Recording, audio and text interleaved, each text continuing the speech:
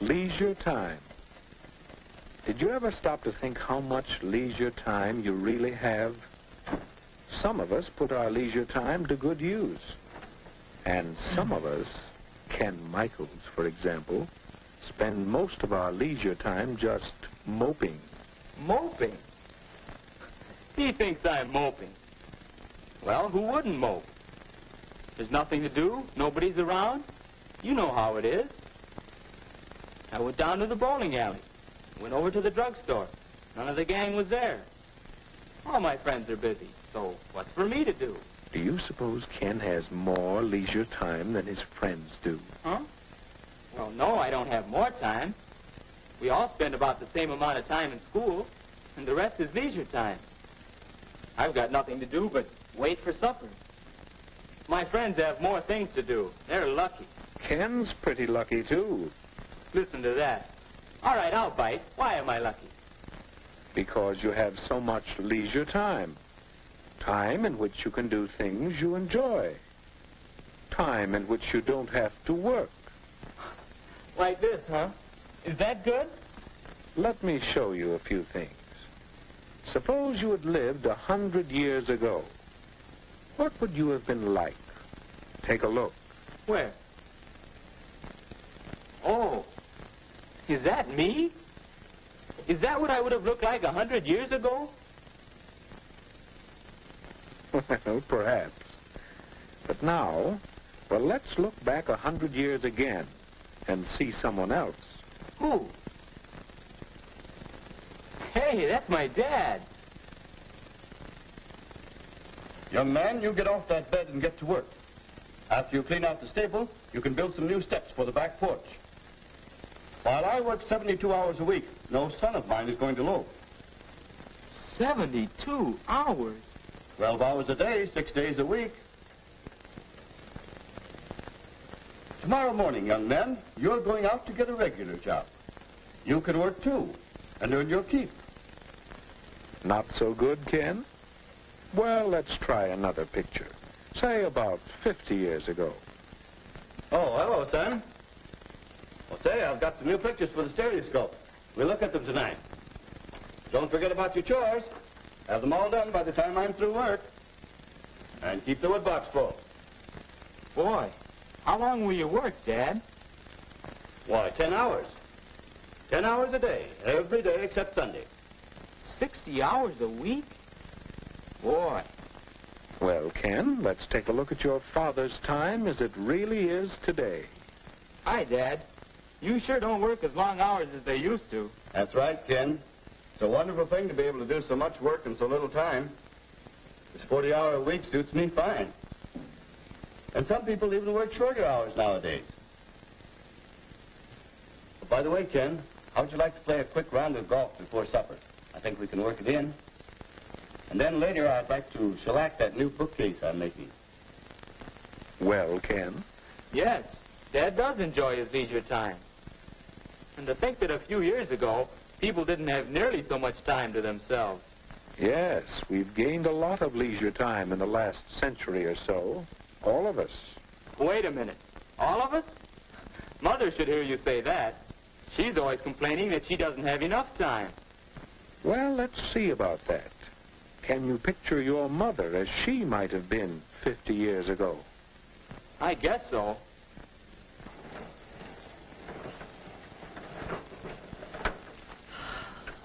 Why, that's hard work.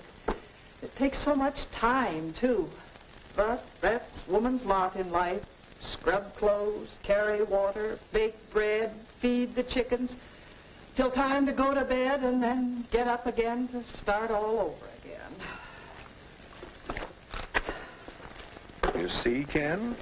Now, how about today?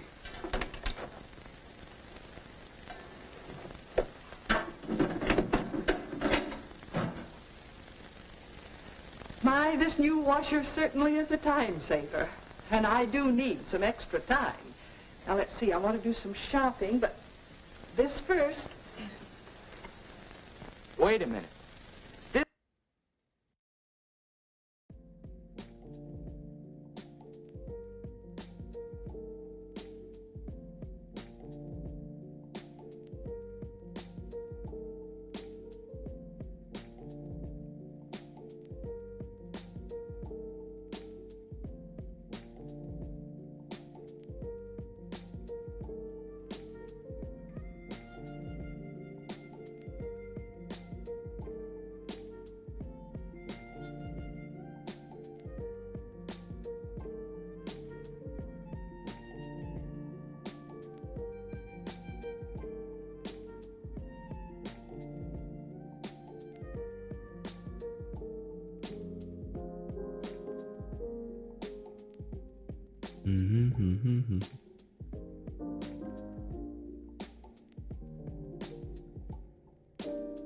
Excuse me.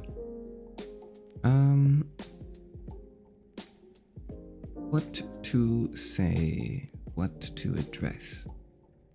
So, since last time, I have been sitting on my chair, Ryan Goslinging out to a VTuber stream. Also had nice outings. Had a particularly enjoyable time. Sort of I don't want to say like I had an enjoyable time not streaming, but it was a lot more enjoyable than what it usually is. It's okay. I was this way when Hex Haywire graduated. I get it.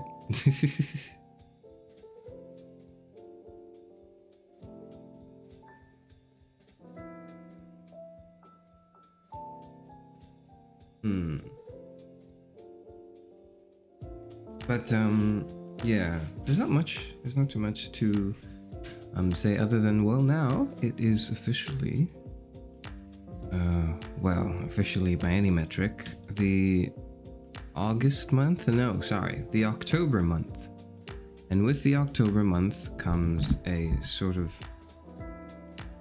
tradition, perhaps a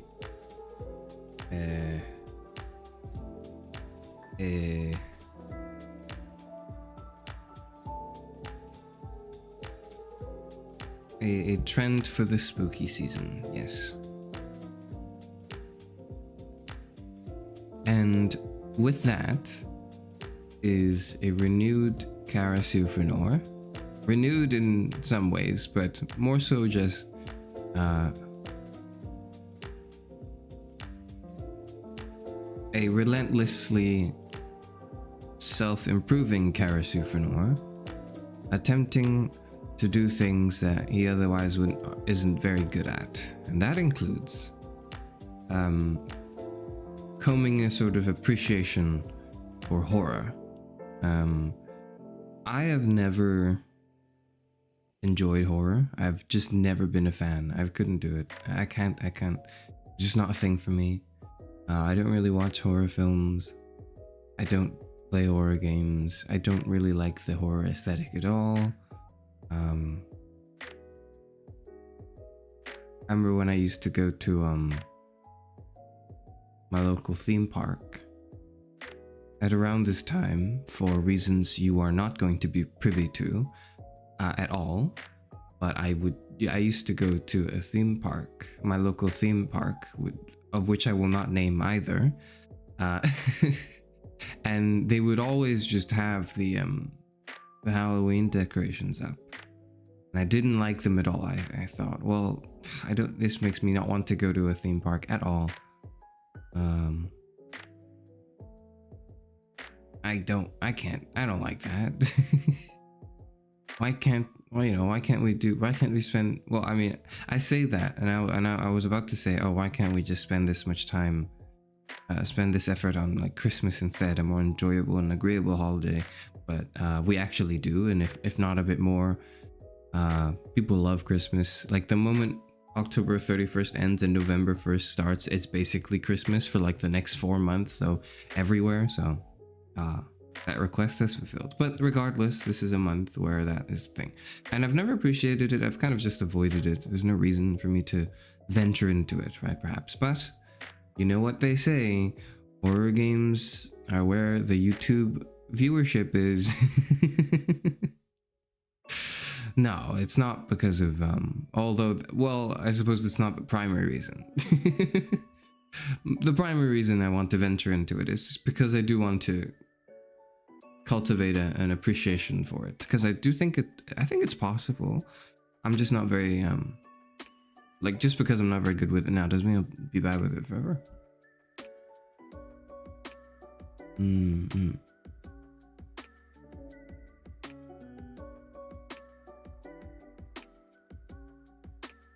How things you say man's going on dates. Well, nothing of the sort. Walks around is more my speed. Just walks. And that's what we're doing today. We're going on a walk. Oh my god, the live wasn't loading for me. Welcome. It's okay. Welcome back. You didn't miss anything.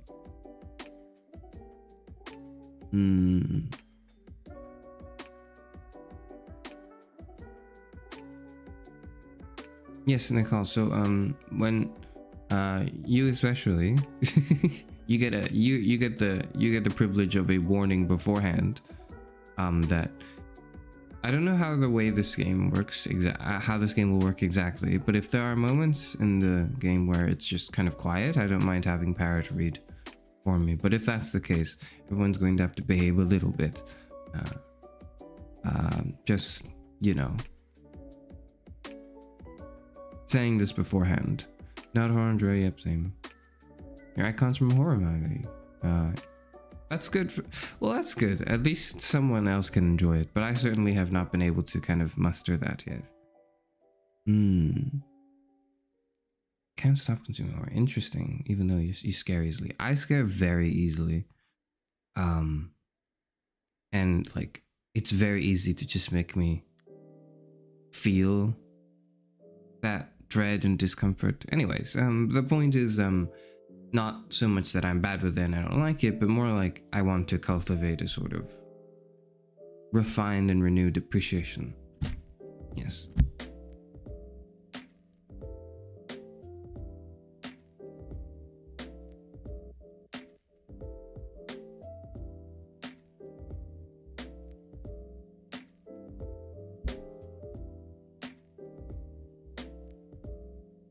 Horror is a very important subject for various important movements. Use of factor family race issues, othering problems, and much more to open the grand emotion fear. Yes, so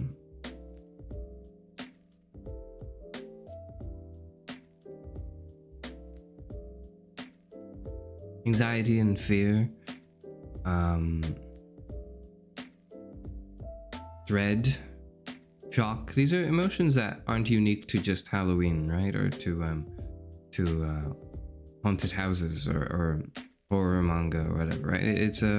These are very primal human instincts that relate to very core emotions and states of being for oneself and ourselves. And it's not as though I'm averse to feeling those emotions. I do feel anxious, I do feel dread sometimes, but it's not that I avoid things that make me dread. So I actively take on things that make me feel dread, such as streaming as a VTuber. If I find the trade-off worthwhile. And so that's me trying to reconcile that with this genre where people actively consume it.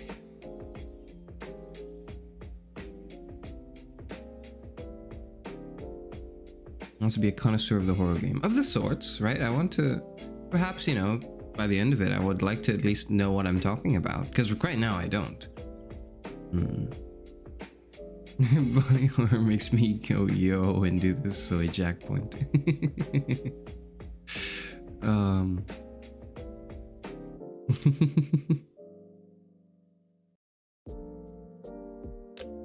You hate the adrenaline that comes with roller coasters, motorcycles. Interesting, because I'm not too sure about motorcycles, but I love roller coasters. For some reason, I feel as though I feel a sense of like they have to be safe. I like most of the roller coasters I've gone on. Body horror is incredible. You feel. Body horror is awesome as an experience it every day. Oh, goodness. Oh yes, one more thing. One more thing I did want to touch on before we begin. This has nothing to do with horror, by the way. This is, well, sort of. This is the first, I think it's the surface level, well, the most surface level of it.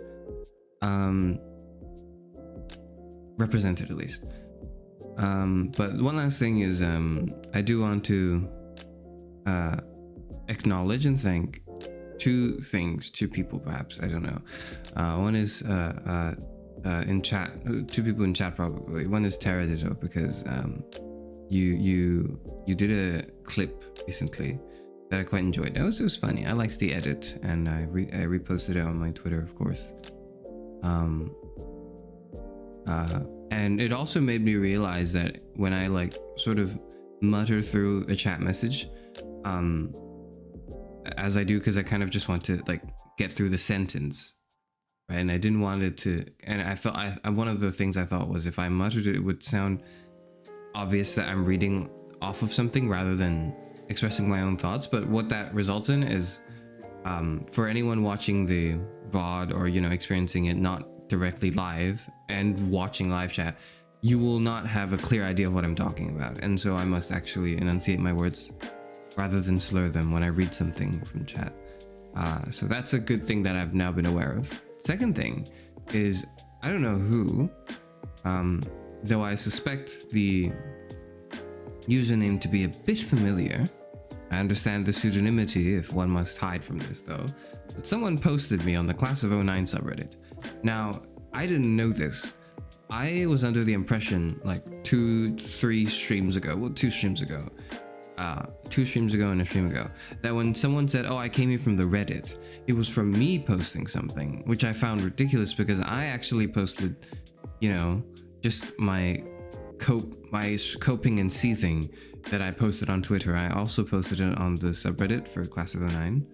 It was just a wall of text and it had like 10 upvotes, but like, you know, I didn't think anyone would look at that and then click on my profile and then look at this person and go like, oh, this is a VTuber. I'm going to jump at their stream now and argue with them or something. I didn't think that'd be the case because it had like 10 upvotes. No one was looking at it. Until, to my surprise, as I was scrolling through, I see a screenshot of myself, which is very strange.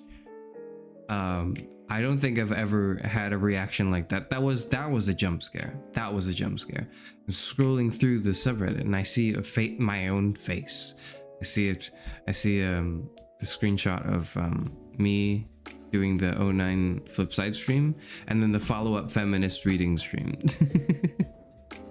And then the caption was something to the effect of images speak louder than words, or something.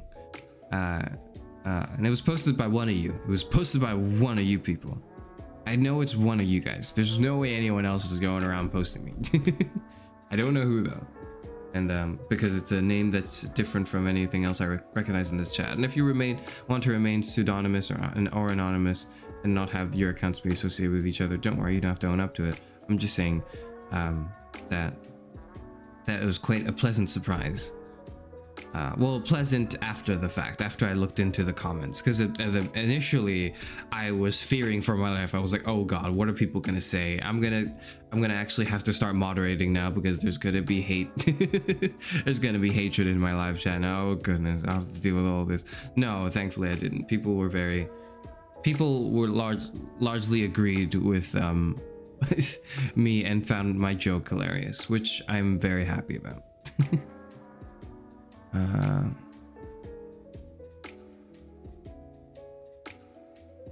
Flash Racing is the limit for roller coasters. Is the Mummy or Hagrid's motorbike universal? Anything beyond that I can't do.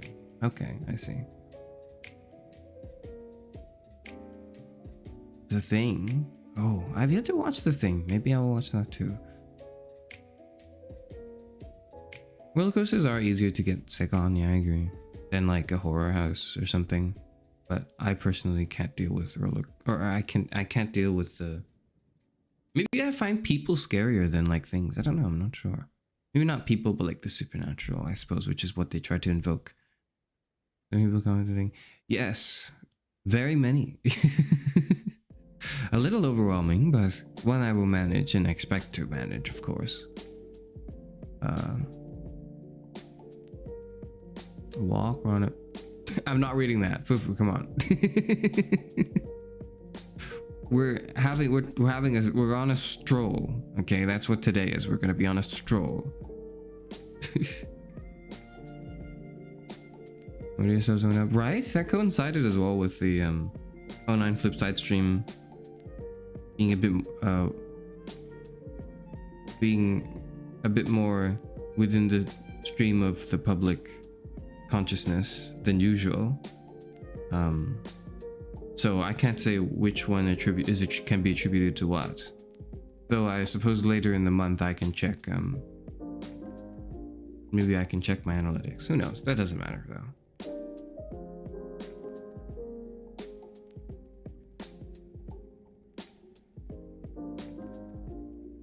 Jay, you saw the screenshot. I wanted to check your streams out. Ah, I see. Okay. Well, welcome. You don't have to be well versed in literature to be here. I'm just playing video games. It's fine. Don't worry. And I read sometimes, but I'm not right. It's not quite like an analysis or discussion. It's just a reading initially.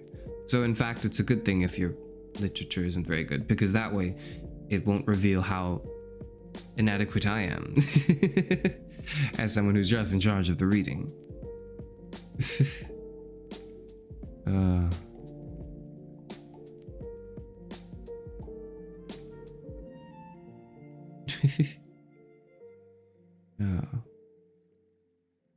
Okay, you guys can debate your class, your roles or whatever you'd like, but I'm going to go on a walk.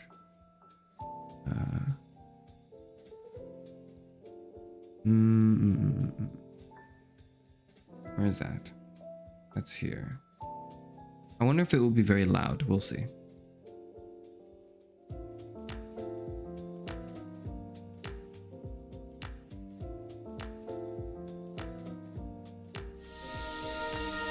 Yes, it will.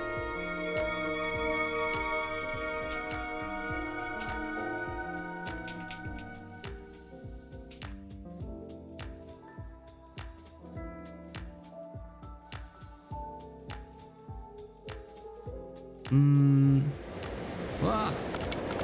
Ah. Okay. Let's see. Let me move you over to...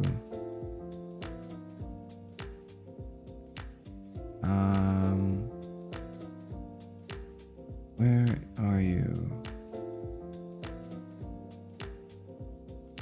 Where the hell are you?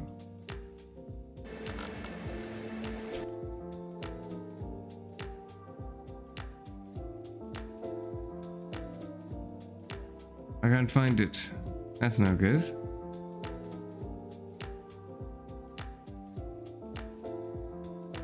There it is.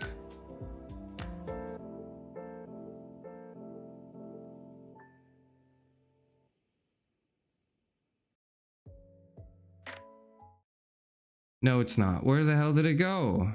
Hello? Tisk. Game. This can't be good. You hear it though.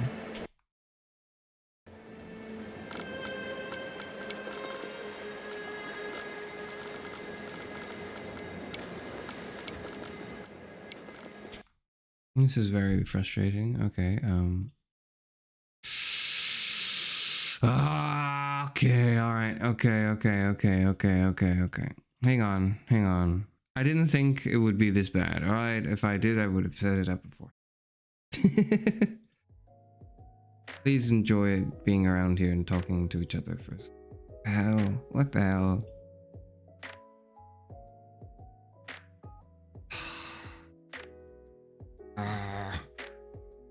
Come on.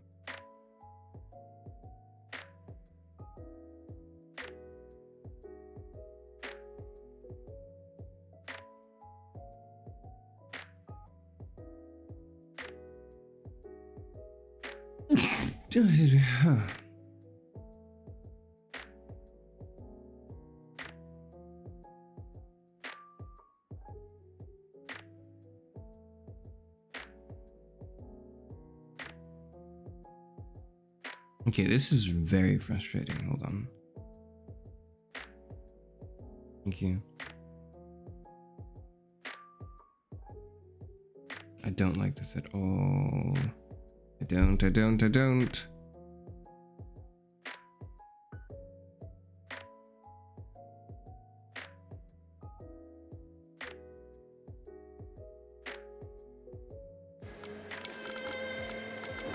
I'm going to spend, if I spend half an hour troubleshooting, what would the consensus be on this stream? Oh!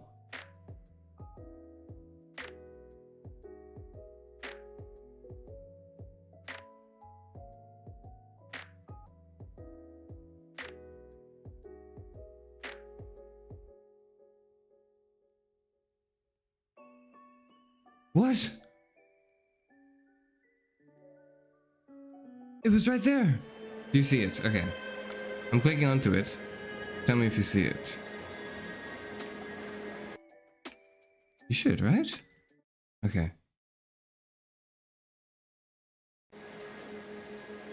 And if you hear it, then it's fine. Okay.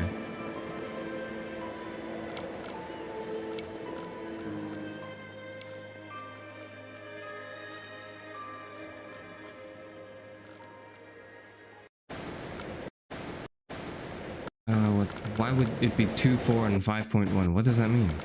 I don't know what that means at all.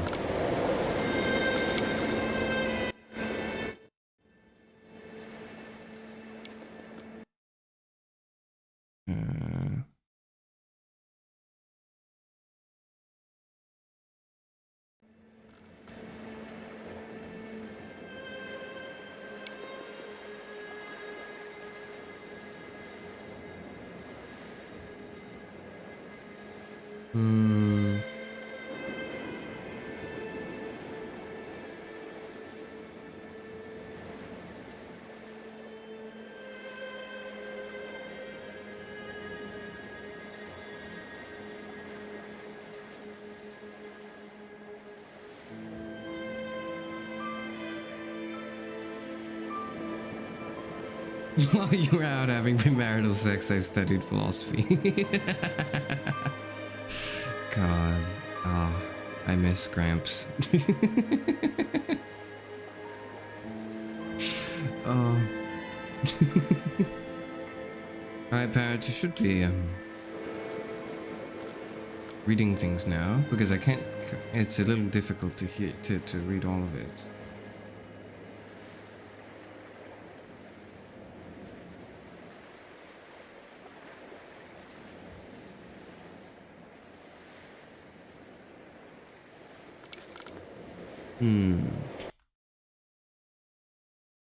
Everything all right with Parrot? Should be. He made some bad investments. Ah, there it now is. the accounts are overdrawn. I took a walk, take a walk, take a walk, take a walk musical notes. Taking a walk indeed. Jump scare. That's All right. like everyone's fave Vesper line FR. It is. Man, I miss Vesper.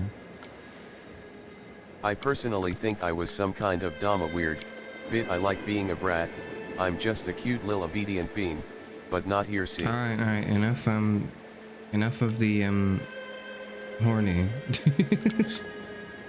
Or whatever this is. We must take a stroll. Care to change your title, anyone? Okay, Tara is now a Magi's her. Alright, everyone's still Would picking you their prefer A classes, or of O'Hara? course. Director's commentary? Do I want that? Is that part of the game? Probably not. I think you're not supposed to experience it with the director's commentary yet. We begin, then, at...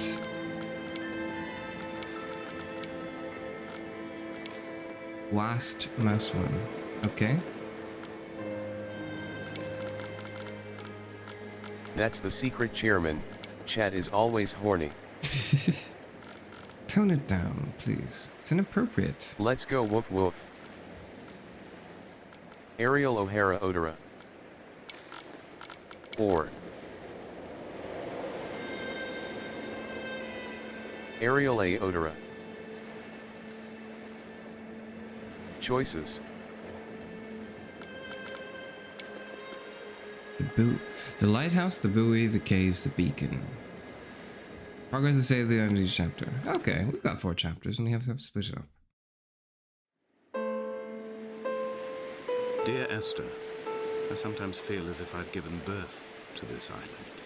Somewhere between the longitude and latitude, a split opened up, and it beached remotely here. No matter how hard I correlate, it remains a singularity, an alpha point in my life that refuses all hypothesis. I return each time leaving fresh Well, markers damn, that I hope, got confused in the for a full glare second. of my hopelessness, will have CONF blossomed lated into Odora, fresh insight you, in the with internet. O'Hara, from One Piece. One Piece, what? No, there's nothing to do with hello. Stay on topic, everyone. Stay Chad, on listen, I topic. may be horny, but I have standards in public. Keep it for off-stream loudly crying face.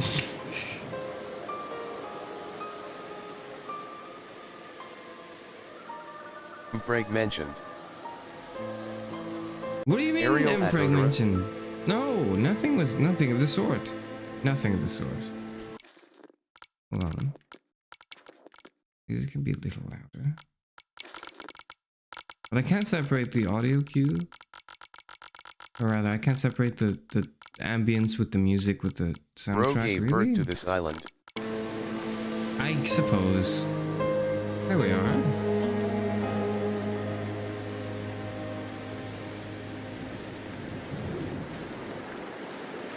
Back into the sea I go.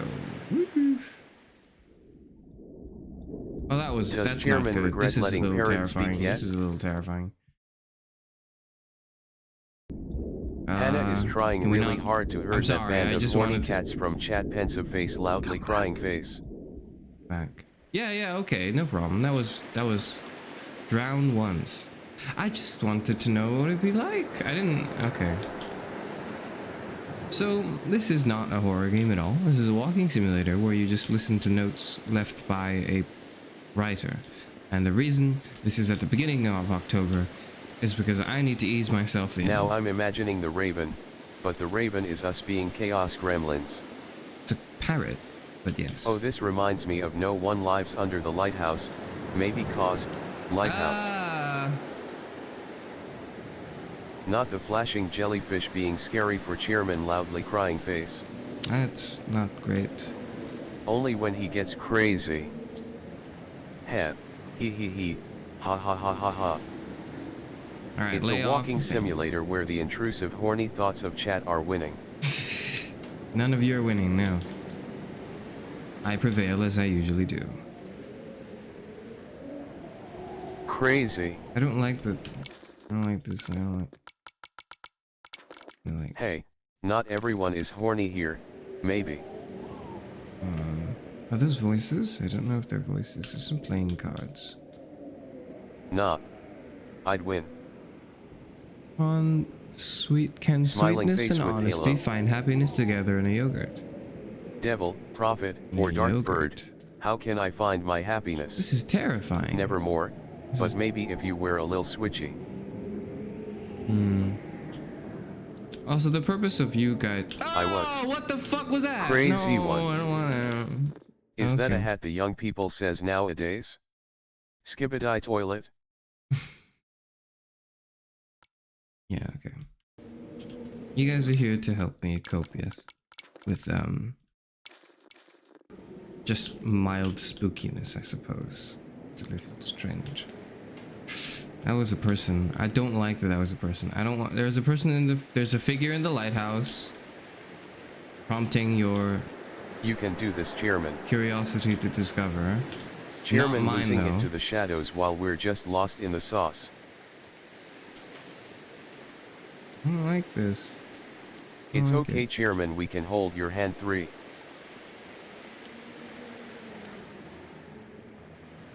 Boiler room with a lot of paint. Is Chairman scared yet? I think Fufu wants to hand your hand most of all. None of you will hold my hand. You will all be on my shoulder speaking through my parrot. I can't jump, I can't sprint. I can zoom in, that's all I can do. Do we go up or down? I suppose we can go down. It feels safer. We're farther away from the... Coping the horror of existence by horny means of advice on main.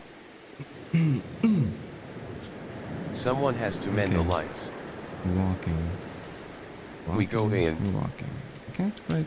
Oh. I've been told I'm excellent at holding hands, smiling face with halo. None of you holding hands. They might be You friendly. can hold each other's hands, I don't care. One time I remember playing this environmental horror game and the only jump scare was at the end and I was looking away for it folded, hence I'm the strongest coward. I am a very weak coward. Fufu can't hold his hand, cause we have to take him to Wakazi's. What is that? Oh, just waste, I suppose. By the coast. Just waste by the coast. What is that? That's just a rock. I feel like I'm slowing down. Shouldn't I walk a little faster? Wouldn't that be prudent? For the music change. Those islands in the distance, I'm sure, are nothing. But isn't this the relics of Wakis? another time. Am I being Sleeping lied to? giants, Somnambulist gods laid down for a final dreaming. Let us discuss our nighttime activities. I'll go first. I live in the walls of all here. Tira, you have quite thin walls. Alright, I'm gonna, let's see.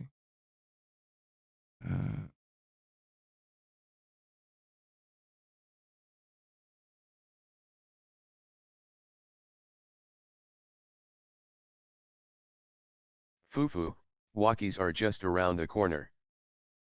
Like the same.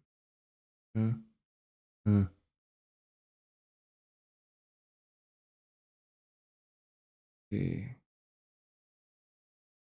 I feel like Parrot would be really distracting for this kind of game NGL. A little bit. I'm trying to make it so that it's a So, bit shorter. this is like, DOM Sharis taking his kennel of subs to a night Wakis. None of those words mean anything. I feel like I'm being lied to. BC I would have walked up the lighthouse. I have thick brick walls, and anti-mold walls. Whatever unholy mix of mold and insects in the middle is not my concern. Enjoy being there, IG.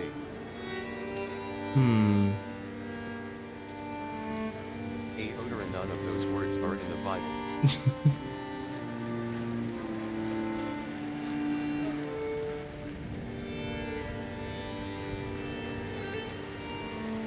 This reminds me of the beach that makes you old. Where is it? How do I make it so that, what if I make it so that, you can't hear it? You can hear the game. Let me check.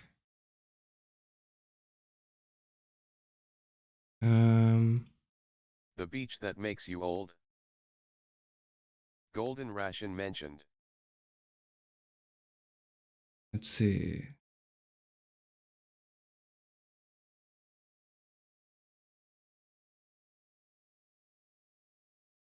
The Beach the movie. I think Parrot is here to distract Chairman from the voices. But where are the voices? In your head, of course.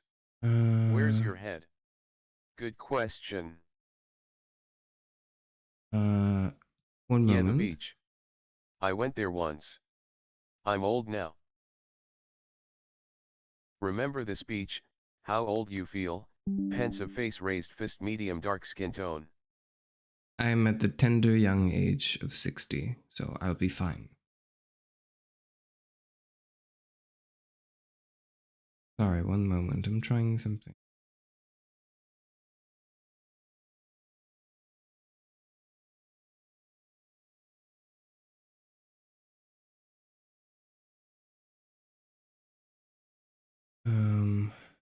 Bitch, you're 5 years from retirement age. Enjoy those crackly little bones for just a while longer. Alright, We are his anti-emotional support parrot / raven. okay. Now, I think this should work. Tell me if the volume is fine. And tell me if there's anything else to be aware of. I have made it so that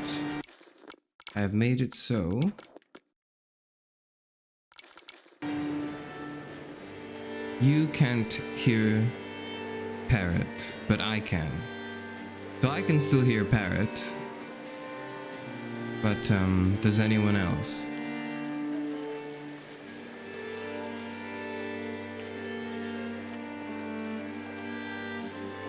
I have found the ship's manifest, crumpled and waterlogged under a stash of paint cans. It tells me that I'm trying to make it the voices, the voice lines. It's okay. I know what I'm reacting to, and that's more than enough. That's good. It's good that you can't hear it. Well, that's the way I've set it. That way I can hear you, but you can't hear you.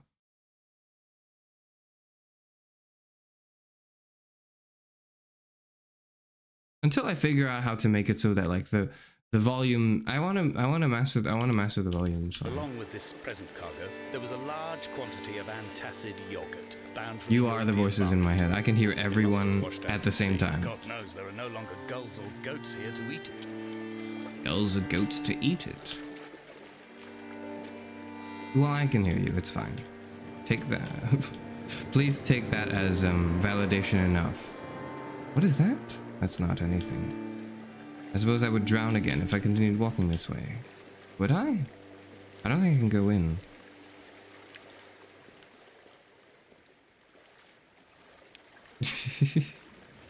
A little bit.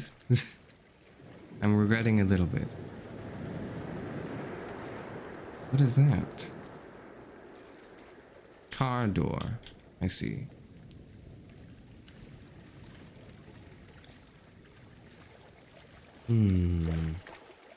Now I'm actually insane. No, you don't. You don't have to double down on anything.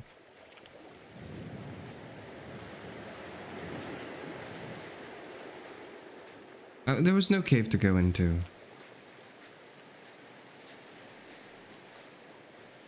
Name the voices.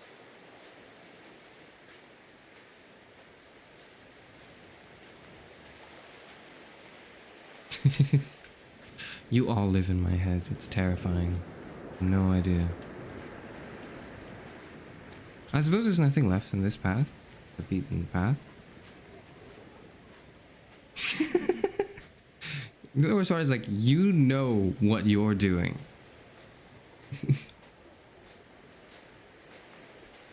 You know what it sounds like already. You're familiar with the way parrot sounds and how to manipulate to parrot.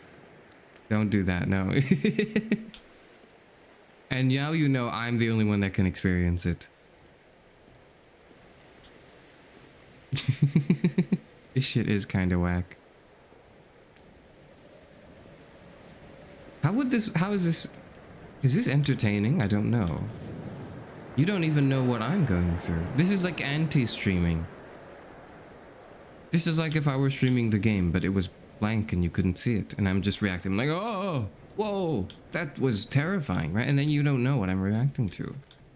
I suppose that's one way to filter the experience of the VOD. I don't know. Because there's a level, like, you have to be privy to a wonderful sight. Oh, the moon butter? cresting the junction between the cliff path and the stone circle. It cast a shadow of the ridge across the beach, all the world as if you had signed your name in untidy handwriting.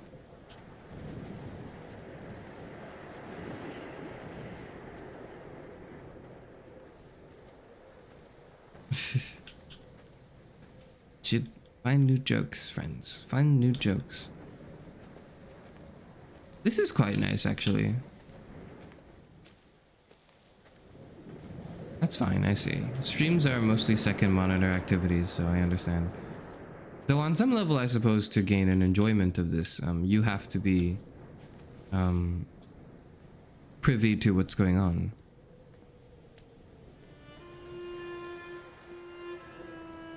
I can't get on this. It's not a moon, it's a lighthouse. Oh, well, it's a tower? Beacon.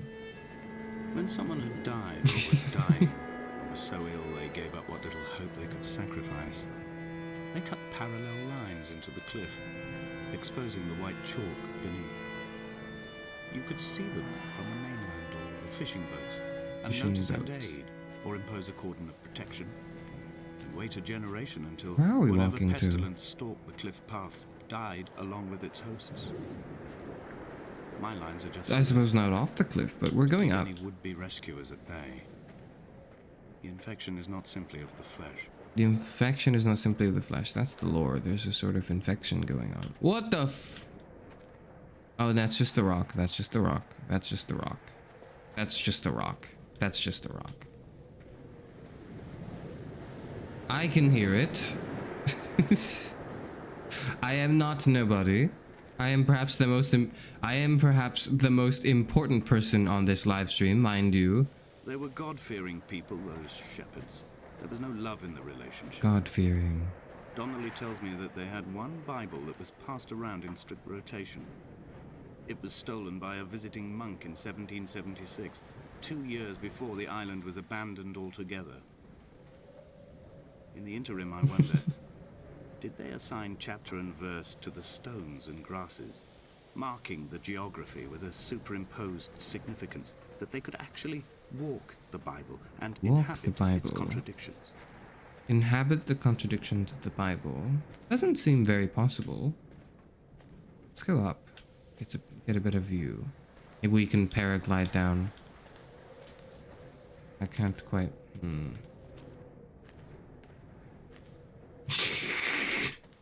It's over. No. The suffering is mine alone. Mine to bear. I can't get up the hill, I'm sorry. It is a little itchy, yes. That's why you bring long pants to walks.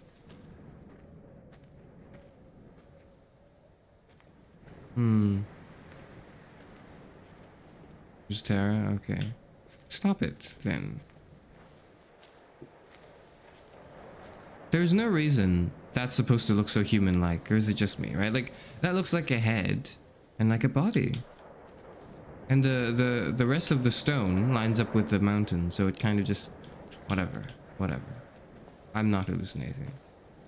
I'm simply very cautious.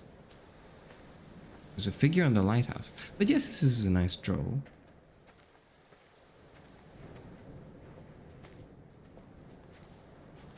All I hear are the voices. Dear Esther, I met Paul. I made my own little pilgrimage. My Damascus, I don't know who's B. Semi-detached on the outskirts of Wolverhampton. We drank coffee in his kitchen and tried to connect to one another. Although he knew I hadn't come in search of an apology, reason or retribution, he still spiraled. Oh, there's a cave. Thrown high and lucid by his own dented bonnet. Responsibility had made him old. Like us, he'd already passed beyond any conceivable boundary of life. Conceivable boundary of life. I suppose Esther has passed away. I don't like the way that sounds. I don't like the way that sounds.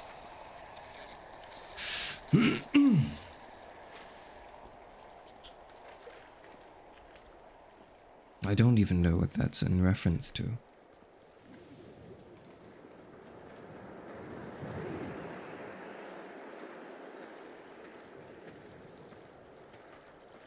This doesn't go anywhere.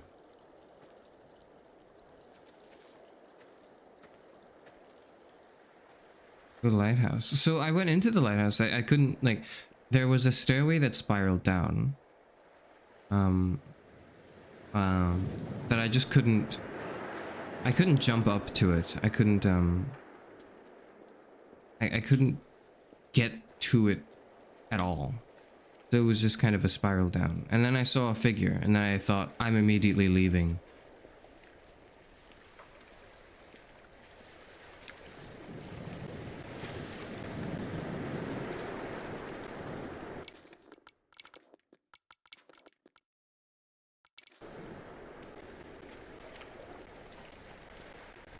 I threw my arms wide and the cliff opened out before me, making this rough home.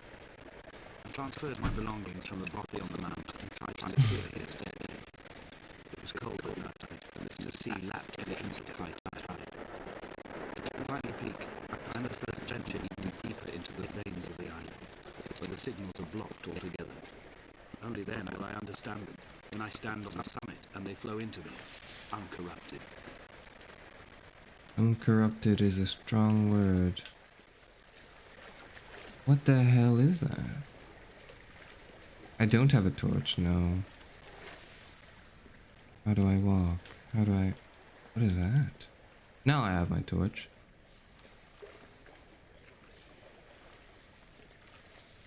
Something happened to the audio? Uh-oh.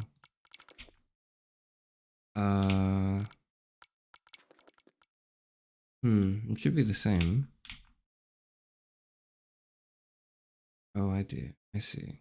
Is in beta.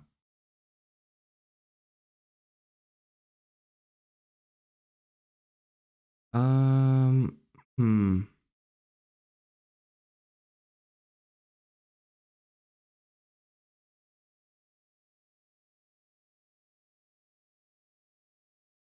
Let's see. I'll just go back to it. Tell me if it's fine. Oh, really? That's interesting.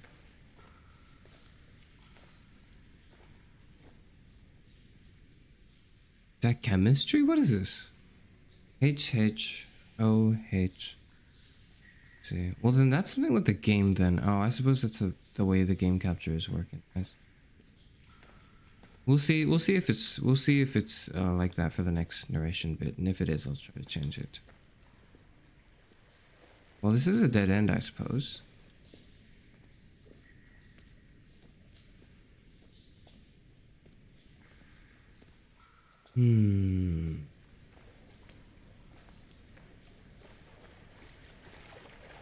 I wish there was a way.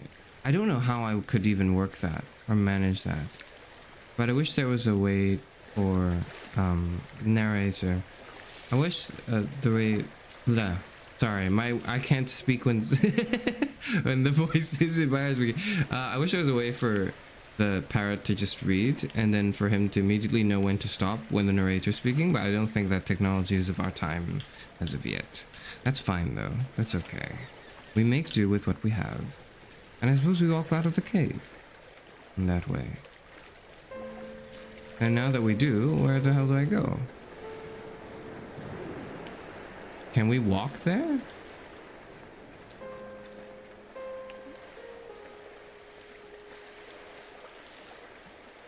Neurons firing. I didn't want to drown. I'm drowning. I'm drowning. I'm drowning. Am I just lost in the first chapter of the game?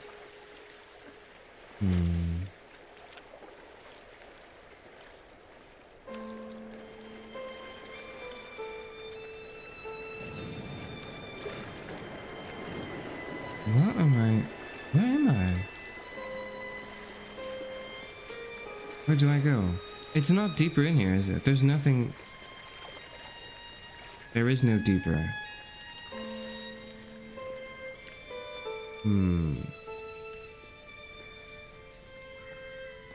No, there's no crevice. Well, nothing to be explored.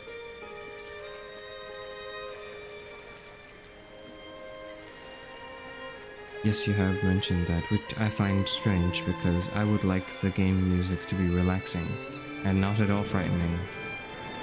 Where did it go? I've explored the cave. I have to just come out. We've been up the mountain, down the mountain.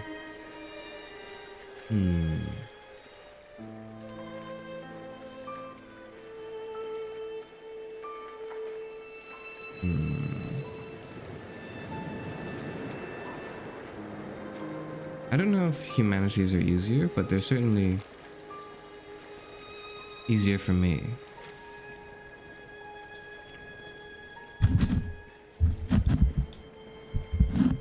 I can't go up. Let me climb up. Ow.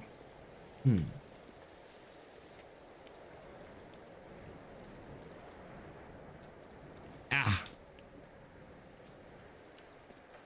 Let me up. No, I couldn't.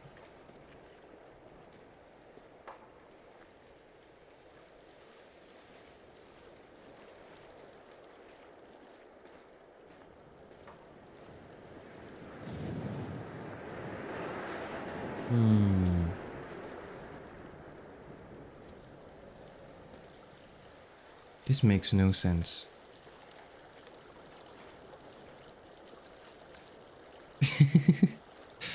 A soft science is something that has a less rigorous methodology, I believe, is the way people define it. I can't... Where am I? What am I doing? Do I head back to the lighthouse? I don't want to go back to the lighthouse. I really don't want to go back to the lighthouse. Do I have to look up a walkthrough for a walking simulator? No. No, no, no, no. The vegetation here has fossilized from the roots up.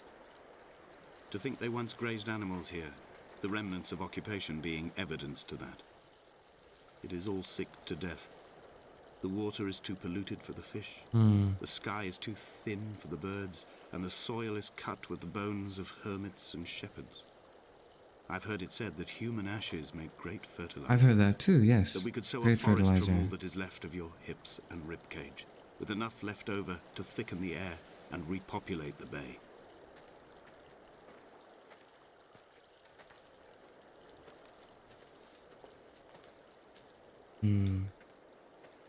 Walk towards Red Moon? I think that's the plan, yeah.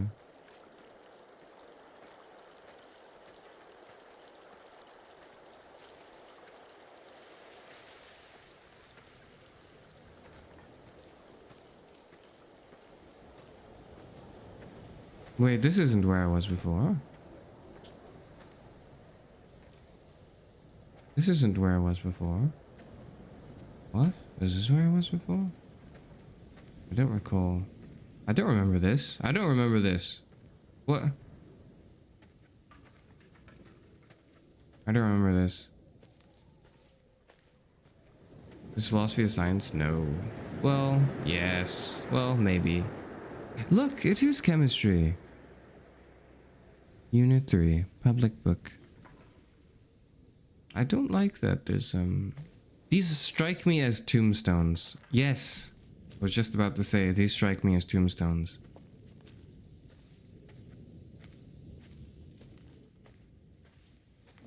Do I head up here? This seems a little off the beaten path.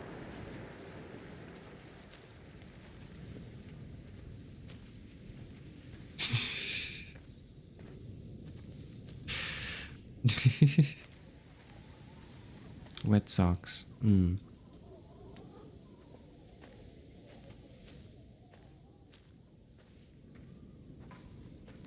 just talking to myself. That's what it seems like. Well, I mean, I suppose that's the vibe of today's stream. I wouldn't get too comfortable placing things in categories personally. I just don't think it benefits as much beyond the institutional bureaucracy. Is that particularly bright? It's just the way the sun...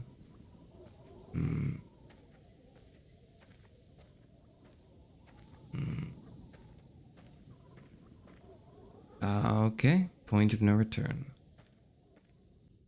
Oh, am I done? Oh, okay, I finished the chapter. Dear Esther, I have now driven the stretch of the M5 between Exeter and Bristol over 21 times. Between Exeter and Bristol. But although I have all the reports and all the witnesses, and have cross-referenced them within a millimetre using my Ordnance Survey maps, I simply cannot find the location. You'd think there would be marks to serve as some evidence. It's somewhere between the turn-off for Sanford and the welcome brake services, but although I can always see it in my rear-view mirror, I have as yet been unable to pull ashore. Exeter and Bristol. It's quite a drive, isn't it? I don't know, I haven't been there in a while. I suppose there's only one way and it's forward.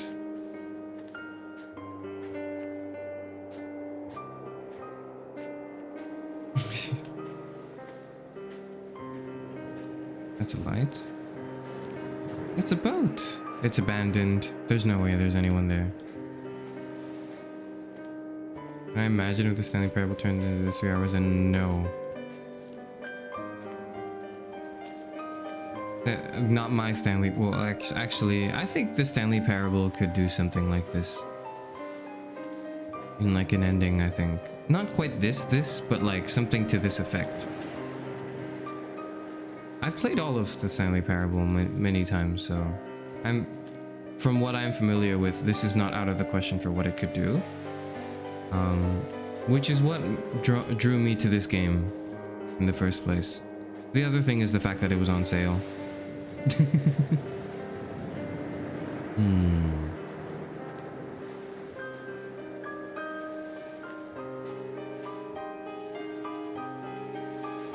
That's a lot of labeling everyone's doing to each other. I hope everyone's aware that that's labeling. And that's it's a cognitive distortion.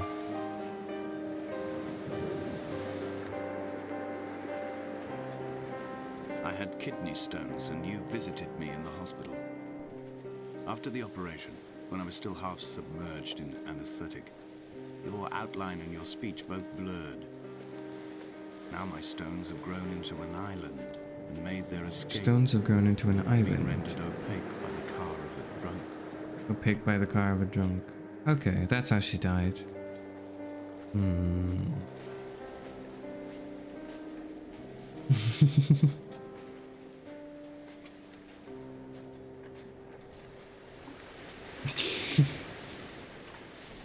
God.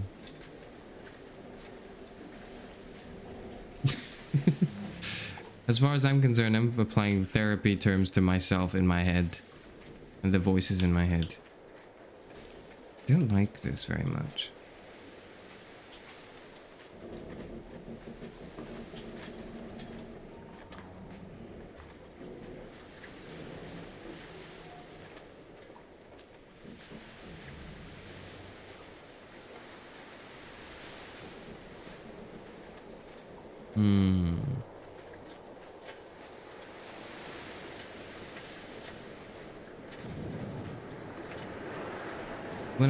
When I said I'd be going on a walk today, I didn't think I'd be going on a walk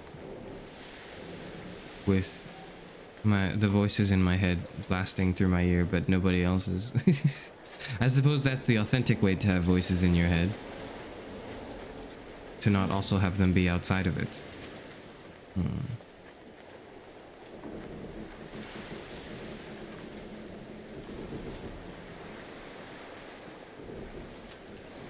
Play around here after school? Ooh, I don't know. I think I would rather stay in the library.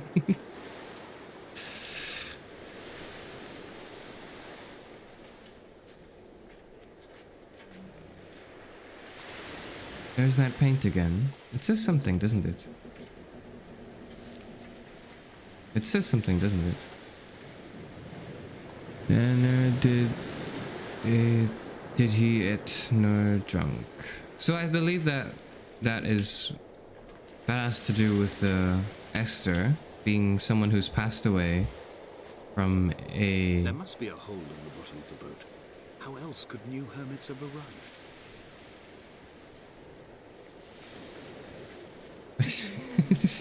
That's not what it would say. I thought this was a trap. I thought there was a rope here and I was stepping onto it trying to die. I don't know why. I thought this was a trap and my first instinct was to step in it. It's a video game. It's a video game. It's a video game.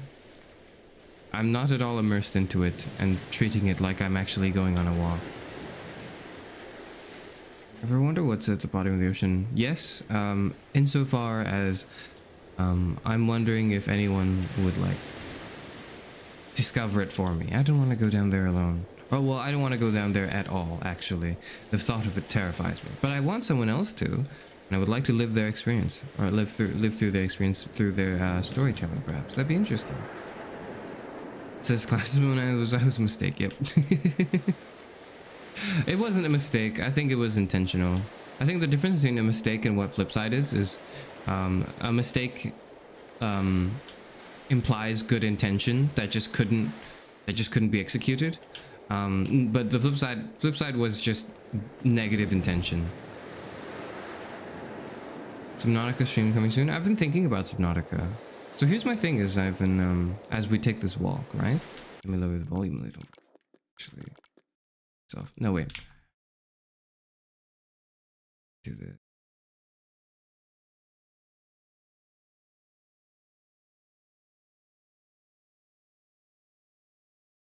What was I going to say? Yes, but I've been browsing the Steam store, trying to figure out what to do for this month, and obviously Exit 8's towards the end of the week.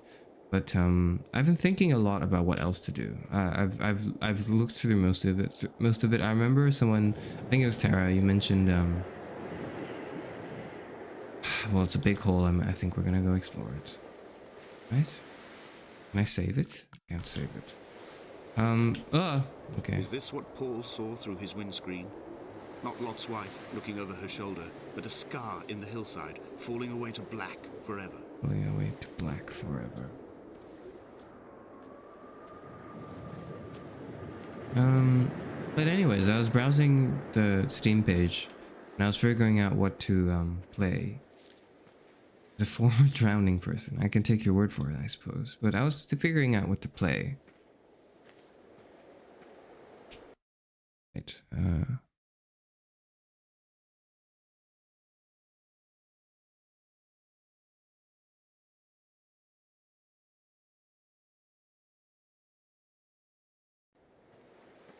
No, I don't like big holes. I don't know what made you think that. I said precisely the opposite. I said I don't like that and I'm leaving. The setting sun was an inflamed eye squeezing shut against the light shone in by the doctors. My neck is aching through constantly craning my head up to track the light of the aerial. I must look downwards. This is island his body. We looked through his hole. I didn't think of it that way. I knew the whole body island analogy was set early on, but I didn't think we were looking through his. I'm going to read. I'm just not going to read into that. The island to a new beginning.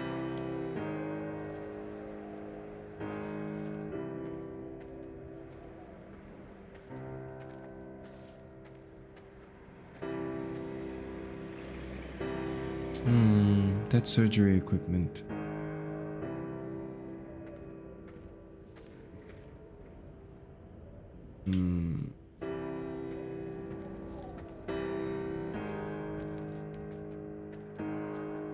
I just realized this is probably like extremely uninteresting to everyone else. I'm having by far the most interesting experience.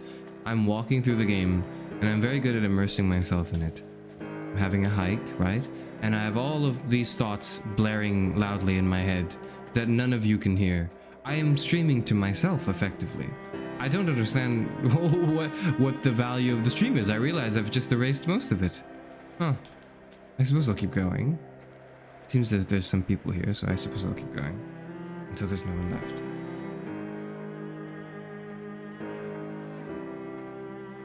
The bothy was constructed originally in the early 1700s. By then, shepherding had formalized into a career. A career? The first habitual shepherd was a man called Jakobsen, a lineage of migratory Scandinavians. Right. He was not considered a man of breeding by the mainlanders. Whoa. Hello? He came here every summer. Hello? In the bothy, hoping Goodbye. becoming a man of property would secure him a wife and a lineage. Donnelly records that it did not work. He caught some disease from his malcontented goats and died 2 years after completing it. Malcontented goats, I No see. one to carve white lines into the cliff for him either. We're going to walk into the house with the where the figure walked into? Okay, sure.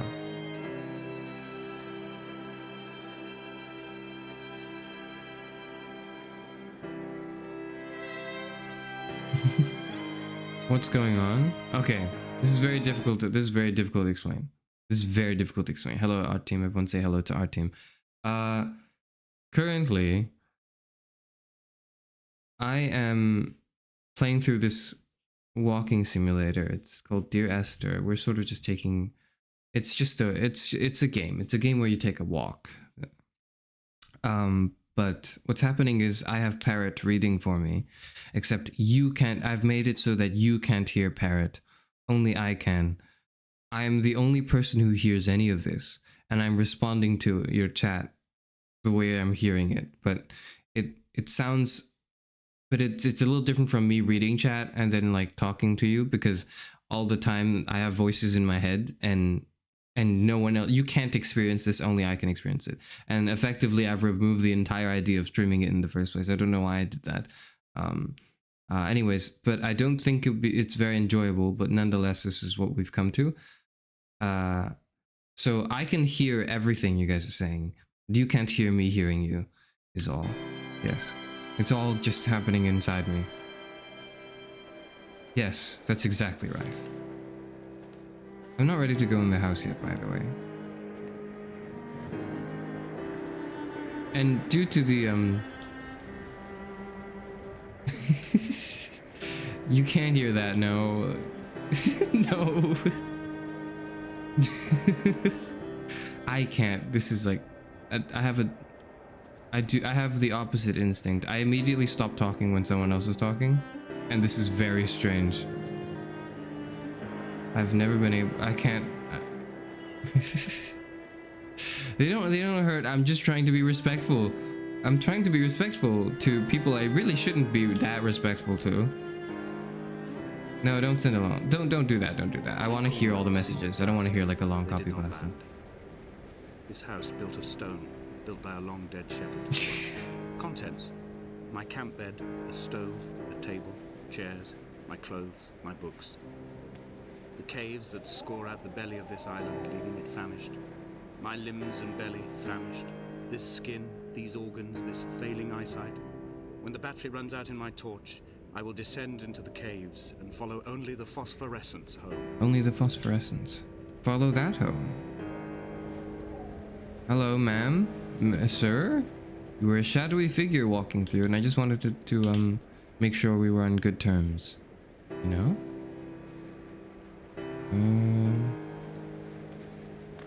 Ah! What the fuck? That was a bird. That was a bird. What is that? It's a cave. Okay. Right. Okay. Well, we've explored the house. It's time to go this way. And just like that, I know it's not Hannah. I'm being gaslit, yes. Who's Charles?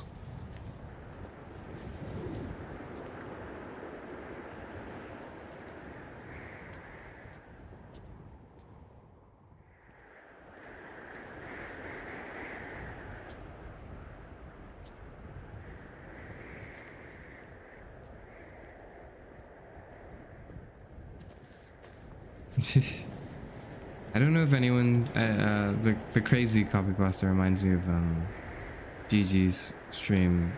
She's one of the new HoloLive streamers, and then she did she did an 8-hour karaoke stream of September.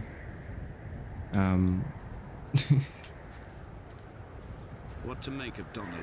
What to make of Donnelly? That was fun, yes. It is clearly not how he began, but I've been unable to discover if the former was a result of his visiting the island or the force that drove him here.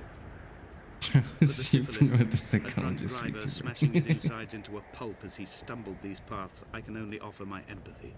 We're all victims of our age. My disease is the internal combustion and Victims of age? cheap Yeah. fermentation of yeast. I'm at the ripe young age of 60. I'm 60 years young, so I should be okay.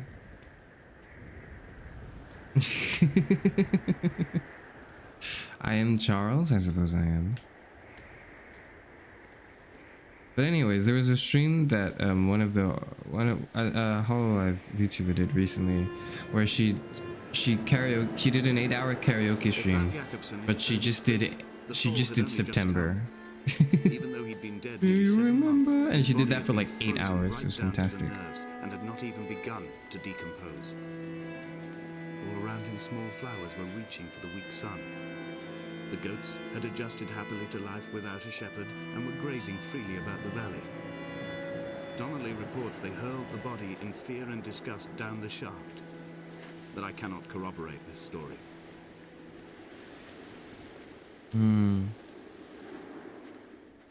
Down the shaft.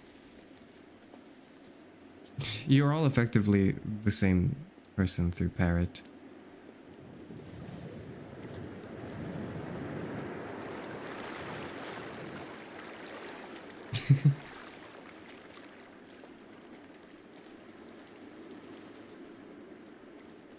Am I a goat walking on the wall?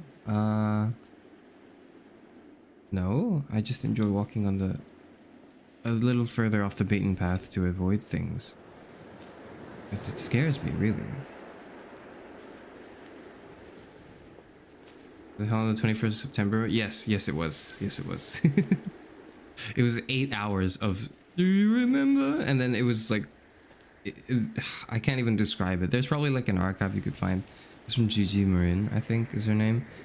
Phenomenal stream idea. I wish, it's the type of thing that I wish I came up with. I didn't, but I wish I came up with it first.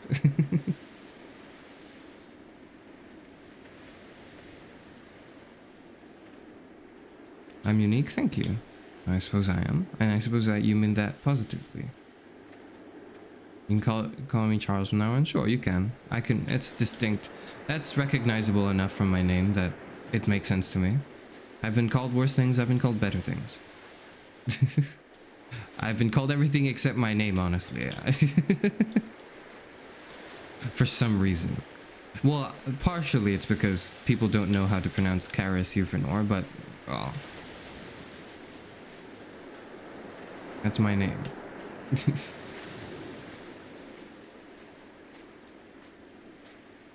No, I don't think I could differentiate by dialect. Game was pretty boring. I've never played it, but I heard it was like interesting, so I wanted to play it. Maybe it is boring. So far, I'm more like I slipped and fell and injured relaxed and soothed than I am on board, though. It is clearly infected. The skin has turned a bright, tight pink, and the pain is crashing in on waves. Winter tides against my shoreline, drowning out the ache of my stones. I struggled back to the bothy to rest, but it has become clear that there is only one way this is likely to end. The medical supplies I looted from the trawler have suddenly found their purpose. They will keep me lucid for my final ascent. I don't like that. Sure. Do I have to go into the cave? I suppose I do.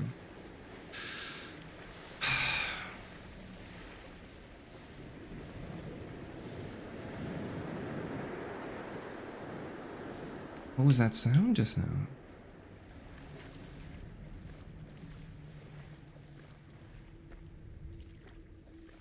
What did Andromachos say about labeling? Come on.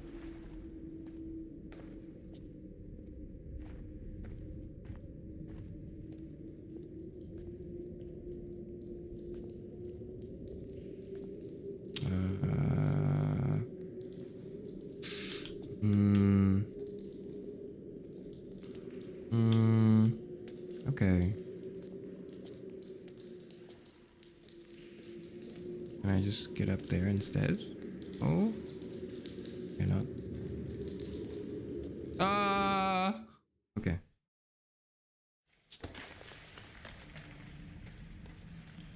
Okay. I don't like the way that looks. This looks a little too hairy. Pass through the caves. From here on in, his guidance, unreliable as it is gone from me. I understand now that it is between the two of us, and whatever correspondence can be drawn from the wet rocks. Oh, who said that? Own up to it, please. And learn from your mistakes.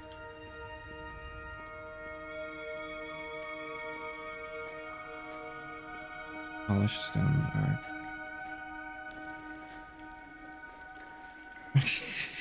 No, it's just, it looked a lot like look at that and tell me what that looks like. Look at what that looks like. It looks like it doesn't look like, yeah, it looks like an eye more than, it's like, when I say hair I mean like it's sort of like skin like in texture, which I suppose is the point, and it's kind of gross in a way that makes me feel a little uncomfortable. That's fine.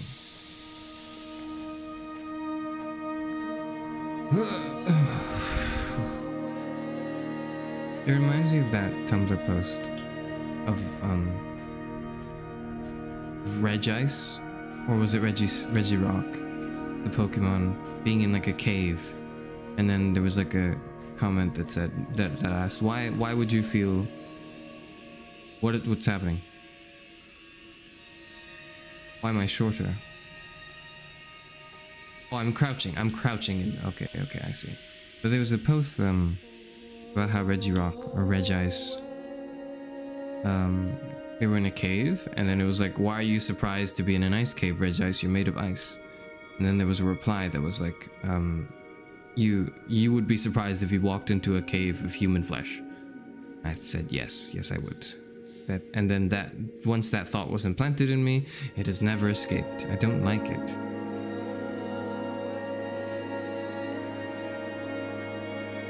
How does everyone feel about or rather, let me rephrase the question. Is anyone aware of Half-Life, the game? No other exit from this motorway. Speeding past this junction, I saw you waiting at the roadside, a one last drink in your trembled hands.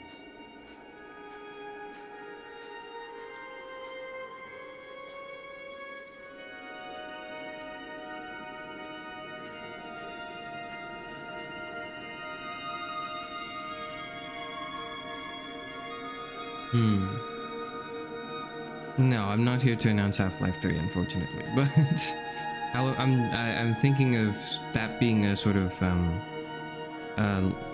continued playthrough to do for this month. I think it's a good sort of maybe even Half-Life 2 after that. But I feel like it fits the vibe that I'm going for, where it's a little ominous, it's a little creepy, and it kind of like it builds into my. Ooh.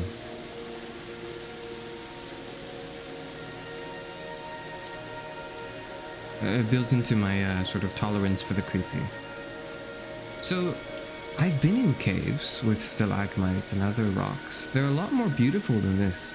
This doesn't feel beautiful. This feels murky and discomforting. Just like the voices in my head. Just like the voices in my head and how they feel terrible and horrifying, but maybe it's just me, like I'm playing this and I'm experiencing it, and I look at this and I think this is like a head or a face. And none of you can see it, and none of you can hear what I'm hearing too, and I don't like it. Well, I'm down here now. I haven't drowned yet though. I can't jump either. Oh, I can like,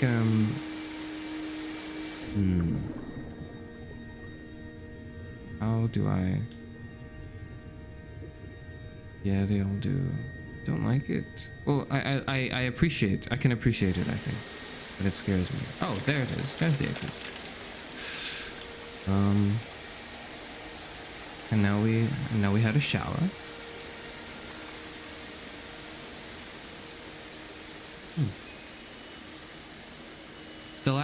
Stalactites are the ones from the ceiling, stalagmites from the bottom. I see. So these are stalagmites, and these are stalactites. Why are they so pointy? That's not natural structure. This is not natural structure. No. It's creepy. Don't like it. Ah, stalactite C, stalagmite G.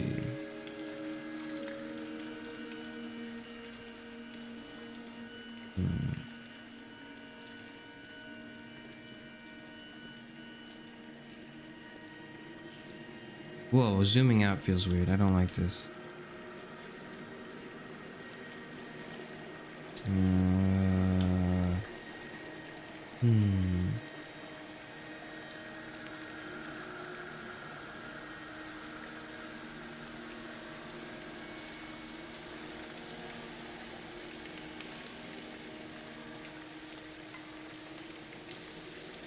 Showering.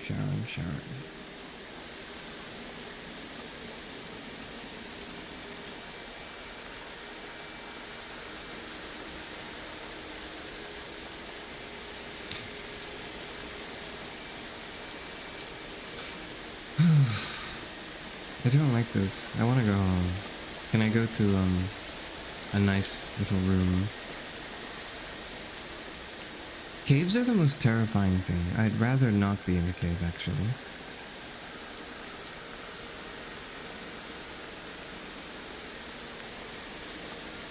No, there's no jump. That's where I came from. And I jumped down there. And I did all that and I walked up. If I jump down again, I'll just have to walk again.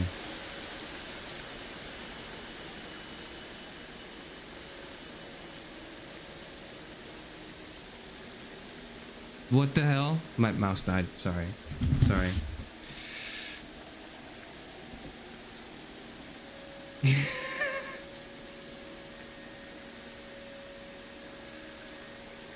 My mouse scared me. I'm sorry. Hold on.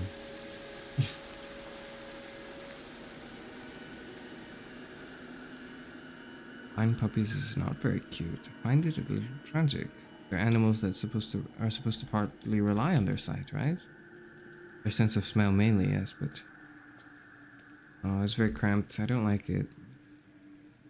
I don't like it. It's very cramped.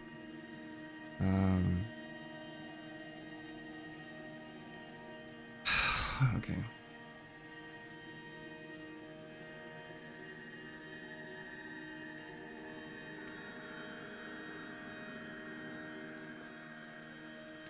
Can I go home? This is very cramped. I feel very claustrophobic, you know?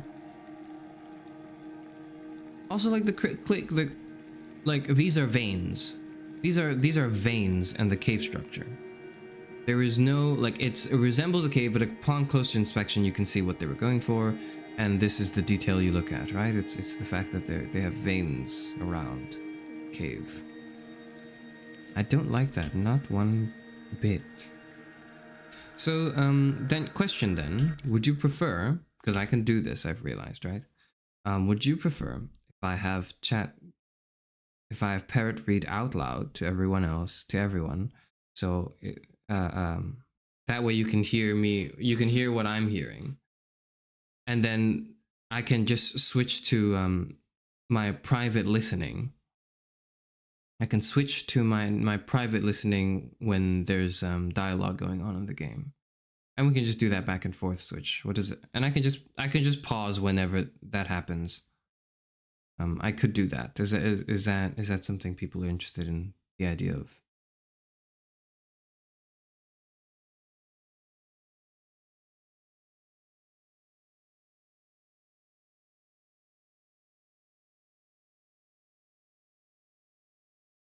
Yes.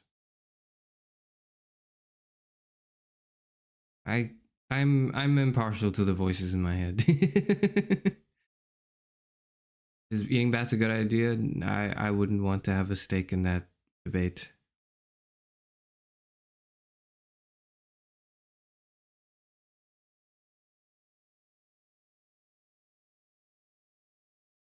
That's terrifying. I suppose it is my life. I'll keep it like this for now. I'll try. This will be the first stream where I try this, and we'll hammer it out. We'll hammer it out in the future. I'm traversing my own death throes. The infection in my leg is an oil rig that dredges black muck up from deep inside my bones. I swallow fistfuls of diazepam and paracetamol to stay conscious. Pain flows through me like an underground sea.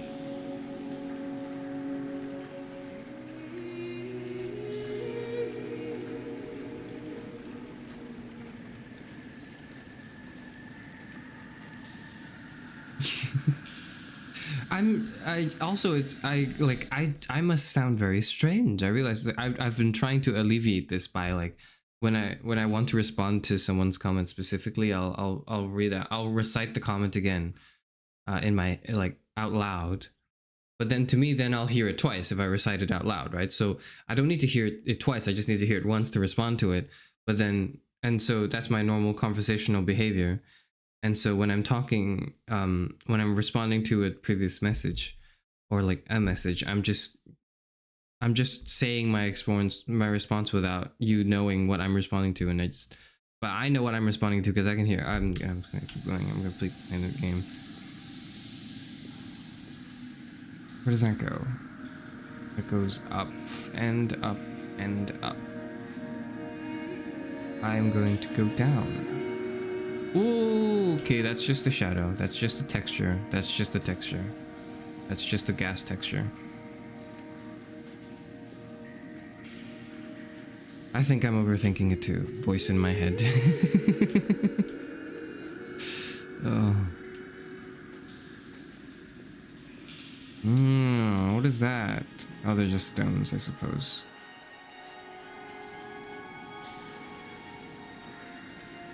Where did I come from?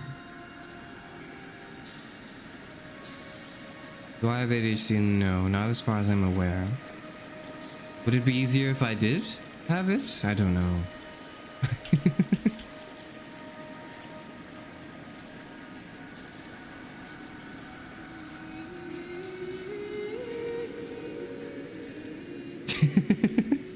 I'm sorry, I can't even... So I have chat pulled up on another thing. So if I needed to, I could go back and look at it.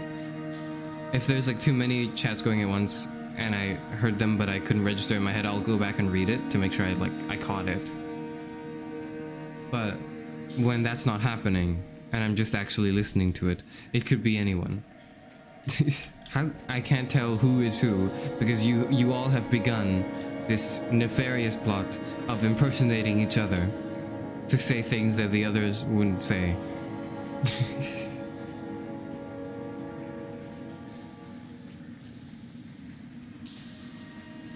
Yes, I am basically. It does feel like I'm a dementia patient strolling around. That's what this is. We're just on a walk. That's the whole stream. How long have I been streaming? An hour and a half. It feels a little longer than that, but I'm just on a walk. Yes. And unlike most of the walks I go on, it's not as relaxing, which is not great. I prefer the relaxing walks. You know, maybe I'll play something soothing next. Well, it wouldn't be quite fitting for the rest of the month, but I don't know. I'm figuring it out.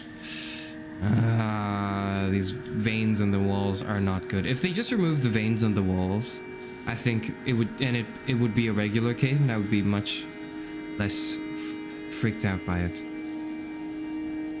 It's like a what?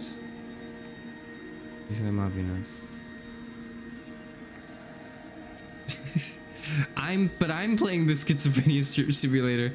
You guys aren't playing the schizophrenia simulator. You can't even experience me playing the schizophrenia simulator. I'm just playing it. I'm just the one playing it. I'm supposed to go up. I can't go up. Okay, I'm not meant to go up. What is this? Why is it all spiky? I wonder what it feels like. Well, I wouldn't know. I am schizo. Yes. Voice in my head. It cannot be the landfill where the parts of your life that would not burn ended up. It cannot be the chimney that delivered you to the skies. It cannot be the place where you rained back down again to fertilize the soil and make small flowers in the rocks. Small flowers in the rock.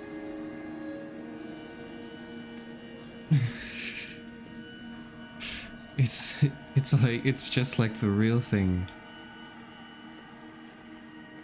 Behold something. It does, yeah. This definitely, the lighting is very effective in that. Behold Damascus versus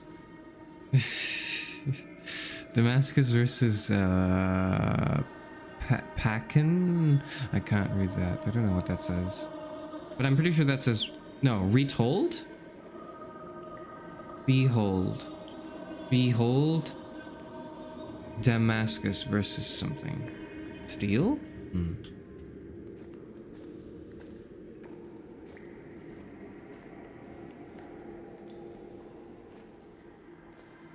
Behold Damascus is taken. Taken, yes, I think you're right. Not taken, taken, yes. Yes. Or Damascus is fake. You...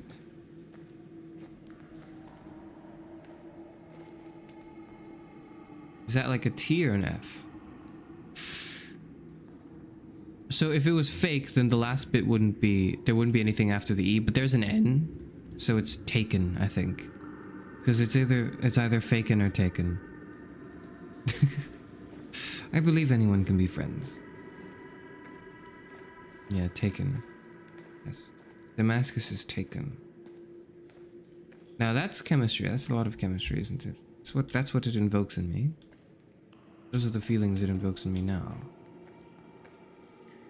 I guess I'm crouching down again. Wow, that's a very strange perspective. There's mushrooms on the floor now. Away from being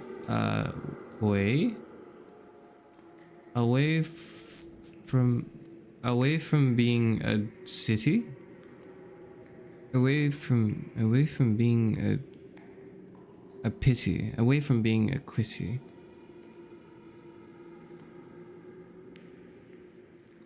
Oh,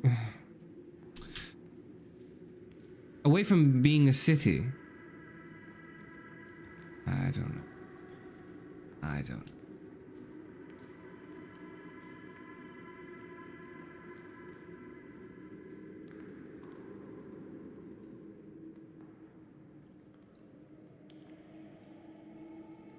Away from being a city.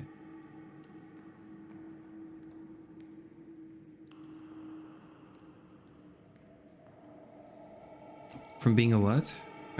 You're trying to make Parrot say gyat. He's not saying gyat, he's saying jit.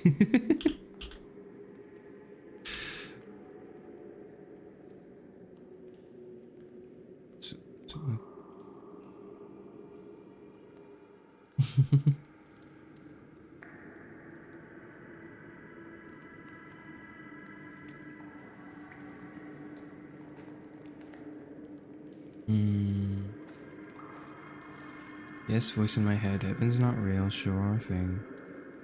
Now what do I do? Suppose I submerge myself? Oh, of course I do. I don't like this at all. I don't like this at all. Ah, okay, keep me up, keep me up, keep me up. I'd rather be above the surface. Okay, we're back at a waterfall.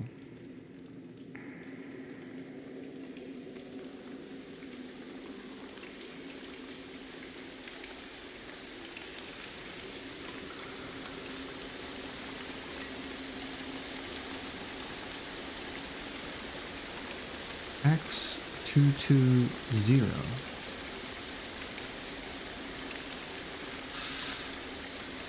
I can't see what's going on. It's so confusing. I didn't want to do that. I wanted to go to the other end. All right.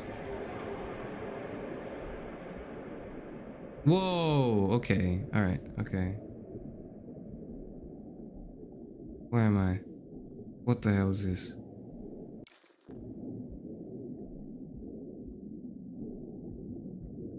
Where am I? Okay, well this looks like civilization, except I'm underwater. Can I swim up? I can. Alright, that's the plan then. Oh.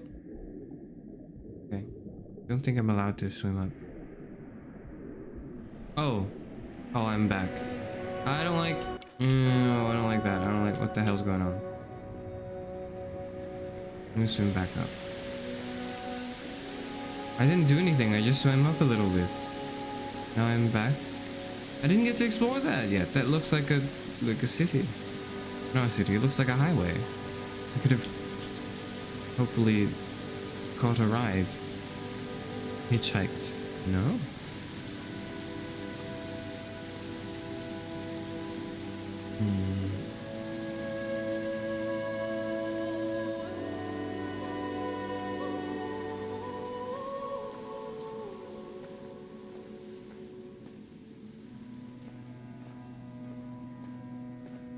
It is quite an interesting stroll, yes. I don't know where I'm going. I don't know what's happening to it, but I know I was in a cave and I had like a dream. And this is sort of a story that's told through different narrative points as you walk through it. Esther, finish the chapter. Finish chapter of the caves. Oh, I finished the chapter. Does that mean we're out of the caves? I would like to be out of the caves. It would be quite nice. Maybe not.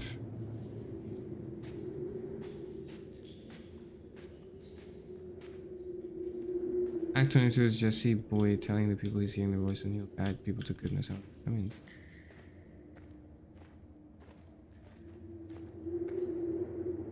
Is that what that is? I assumed it was more actual cave exploration, but maybe that was, yeah. The caves here still have the veins.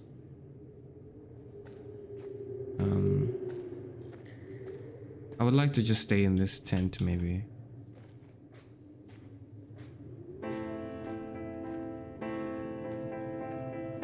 What is this? Well, that's the thumbnail. That's where. Ah! Nobody heard that.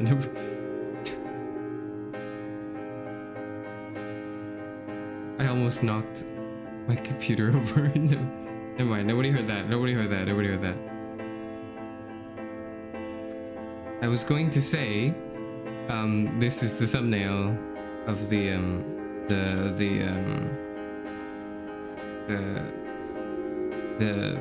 thumbnail of the stream. The moon over the Sanford Junction, headlights in your retinas. Donnelly drove a grey hatchback without a bottom. All the creatures of the tarmac rose to sing to him. All manner of symbols crudely scrawled across the cliff face of my unrest. My life reduced to an electrical diagram. An electrical diagram. My gulls have taken flight. They will no longer roost on these outcrops. The lure of the moon over the Sanford Junction is too strong. The lure of the moon is too strong. What is this? Just a can. More paint.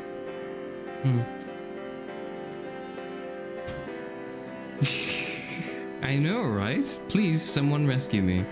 I can't be on an island.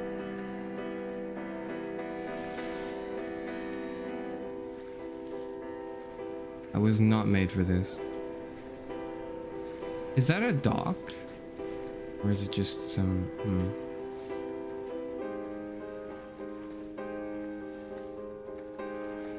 Oh, who's that? Hello?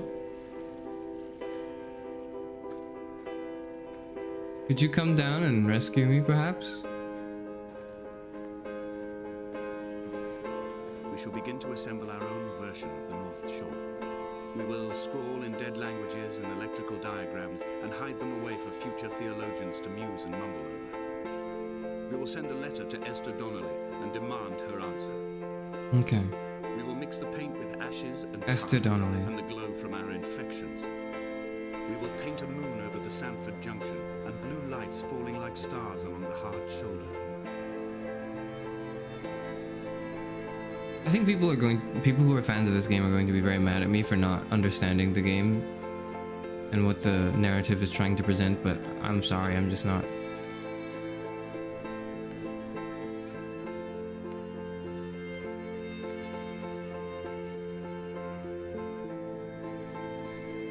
But like, I've been trying to pay attention, but the voices in my head have been a little disturbing, on top of the fact that the caves have been scaring me.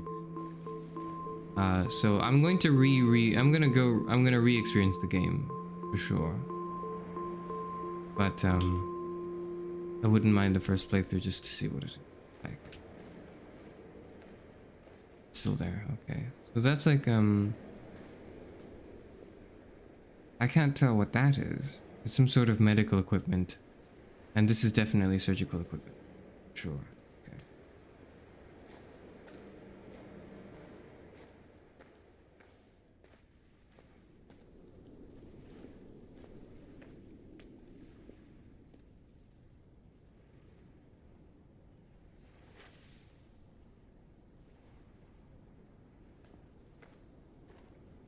I can't seem to find...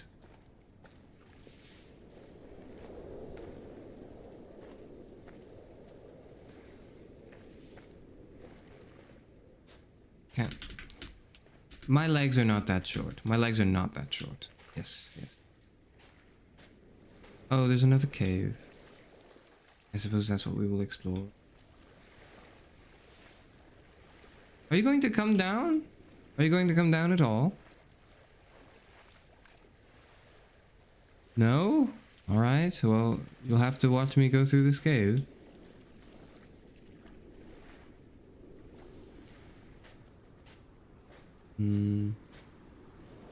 Later? Oh. That could be it, yeah.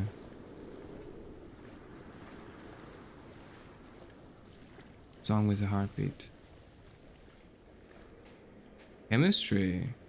Love chemistry.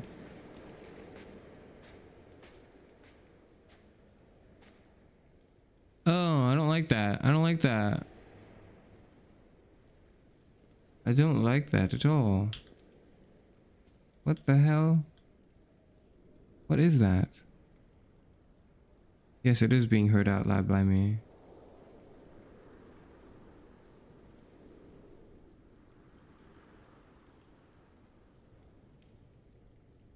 Oh, it's like the glass is shattered. I thought something was coming out of the person. I thought she had spikes growing out of her body. No, don't be worse, please. And the glass is a little shattered.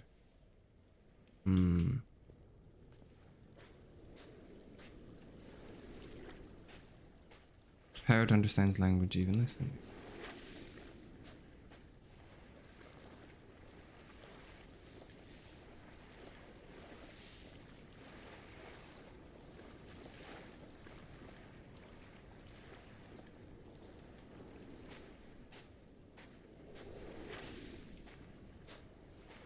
Where am I? Where am I? What is this? Is that blood? Yes, please remove the colonization from my mind palace, thank you. Like for it to be a sort of... I don't like the sound of that.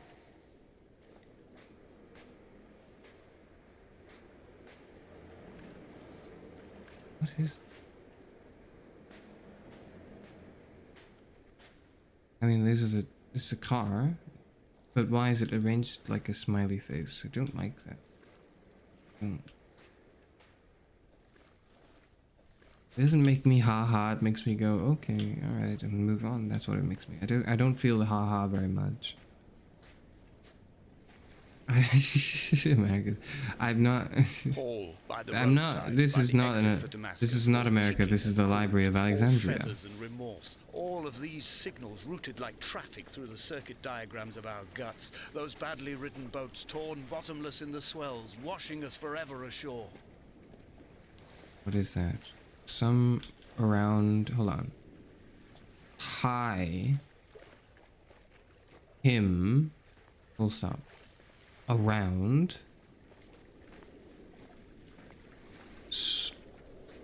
strong pronk sronf ronf heaven from a light from heaven, a light from heaven shone, thank you. Light from heaven shone around him. Ah, okay. Light from heaven shone around him.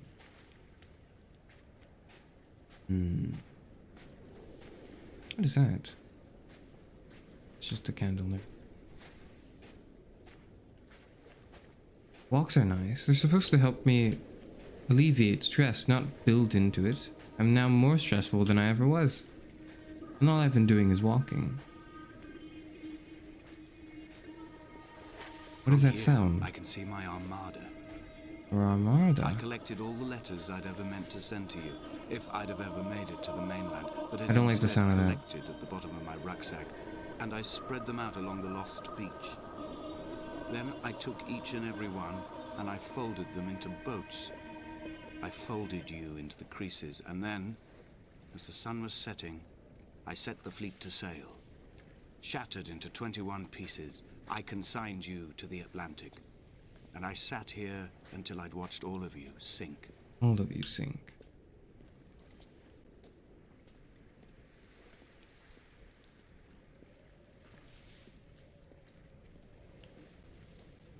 Old music does scare me.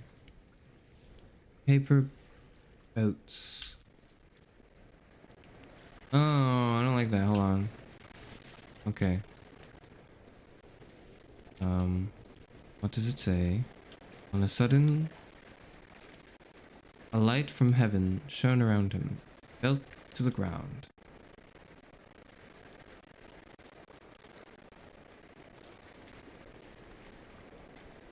You have to go to do your dailies.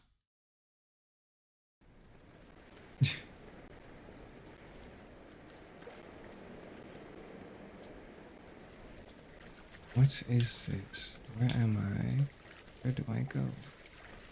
I suppose this is it. And I suppose you could drown yourself here again. Which I will not do. I suppose I'll leave.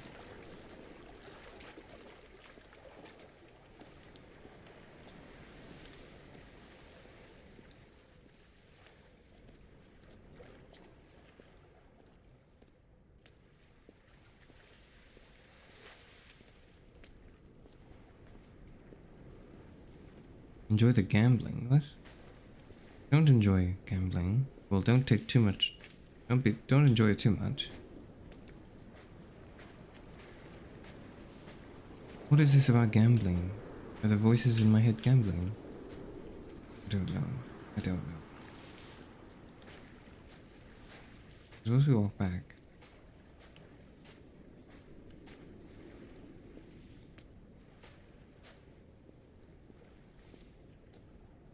Cozy Grove. Sounds cozier than this game, right? Dear Esther, could you just send me a helicopter and get me out of here?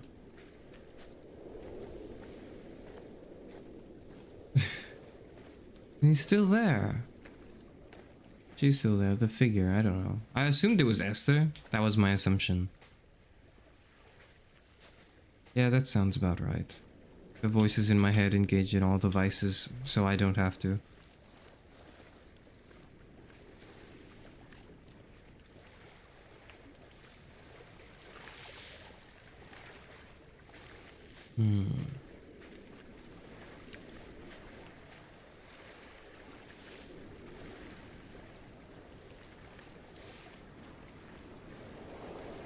Is that even a person? That is, right? That's like a figure.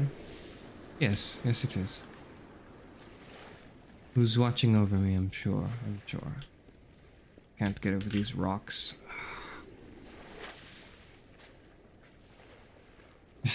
The vices. The vices are the vices. Man of the rocks. I got an achievement for walking 5,000 steps. Is that the game telling me that I'm really fucking slow?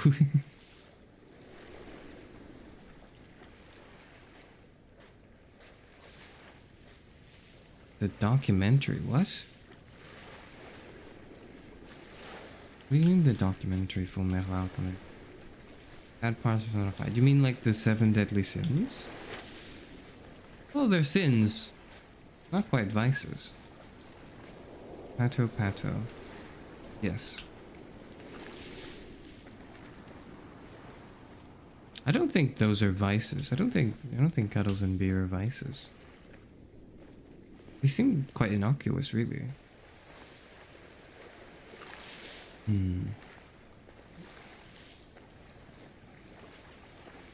What am I supposed to do?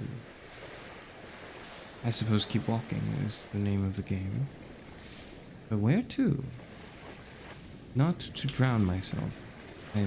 Of that I am a little certain. No one gets any sins. You're all multifaceted people. It's a little difficult to boil you down to a sin.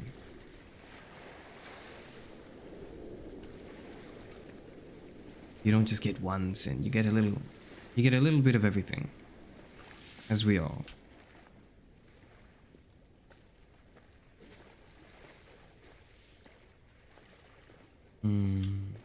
That doesn't go anywhere, does it? That's the cave where I came from. This is the only thing I haven't explored yet. I did see this. No idea what it means. I don't think it means anything to me yet. Or at least it's not supposed to. Now then, what am I to do? I suppose I'm supposed to go there. I don't know if it's a treat, but you do get it.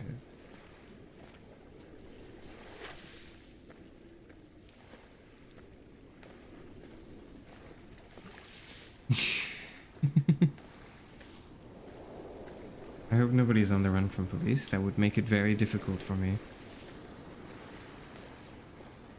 The physics circuit? Is it? I did physics. It doesn't look like it. Oh, maybe it is actually. You might be right. This could be a machine. It's been a while.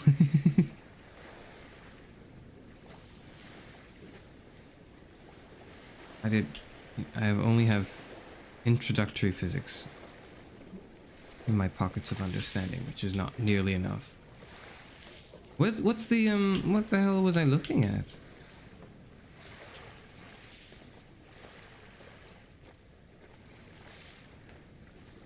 Well, I don't know about hens. That does sound like reasoning is a little strong.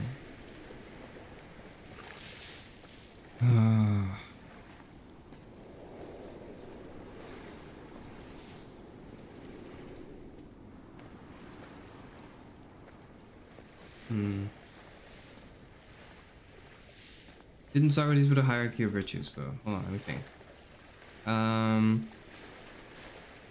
Not in the... I don't believe in the way that I would be comfortable calling it a hierarchy, but you're not entirely wrong. But the reasoning does not follow that sins do the same. That's for sure. It's not quite transitive. Have I been there? I think I have. Have I been there?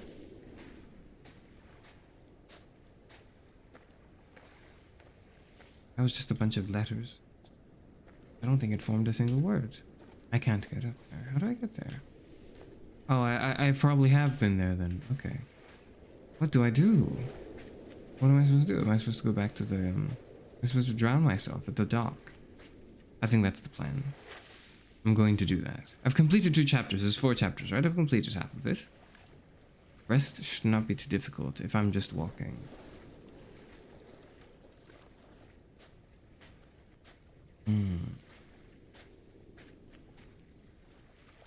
Let's ascend the cliff. That could be the case, yeah.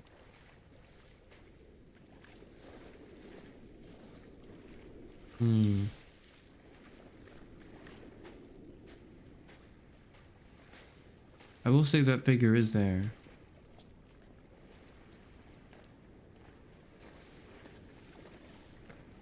Tower. It does look like, yeah, the tower is something I need to get closer to. There's a thing at the side of the, I can't even begin to decipher that. I will not. A light from heaven. Is that what I'm waiting for? Any moment now. I'm ready to receive it. Beam me up, Scotty.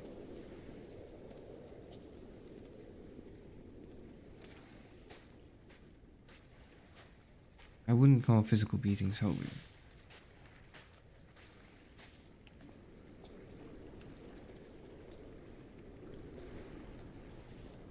One called the tower that gives bad vibes. Why does it give bad vibes? Like the Tower of Babel?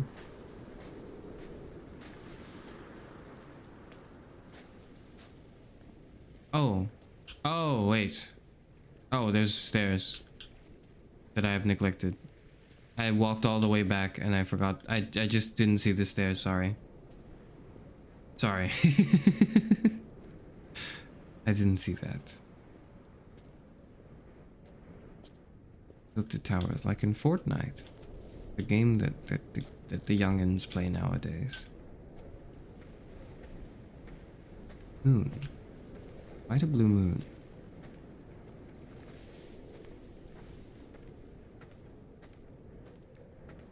Oh, I see. Power card. I can't think of tarot cards without thinking of Part 3 JoJo. For a few minutes as I struggled up the cliff path. I swallowed another handful of painkillers, and now I feel almost lucid. Almost lucid. The island around me has retreated to a hazed distance, whilst the moon appears to have descended into my palm to guide me. I can see a thick black line of infection reaching for my heart from the waistband of my trousers. No. Through the fugue, it's all the world like the path I have cut from the lowlands towards the aerial.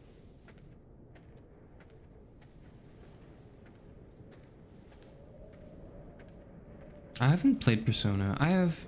What's the interest? I'm trying to gauge interest here. Does anyone care? Would anyone like the idea of watching me play Persona 5 Royal? Because I've never played a single Persona, but I do have Persona 5, and I've been told it's very good. I've really enjoyed the music. I really like the music, but I've never actually played the game. All right, I'll keep it in mind.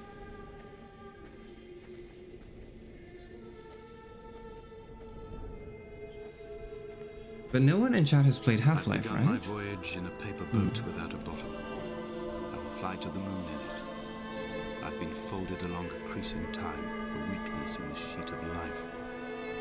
Now you've settled on the opposite side of the paper to me.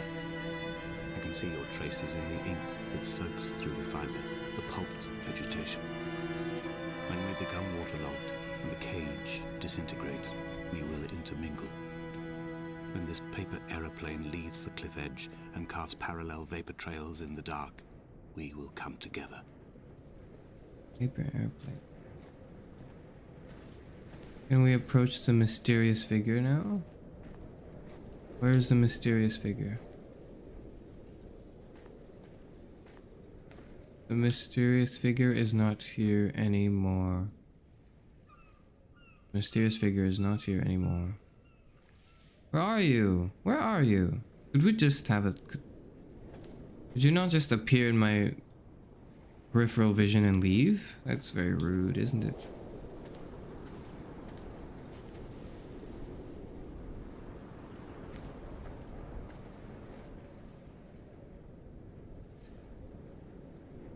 Stop trying to label yourselves as the sins. It doesn't mean anything, please. Left 4 Dead. I've played Left 4 Dead. I've played Left 4 Dead 2. I can't do it alone. The first time I played Left 4 Dead 2 was with a friend of mine. Like the two of us. And we had like 2 bots. And we started in a map where we were on the top of the on the top of the tower. We were on the we were supposed to descend through the hallway, the stairway, and we stood there for 20 minutes on the rooftop, not setting foot into the stairway because we were too scared. That was my first Left 4 Dead 2 experience. Since then I've played a few campaigns and I've enjoyed them, but only with friends. I don't think I could do it alone.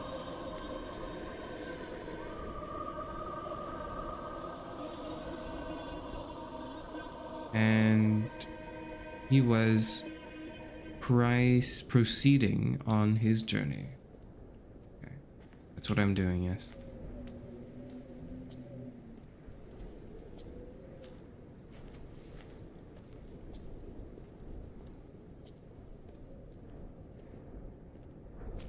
I mean, you should pay for the game if you enjoy it, right? Perhaps that is an old opinion to have, but that's my opinion, less. Take Greed. I like Greed. I think out of my experience in my watching of Fullmetal Alchemist, one of my favorite things ever. Greed is one of my favorite characters. Greedling became a dynamic I didn't think at all was possible, and it like became my favorite thing. And has come near copium. No, and was more near companion. I can't jump. I can't. Right. Anyways, come here, dopamine, maybe.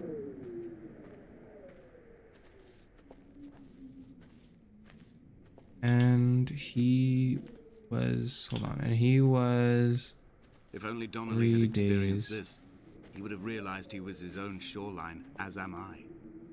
Just as I am becoming this island, so he became his syphilis, retreating into the burning synapses, the stones, the infection.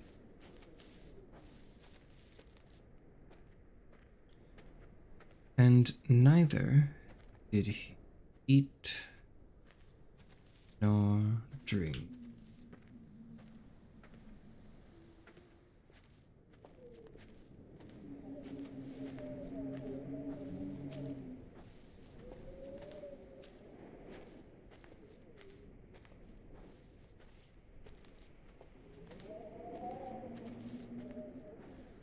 Categorically.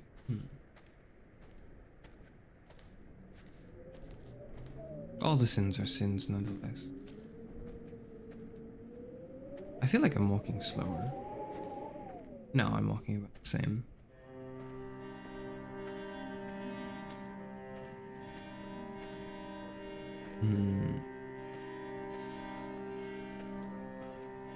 That's a house. That's the house. Wait, is this? Headlights reflected in these retinas. Too long in the tunnels of my island without a bottom. The sea creatures have risen to the surface, but the gulls are not here to carry them back to their nests. I've become fixed, open and staring, an eye turned on itself. I've become an infected leg. Become an infected leg. Form a perfect map of the junctions of the M5. I will take the exit at mid-thigh and plummet to my Esther. Plummet to my Esther. So is that this person's wife?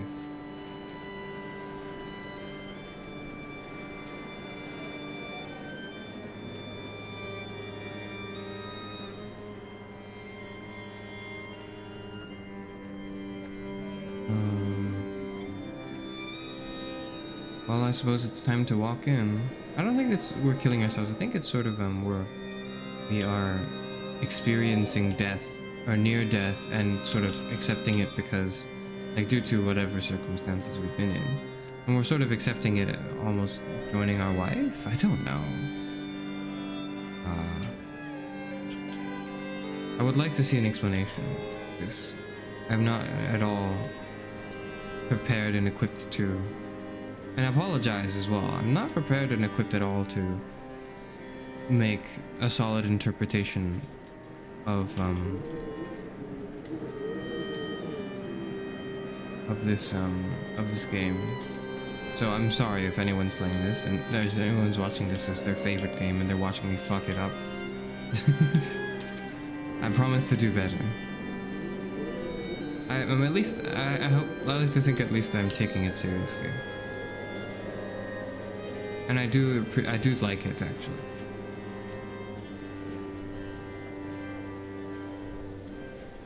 I can't read anything there. It's, whatever. I suppose I don't have to read it. I suppose I'm finally going to the lighthouse. The, is that radio? I don't know. Long string of words. Light, round, about the... I'm just gonna keep walking. About me. And could not see...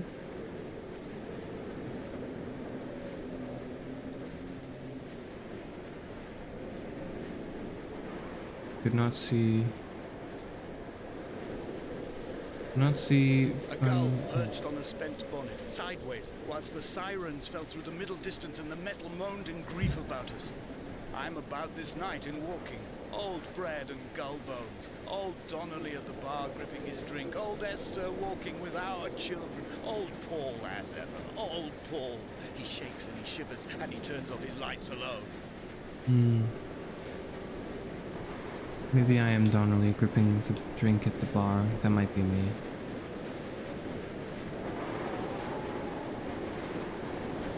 Not as an artistic interpretation, I meant that as a comment for just like me for real. Esther, I think I will join you now. The fleeting shadow of my nightmares. With me.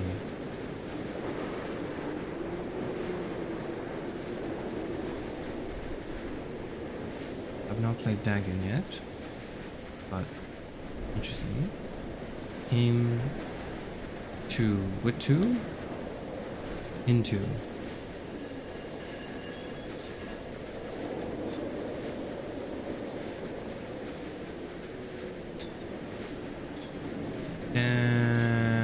Damascus.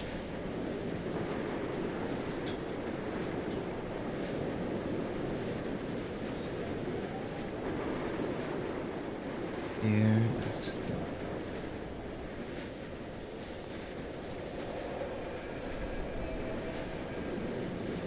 Big on the age for the first time. Sorry, I'm a little out of it today. I am the Ariel. In my passing, I will send news to each and every star.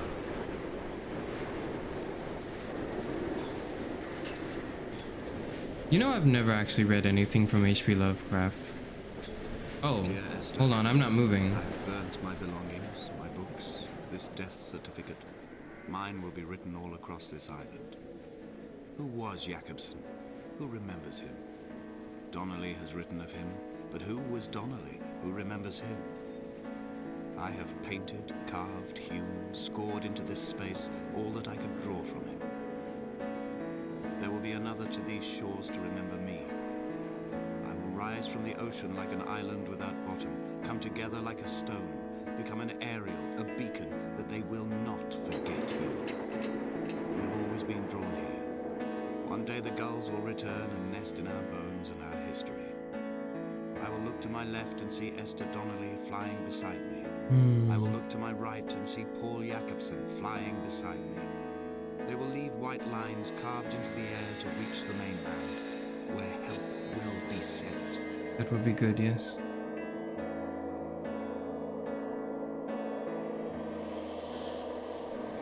Alright, I'm not doing that, by the way.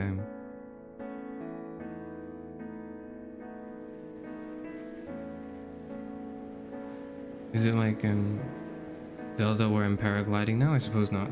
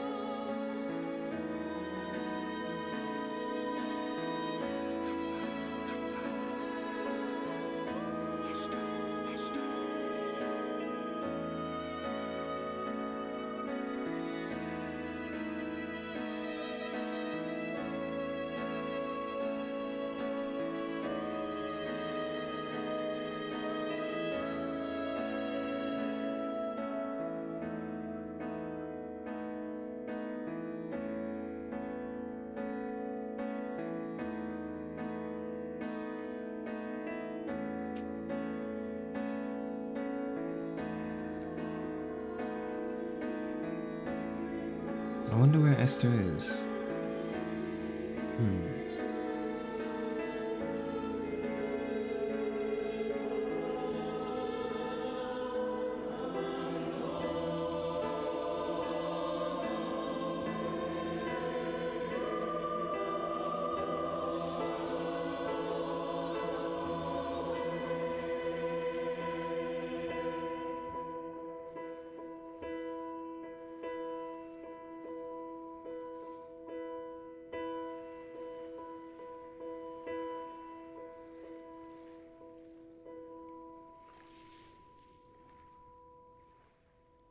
Come back.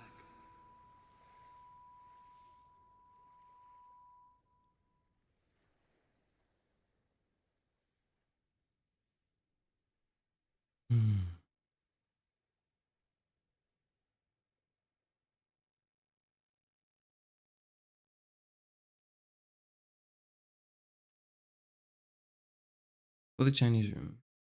Design and writing dampen check. Scripture. Good, yeah, I am.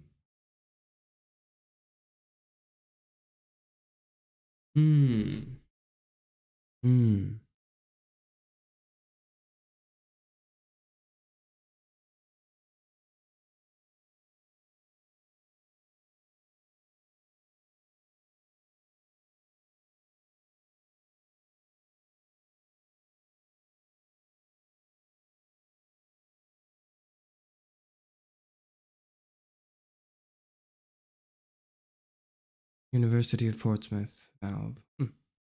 This started, I believe, as I began this began development as a Half-Life 2 mod, much like many things. Begin as a Life 2 mod. Interesting. I'm not confident to say that I fully experienced everything I needed to. But from what I did, the game is really good, I think. It's maybe it's not really, I don't know if I can say it's really good just as a blank statement. I will say though that it's something that I enjoyed, and I am the type of person to enjoy this type of thing. But probably not for most people, considering it really is just a walking simulator where you listen to certain say things and then you walk through caves. There's not much gameplay, I suppose, if that's what you're looking for.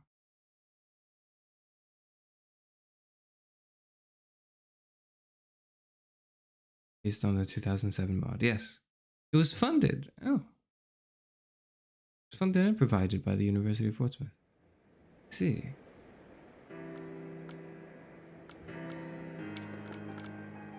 Ah. Oh, no. There was actually the last chapter. I thought it was the second. And you can play through with the director's commentary. I see. What if I click resume? Does it just bring me to the last chapter?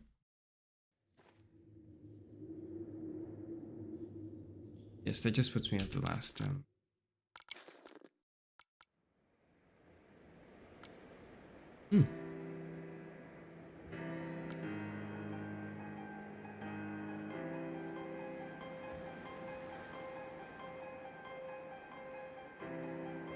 Yes. I'm not sure how many of you pay attention. It's fine. The voices in my head rarely do, but from what I did experience, it was quite nice. I think I was a bit too spooked to fully enjoy it the first time around. I am a little squeamish, but I understand that it was nothing of the sort was done distastefully. I thought it was all very, very tastefully done.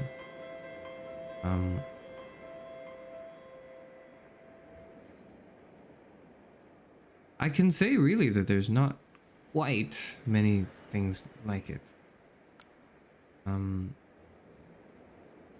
I am one to enjoy walking simulators though, so maybe I'm not the best to ask, or rather I have a skewed biased opinion. But of the walking simulators I've played, this is definitely one of the better ones that felt not like a waste of time.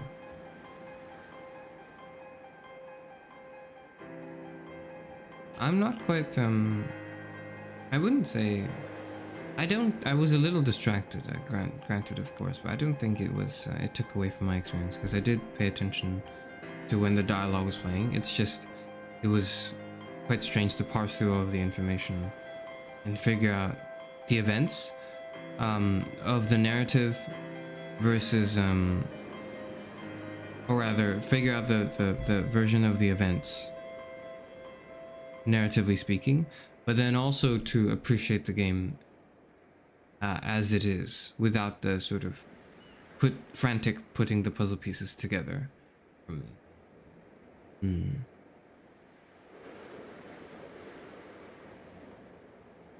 I don't know, I suppose I could, maybe not an interpretation, but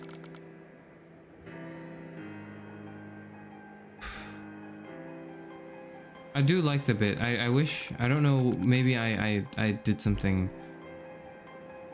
that I wasn't supposed to in the game, but when we got to the part where we were submerged on the highway, I wanted to be there a little longer than I actually ended up being, because I wanted to swim to see what was going on around, but in truth I wanted to be in that environment a little longer. I didn't think it would immediately take me out of the environment. You know, I didn't know leaving the environment would leave the environment. I'm sorry, but yes. I didn't think that through. I quite enjoyed this walk. I think it was a good walk. I quite enjoyed the letters to Esther. I liked the island. I think one of the most interesting things to me with this game is the way the caves are, with the veins and everything, and how it's so, with like the very, this is old. These are old graphics. These are old graphics on an old engine, and yet they made it so beautiful. They made it so enjoyable to look at, while also being so. It's just the right amount of blurry, I suppose, if that makes any sense. Where I can see the body while I'm looking at the island, and I don't know how much of this is intentional or just sort of came out accidentally that way through development and production. But I must say that it made for a very, very interesting experience.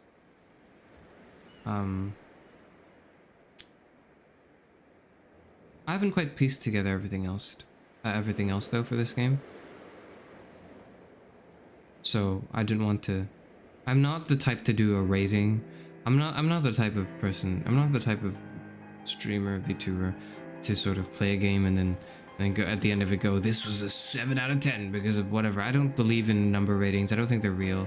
I think anyone who tries to make a number rating for games like this don't understand how have failed the comprehension of video games, or at least video games as a form of artistic endeavor or creation, which some games are and some games aren't,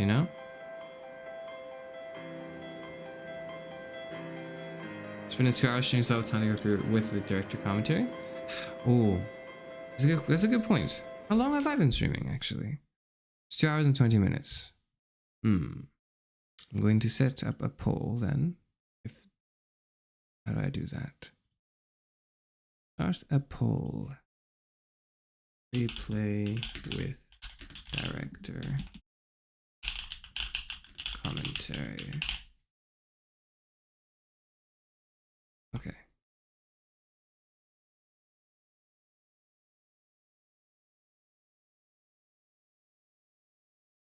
And while you guys vote on that, I'm going to leave the premises very shortly. I'll be right back.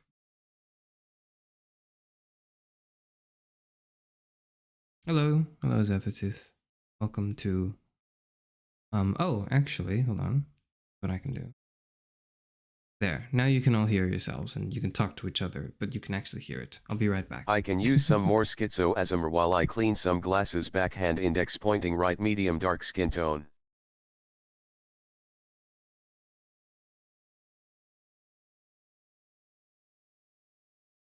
Let's go.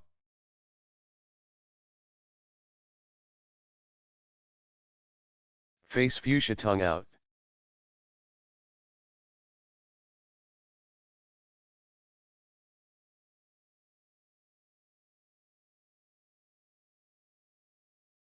Hola Chad, no more librarian, what we do?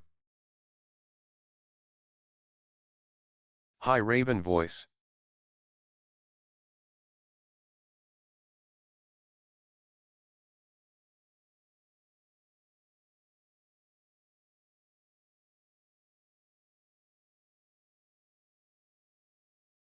Face fuchsia poop shape.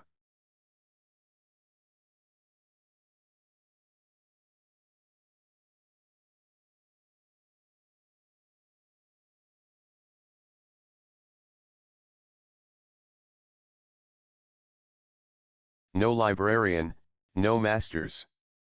Face fuchsia wide eyes.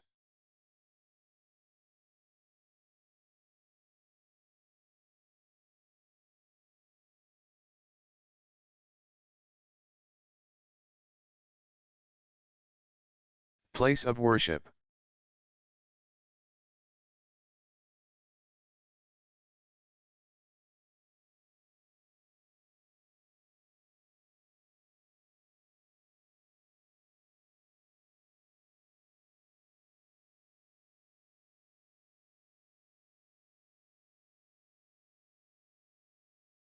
Anxious face with sweat.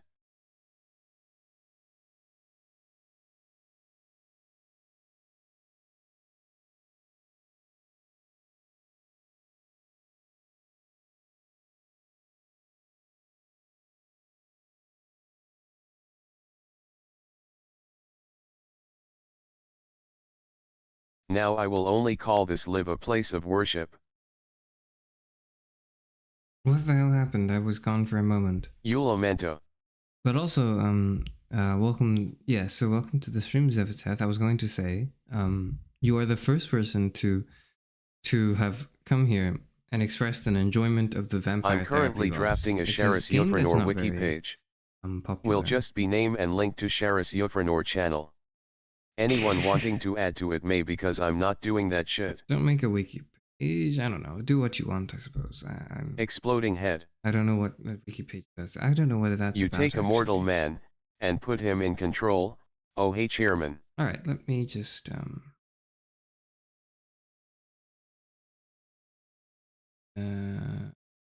back to this. It should be. Now I can still hear you, just as I do, but you can't hear you.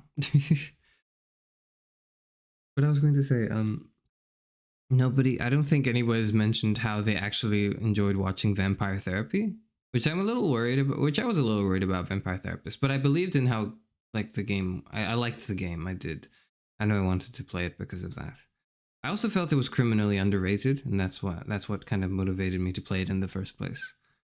But I'm happy that there's like a real person out there who's actually enjoying a playthrough of it. I suppose. I know it's not a popular thing, but I don't just play popular games. You schizo ASMR, okay. Alright.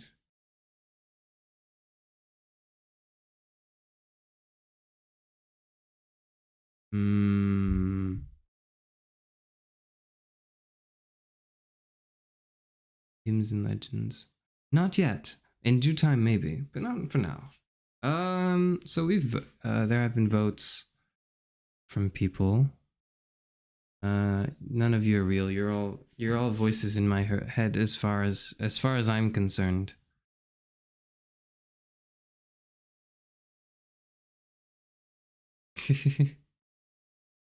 All right, on the poll here. So it's like 7. So most of you want to see a little bit more of the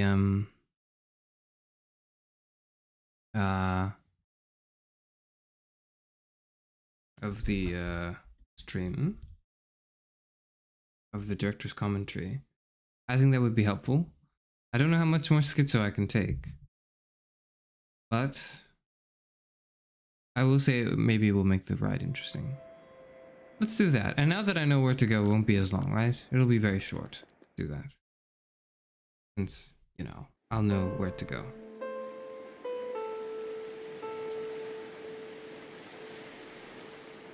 Hello everyone, I'm Dan Pinchbeck, I'm the creative director of The Chinese Room, and this is the Dear Esther developers commentary. Hi, I'm Rob Briscoe, I'm the artist on Dear Esther.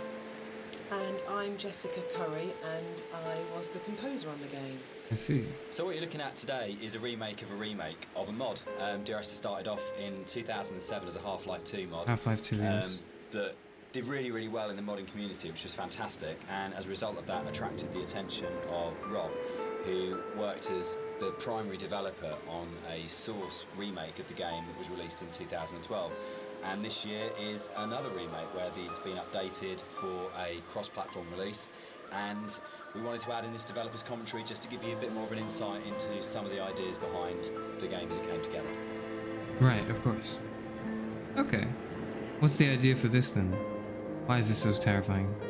So you'll see around you in a lot of the environments, there's a lot of detail ingrained into Yeah, that's terrifying. One of the things that I wanted to do with Dear Esther is bring the visuals up to the same kind of level of detail that Dan and Jess had put into the other areas of the game. So all of the history and the kind of hidden pieces of story that are intertwined with the VOs and the music and stuff, I kind of wanted to bring some of that into the environments. Mm-hmm. So if you look around you, you'll see that there's a lot of interesting bits and pieces, a piece of paper with someone's name on it, a photograph, an ultrasound.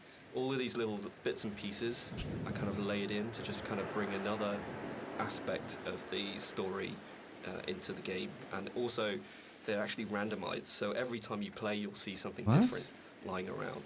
Really? This is just to build on this idea that everybody has a unique experience and a unique interpretation of the story. Oh. Huh. What was different? What was the same then for me? I suppose we can find out. Right, I remember I remember that reading that this was sort of randomly generated. Okay. Part of the point about the whole game, I think, was this idea that rather than having a linear, straight-through version of the story, that we could have multiple story units for each place you were, and I was really interested in this idea of how you can open up that space that people can interpret. So I loved the idea that you could have two people that had played this game and then would have a conversation about it, and one of them would say, oh, what did you think about when this happened? And the other person would be like, well, that didn't happen for me. I had a completely different event happen or a completely different story happen. And it kind of feels very gamey in that way, that actually one of the things I love about writing for games is that you hand over so much control to the player that it becomes their story, and that's really, really important. Too much control sometimes. So using randomised blocks of voiceover in the game and the kind of randomised prop details that Rob was talking about means that it gives it a really different feeling every time you go through, and that's kind of interesting for me, because I like the idea of going, well, not everyone has to have the same experience, and because it's interactive, you have the capacity to have very different experiences occupying the same space. So yeah, but balancing all that then becomes an absolute nightmare. I think it's nice though, because everybody gets a personal experience. Like, I love reading the forums and seeing how people come. You didn't see the shadow when you played through it, D. Benson? I tell see, their I see. story. And what So they that is part of the interpret random it, and generation. You see other people discussing what they thought of it, and to me it's kind of nice because everybody takes something unique away from it. Okay. Also,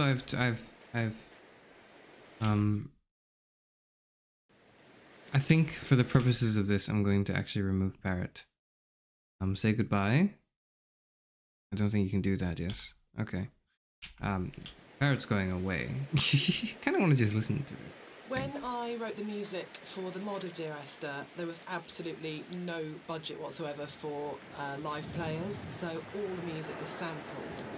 But one of the good things about that is it actually forced me to be quite creative about how I wrote the music. So with my background in sound art, I wanted to use samples in a different way that wasn't just using it to sound like a violin. I wanted to time stretch and manipulate samples to make something different and strange and quite unique. But then when we got the Indie Fund money, I had the amazing opportunity to re-record the music with live players. And that was so exciting for me, actually, because that's where it comes to life. And I thought long and hard about whether to write new music, going from the mod to the commercial version, but actually I decided that my initial and original emotional response to the game was probably going to be the strongest response and reaction that I had. So I just literally, the music that I'd written for samples, I then wrote out for live instruments.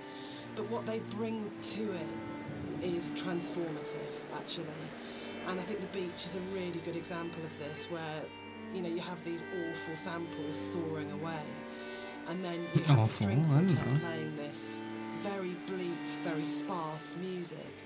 And they bring the presence of the island immediately to it, and it comes to life. And that's the exciting thing about it. It wasn't a huge budget, but just having that experience of working with the players was just magical.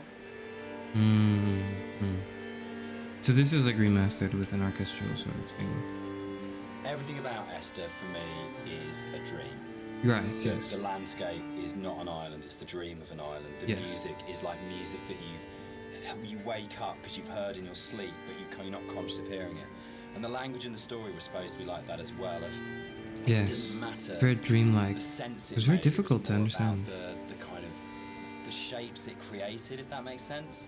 So that the words would kind of were like being in water, like listening to something underwater. It'd be this very dreamlike, symbolic, poetic thing, and it always had frustrated me in games with game writing. This has really changed quite a lot. There was never any space for poetic language. It's very exposition-y, very descriptive, very direct. Yes. And you'd have like art and audio would have these amazing creative spaces they could explore, But when it came down to actually writing, you just had to basically go into the room, describe the character, tell the player what to do, and it just seemed like the most boring thing you could do with words in a game. And why couldn't a writer have the same artistic freedom as a visual artist or an audio designer or a musician, in terms of being able to say, isn't this just about creating this kind of emotional tone, this emotional space?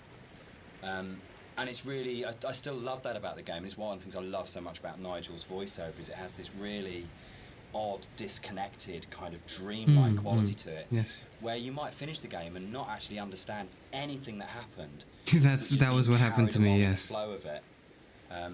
And without any I'm kind a little of ashamed to admit it, but yeah, I didn't understand most of it.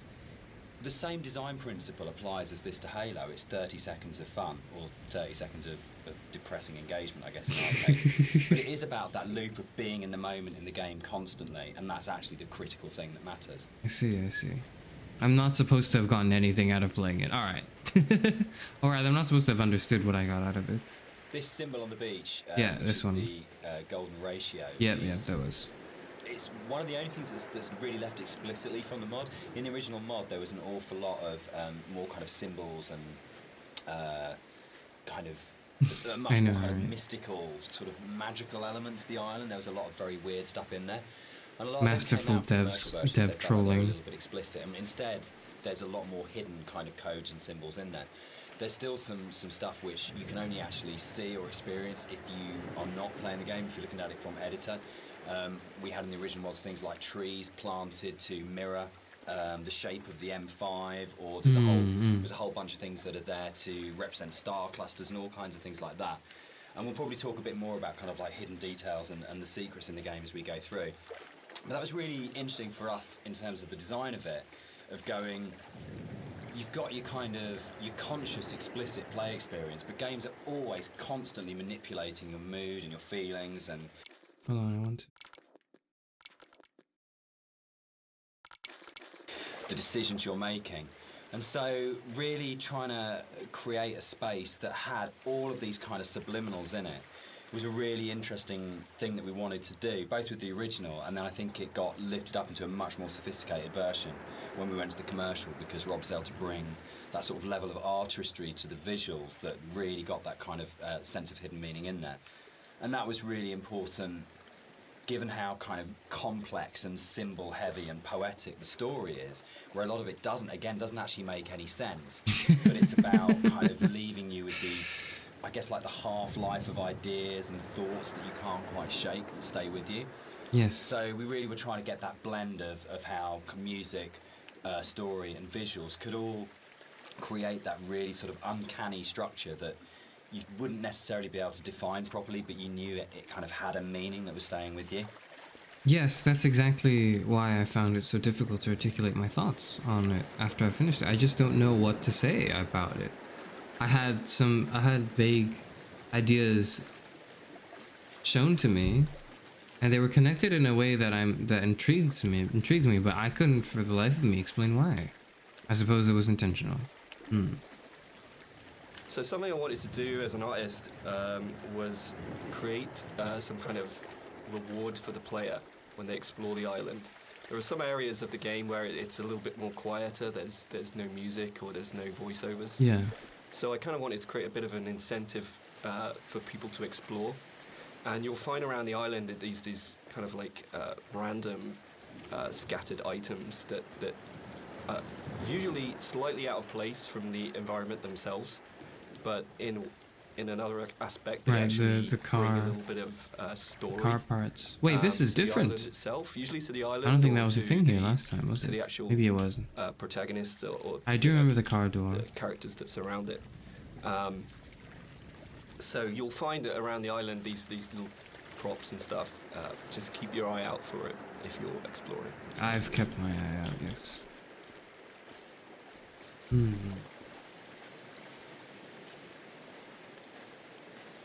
See if the visual audio gets the creative freedom.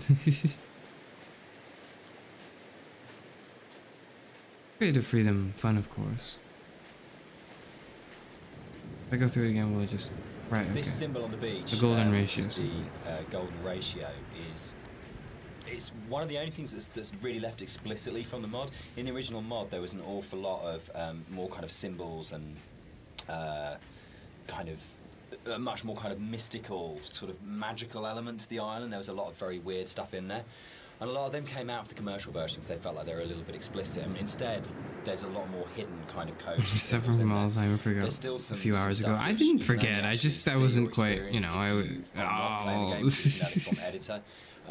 We had in the original mods things like trees planted to mirror.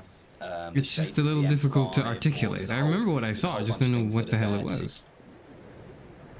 So people have asked why the Dear Esther's set on a Hebridean island. This is a Hebridean island, right? One of of those course. times when your kind of aspirations as an artist and the practical realities kind of dovetail.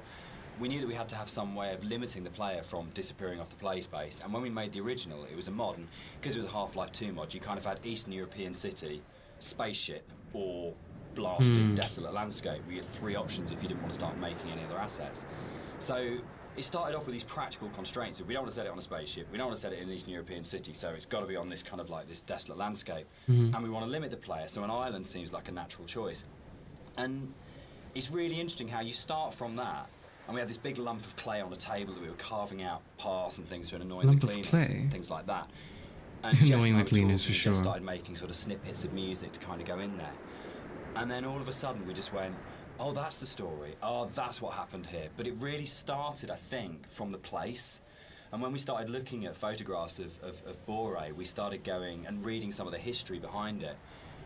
Suddenly that was it. And it just was really, really naturally became, this is the place, this is what happened here, this is how it feels. And then everything else kind of coalesced around that.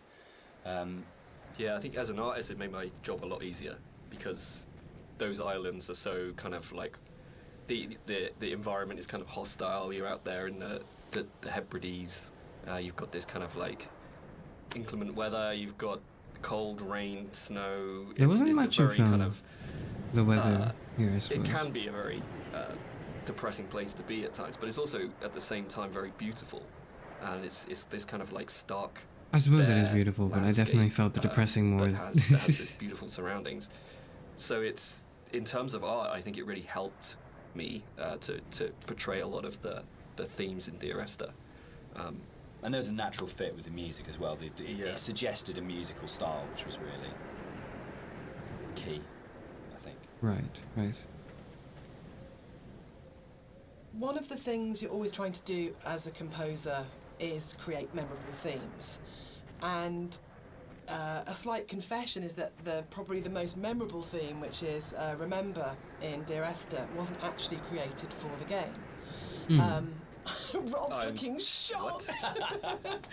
So it was actually from a piece of choral music that I'd written years before, based on a Christina Rossetti poem called Remember. And one of the things I was talking about earlier was how I didn't have any budget. So I had this piece of choral music, and I thought, hang on, this is absolutely perfect for Esther, but I don't want to use all of it. So the only bit that you actually get in the game is the first line of the choral piece of music. But that actually went on to form the main theme of the music that I wrote. And I think for me it's really interesting about how things that you've written earlier, years before, sometimes come in really, really useful and fit. So I always tell people and students not to despair if something doesn't get used or doesn't work at the time. Because actually there'll come a place or in a time where you think, hang on a minute, I've got something that fits. So in terms of that memorable theme, the Remember theme gets used in multitude of different ways during the game. And one of the things it does is helps you to identify the kind of psychic place that you're in the game. So the theme is played in lots of different ways, and actually you'll notice that as you go through the game, it becomes more and more broken and more manipulated and broken down as the player goes through the journey and as you're psychologically struggling to get to the end point in the game. So music's really, really useful for highlighting the psychological mood, and we talk a lot about psychogeography, which always sounds a bit bit pretentious, but actually I think it's really important. The game does sound a little pretentious, yes. Did in the game. Yeah, absolutely.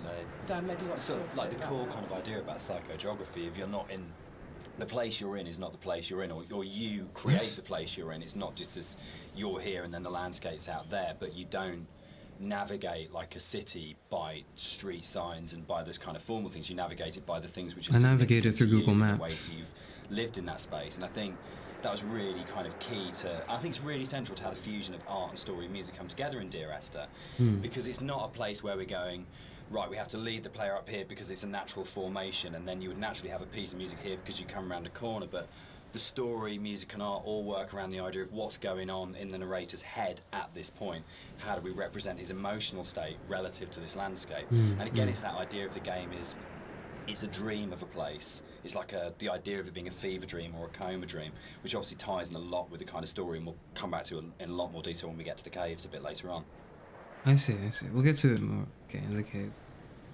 Typically, risen of the academic community. Yeah, they actually did this. You'll get used to really it. Cool. I found this historical document. I know. They used to do this on Bora and the Hebrides. If their disease broke out, they'd actually chip out and expose the chalk. So if you're on a boat and you were coming to the island, you know not to land because it was infectious, which is the coolest, most amazing. It's one of those things where you go, it's almost impossible as a writer to come up with something as cool as that. It just has to be something that was actually done, and it's so sad as well. And I love this bit and the fact that we can do it because it feels really real because it references a real thing, and I know there's something really special about that. But it was always one of those bits in the game that I thought, we've got to be able to represent this somehow. We have to be able to get these things in here. Yeah, I mean, that's really interesting. I actually didn't know that was actually based historically in real life, but that's really cool. Because I mean, my thing about the White Lines is that it was this completely surreal thing, but also it was kind of, it just added to the landscape. It's like, whoa, what the hell is that?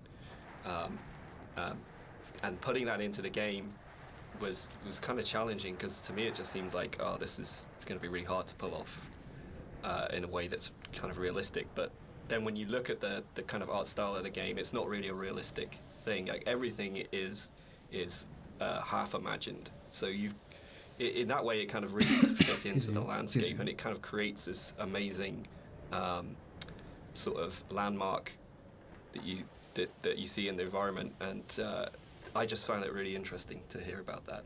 You know. I think it's one of those things where it's not a realistic place. And I mean, no game is a realistic place anyway, but one of those things where understanding that you're making something which isn't real, and you have that kind of capacity to be to explore it artistically. And we'll come back and talk about sort of like it not being realistic, I think, in a little while. But that's really, really important, because then you can say it's about what these things kind of represent or how they make you feel as a player, not about going, is this accurate? And I get really inspired by sort of doing a lot of research into kind of history and things like that with all of our games. Because you can just find those things that just kind of like speak to you. But it's amazing to find that in like an 18th century book and go, that really speaks to me now, that has meaning now, and that's fascinating, I think. Yeah, I mean, yeah, it is. Something that I wanted to bring through in the art of the game was the same kind of fidelity that you find in both Jessica's music and Dan's writing. In the same kind of way that you have all of these little details, these very close attentions to detail that kind of really bring richness to the story. And something that was missing in the original mod version was just this lack of a visual layer of story. And something that I did throughout the art of the game is to add in all these little details here and there, little bits of story, little links to certain things that you may or may not hear or see, just a layer of richness in the world, and give you some kind of reward for exploring. So keep your eye out as you look around. Oh, I've definitely been keeping my eye out, yes. There's a scene in Donnie Darko where Drew Barrymore's playing his English teacher, and she talks about cellar doors being the most... Contract of definition. Yeah, something like that, yeah. Game dev after not touching grass. I think they touch grass. They're like one of the few game devs that probably actually touch grass. From a Faith No More song, the Crab song on the first album, Introduce Yourself. And there's a point where, I think it's Chuck at that point, is the vocalist before Mike Patton, just says, Dear Esther. And it really lodged with me, because the sound Dear Esther just has a really amazing sound to it. Dear and Esther. I think when we started making it, Dear Esther. The idea of it being a series of letters to someone came through, it just came straight back out of going, Dear that's Esther. just a really beautiful sounding combination of words. And I think that really sums up the whole approach to the writing in Dear Esther of what's the most beautiful combination of words and images we can put together, and to do it that way rather than writing a traditional plot as such. So yeah, Dear Esther, Faith No More and Doom, that's where it comes from.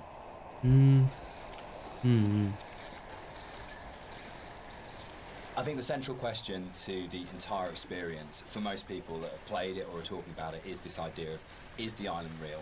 Is what's going on a literal event of a man walking across a Scottish island? I'm guessing not. Or is it a dream that he's had? Does the island even exist? And one of the things that we try to do with the writing is to constantly... But I'm supposed to kind of question it, right? Where they got an understanding, they made a decision about what they thought was going on, and then to undercut it. So you never actually were able to settle on any one interpretation. And that was the challenge I set myself when I wrote the original mod, was can we put a story in a game that not only does multiple interpretations, but there is no interpretation. Every single interpretation has always questions, and you'll never be able to fully trust what you think you understand about the game. So it's challenging, I think, for that result. It becomes quite a challenging kind of game story because of that, because you don't ever get that situation to go, I understand it now, I can walk away from this thing and it's all closed off and it's tidy. It was a very deliberate attempt to say, no matter where you think you are with this story, you're always questioning whether or not that's right. Does the cave fuck up the audio? Is the audio okay? I don't know, whatever.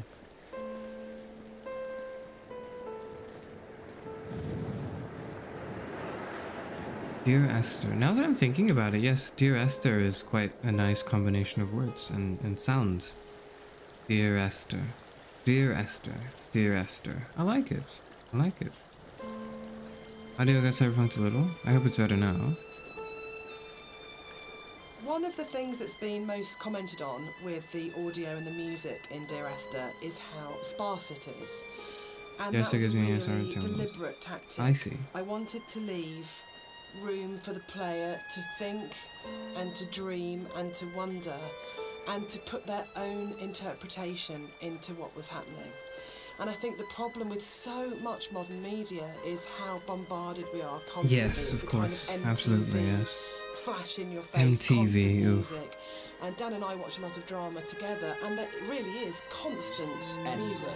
Constantly telling you what you should feel, like really clearly. Yes. It's like being kind of beaten up by the music sometimes. And when you read beaten up is definitely a way to say it. A lot of people say they had this time to think and to interpret, and that was one of their favourite things, that they placed themselves so directly into the game, and it's their experience. And I think that's actually the greatest success of the game on all points, from the story to Rob's art to the music, is we all left space for the player to dream.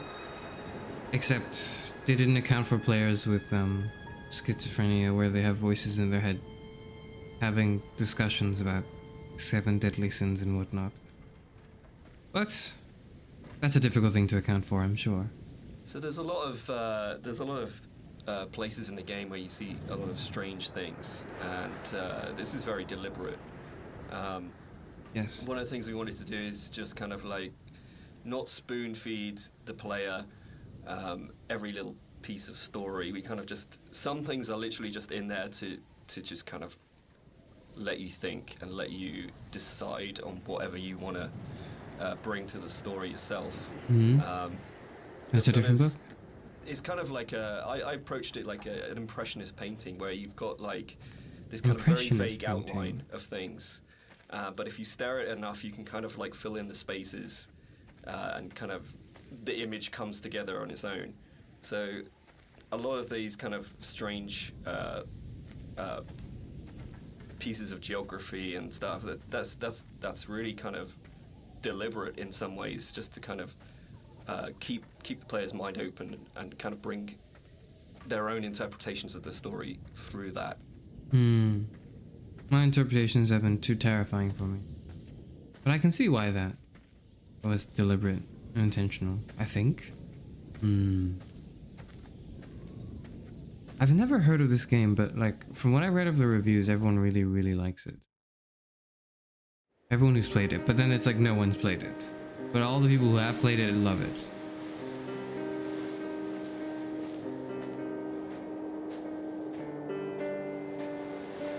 When I was originally thinking about how to write the music for the game, Yeah. I suddenly realised that you don't see anybody Yes. in the game. Well, you And see like a shadowy the most figure. important character as such is the island itself. Yes. So one of the things that I did with the music was to write the island as if she or he were a character in its own right. And that's really important, I think, that you're going through this space and actually it's completely devoid of people, but the music in a way populates the island, and that the voice of the island speaks to you through the music. Which is interesting, because I think that's really come on in terms of later games we've done, that sowed the seeds for the way in which we approach music in Rapture, where it was very specifically the voice of characters. And Machine for Pigs as well, where the music was about being Lily's voice in the game, Lily's representation in the game. So it's interesting how, looking back on Esther, a lot of those kind of ideas were tried out here that then came on to take other forms in stuff we've done since. Could you could you do an ASMR? I've been asked this by people. I still don't know why. And I've said, so I can't take it back really. Yes, it's the forbidden topic. Exactly right, Nicole. I'll do one I'll do one when I get to 1,000 subscribers. That's what I will do. And I've promised, and so I must work on that. I must keep to my word, as I am a man of my word. But I can't, I'm not. That's a lot of work, as I have to actually research into it to figure out what it is and how to do it. Because I don't know anything about it. I'm not an ASMR enjoyer. I don't really know what it's like. I don't really know what it is. When people describe to me the sort of sensations you're supposed to feel, like the tingles and all that, I just don't quite get it. So, I'm willing to give it a shot. I'm willing to try it. But I don't know how I would go about doing it. And I would want it to be an effort, to make an effort in that experience. And because of that, I'm going to set it as a sort of goal that can happen sometime in the future, far away from now. That's not something I'll have to worry about tomorrow, or even now. And that would be reaching an arbitrary point like 1,000 subscribers. It's not quite arbitrary. I think you get monetization from that, which is pretty cool. It's your voice. Thank you. I really I've been told that people enjoy listening to me, which is convenient more than anything, because that means that that's one less thing to worry about in terms of audience retention. 623 subs to go? Yes, 623 to go. All right, let's talk about walking. Let's do it. We're going to address the elephant in the room. Let's talk very, about very walking. Elephant in the room. So this might be a longer conversation because it kind of fits with that. Okay. So Esther was the first of the what are now called walking simulators, and was it the first? Was Dear Esther the first walking simulator? Now that's interesting. I didn't know it was that old. I knew it was old. I knew it was in the era of I knew it was one of the firsts, but the first, that's interesting. It was really interesting that for us it didn't feel that weird to have a game that was slower than normal, where actually there was lots of time to just walk around and think and look at things. Yes, yes. And it was amazing at the time how this was seen as completely revolutionary. And it's really interesting. And it's amazing to see how many other games have kind of like taken it on board. For me, it came from, I didn't see it as being odd to have a game where very little happened, where you thought about what you were doing. For me, it was kind of interesting that you could play some of the best moments in Doom are the bits where nothing's happening and you're just doing it, or System Shock, or those games that I absolutely love. Those quiet moments were the really powerful ones. But Esther is definitely slower than a lot of games, and I think that's actually why it's lasted. I think if we did have moments where we went, should it be faster, should we put a sprint button in, but I'm so pleased that we kind of held our nerve and went, no, just as like in real life, I don't run everywhere because that would be weird. Yes, it's okay to have a game where you don't run everywhere, and actually it is a bit weird to run everywhere, but if you're going to do that, then you've got to support it in other ways. And I think the music was a really powerful way of supporting that change of pace. What's really funny for me though, Dan, is that shamefully I'd never played a game before. I wouldn't say shamefully. I would just say it's an experience that you haven't had yet. Which is now looking back really naive. But I didn't realise that games didn't have, always have, this slow pace, and I thought there were lots of meditative games out there, and that actually wasn't really the case at the time, and that's exploded since. But in terms of the music, supporting that pace that you'd set emotionally felt really important. So if you listen to the music, actually the BPM is a very slow walking speed, and it just almost, there's a lot of things now that say it's called entrainment, that it slows your heartbeat, or it can speed up your heartbeat when you listen to music. And actually I think what the Esther music does really successfully is it makes you almost accept, and more than accept, that speed, you actually start to feel that's the pace of your journey, and that I really like that about the music actually. And it makes you just comfortable with that pace too. I think it just eases you into it. You feel relaxed.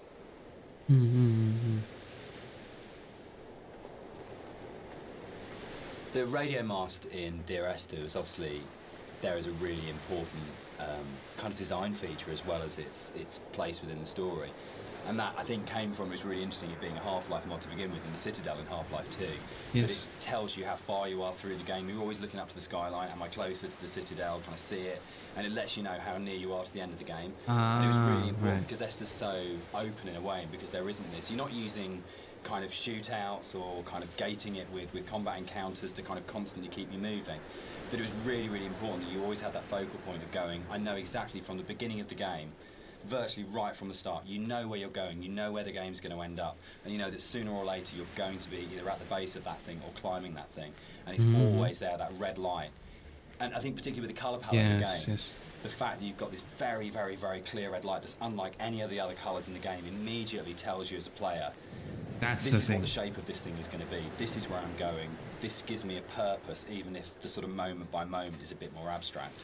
It's quite important to have that around. It draws you in the right direction as you play the game. You can never get lost if you just follow that one landmark. Yeah, I think it's a really interesting place of where that sort of traditional game design is still, there's loads of it in Esther, it's just not necessarily done in quite the same way. Right. So something you'll notice as you look around the environment is, from a distance you see the landscape. It's kind of a beautiful place in some ways, but something I wanted to bring to the game was that there's this second layer beneath the surface. Whereas if you look at things closely, you see that the actual island itself is very polluted. It's kind of very rotten.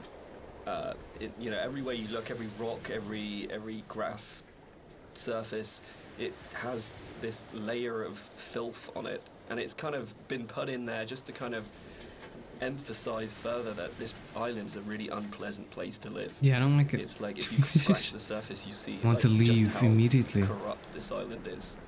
It's gross. It's gross. It's terrifying, but in a way that I think is very intentional, I suppose.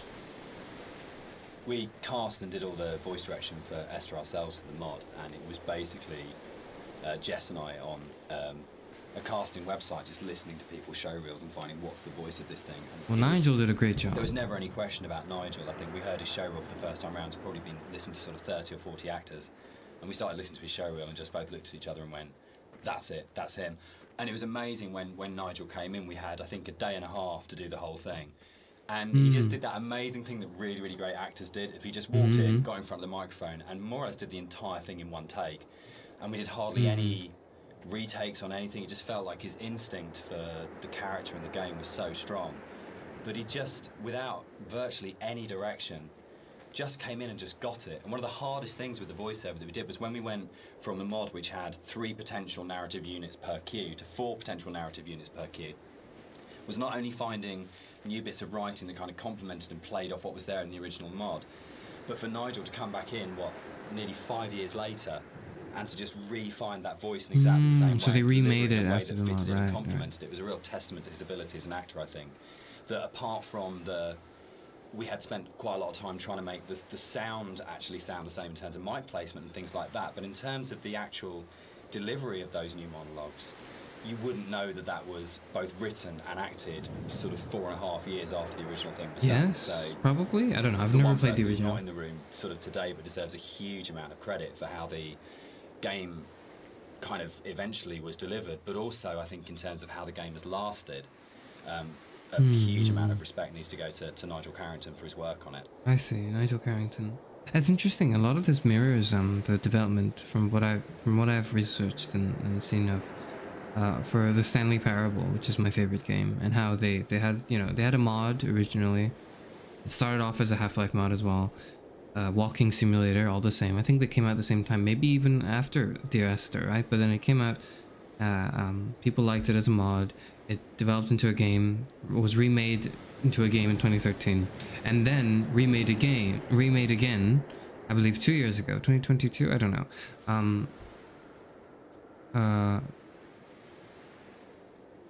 For the Ultra Deluxe edition, where they had to rebuild the entire game from the ground up. So it looked the same, and they added new things to it, right? And it felt the same, but it was an entire reconstruction, including the dialogue and the lines and all of that. And to get Kevin Brighting, the actor for the narrator in that game, to reprise his role and to do all those lines in the same way, to play the same character again, build the same headspace, like almost 10 years, or like more than 10 years after his initial first performance of it. Fascinating stuff, the way like great actors can just do that. So this hole in the ground was kind of a difficult thing in some ways. It's a bit of a challenging aspect of the game. Because,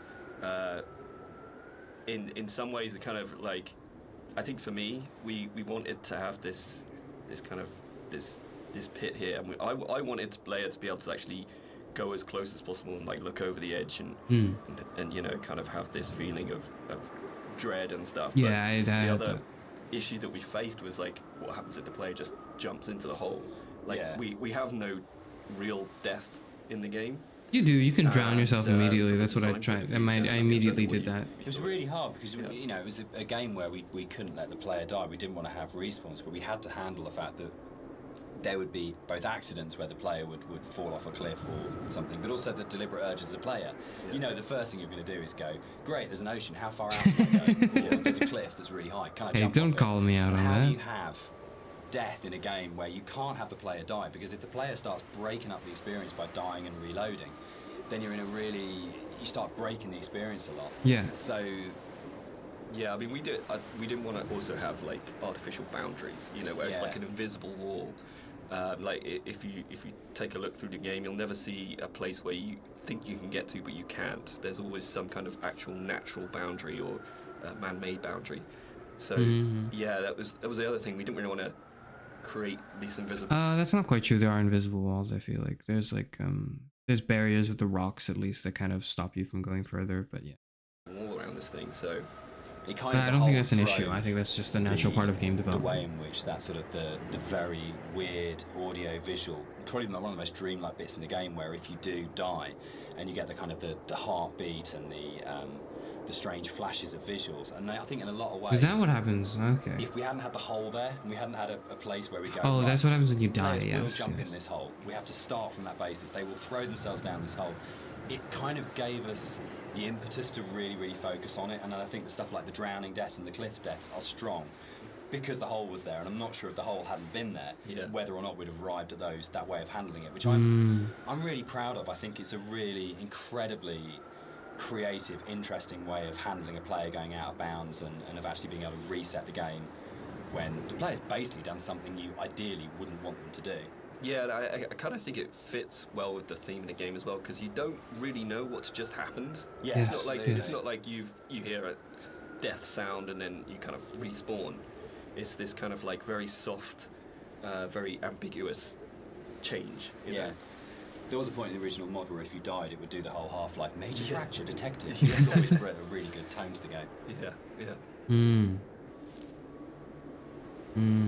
Who did the original Half-Life? You know what? I think part of the experience of the whole is not jumping in and just thinking about jumping in, but letting the dread kind of sit in there. So because of that, I've appreciated it enough to not jump in the hole. I wouldn't like to. Dishes are over. Congratulations.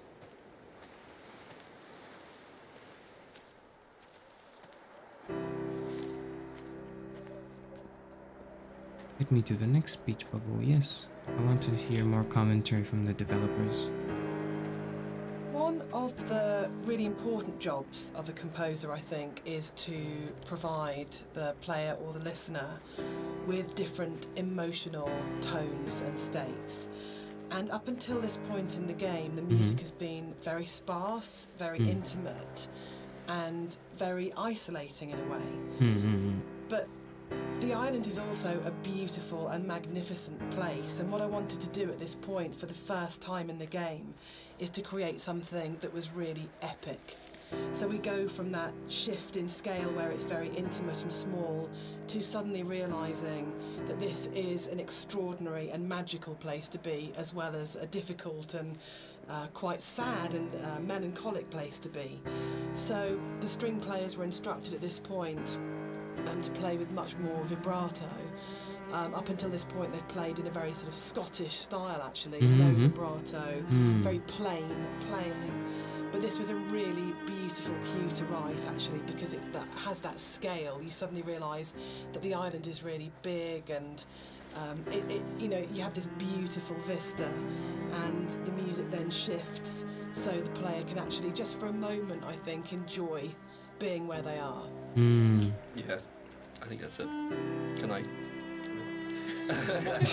Yeah, I was going to say, this is actually one of my favourite parts of the game. It's just where everything, all the elements kind of come together perfectly. You've got the music, which is just epic, as Jesse said. You've got the landscape, which is kind of like this big open space. You've got all the little bits and pieces that I put into the detail of the environment, like the movement, there's leaves blowing around, there's the clouds in the sky, there's the mist rising off of the grass, and then you've got Dan's voiceover coming in there. And I think it's just like all of these elements coming together and just in perfect synergy, and just kind of, it really brings you know, chills up your spine.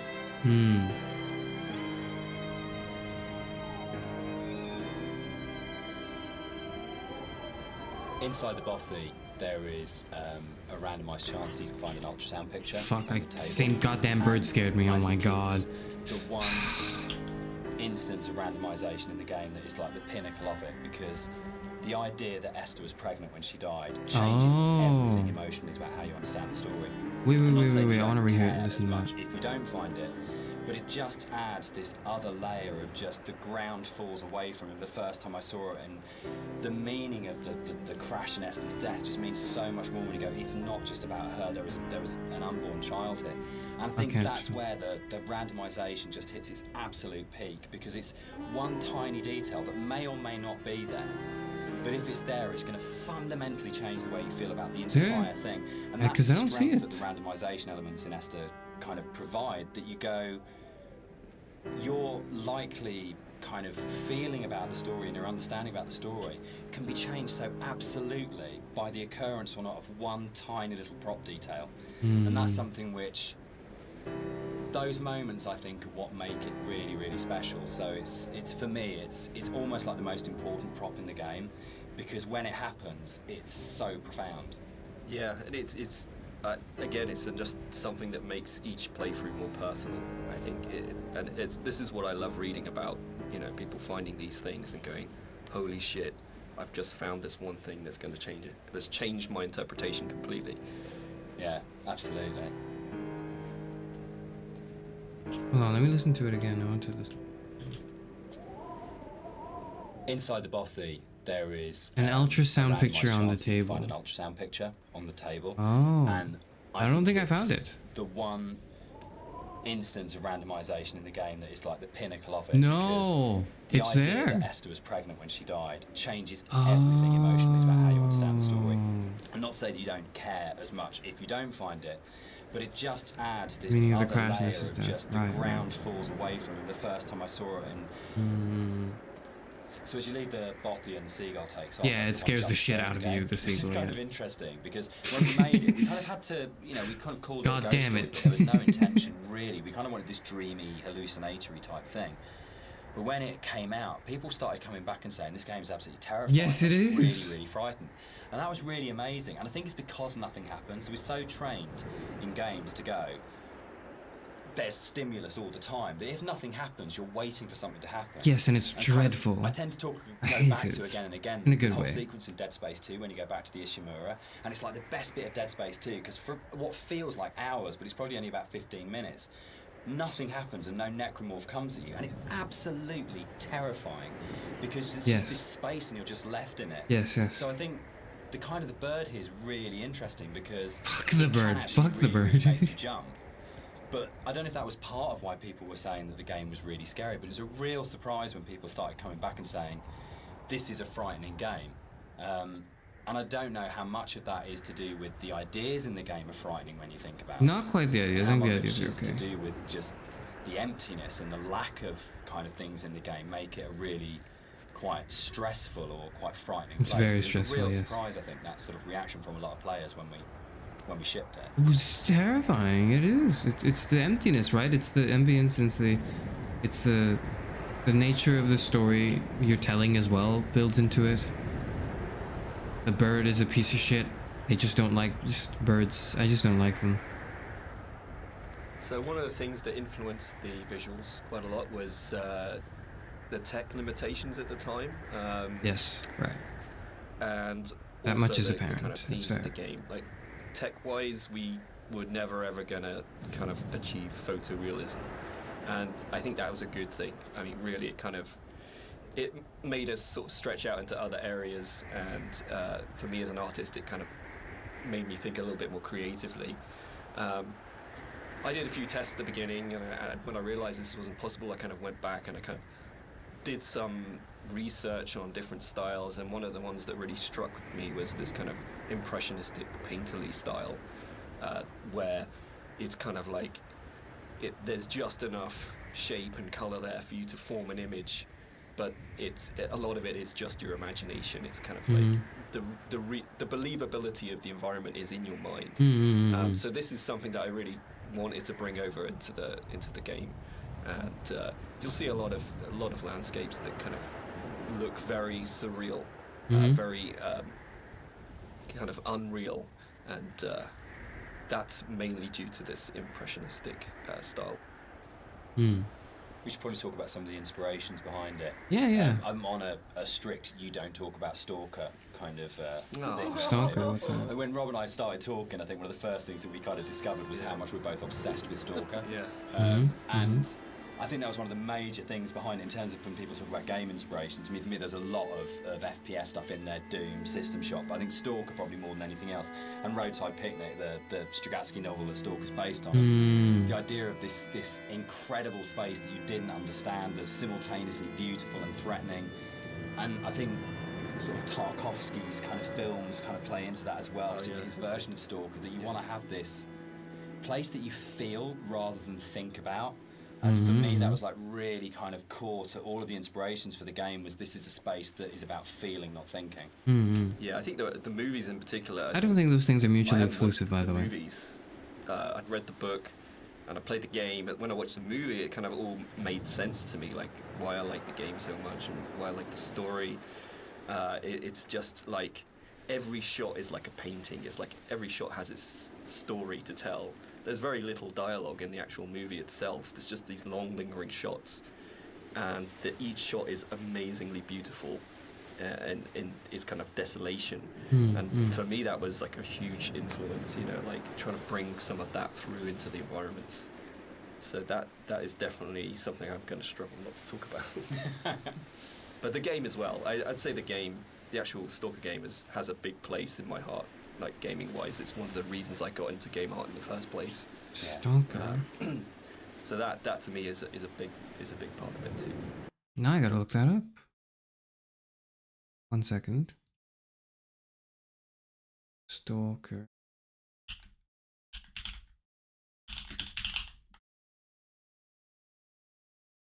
First-person shooter survival horror.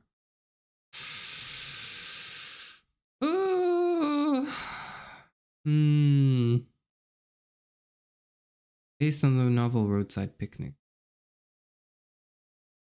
It's a backronym for scavengers, trespassers, adventurers, loners, killers, explorers, and robbers. Terrifying. Survival horror. Should I play it?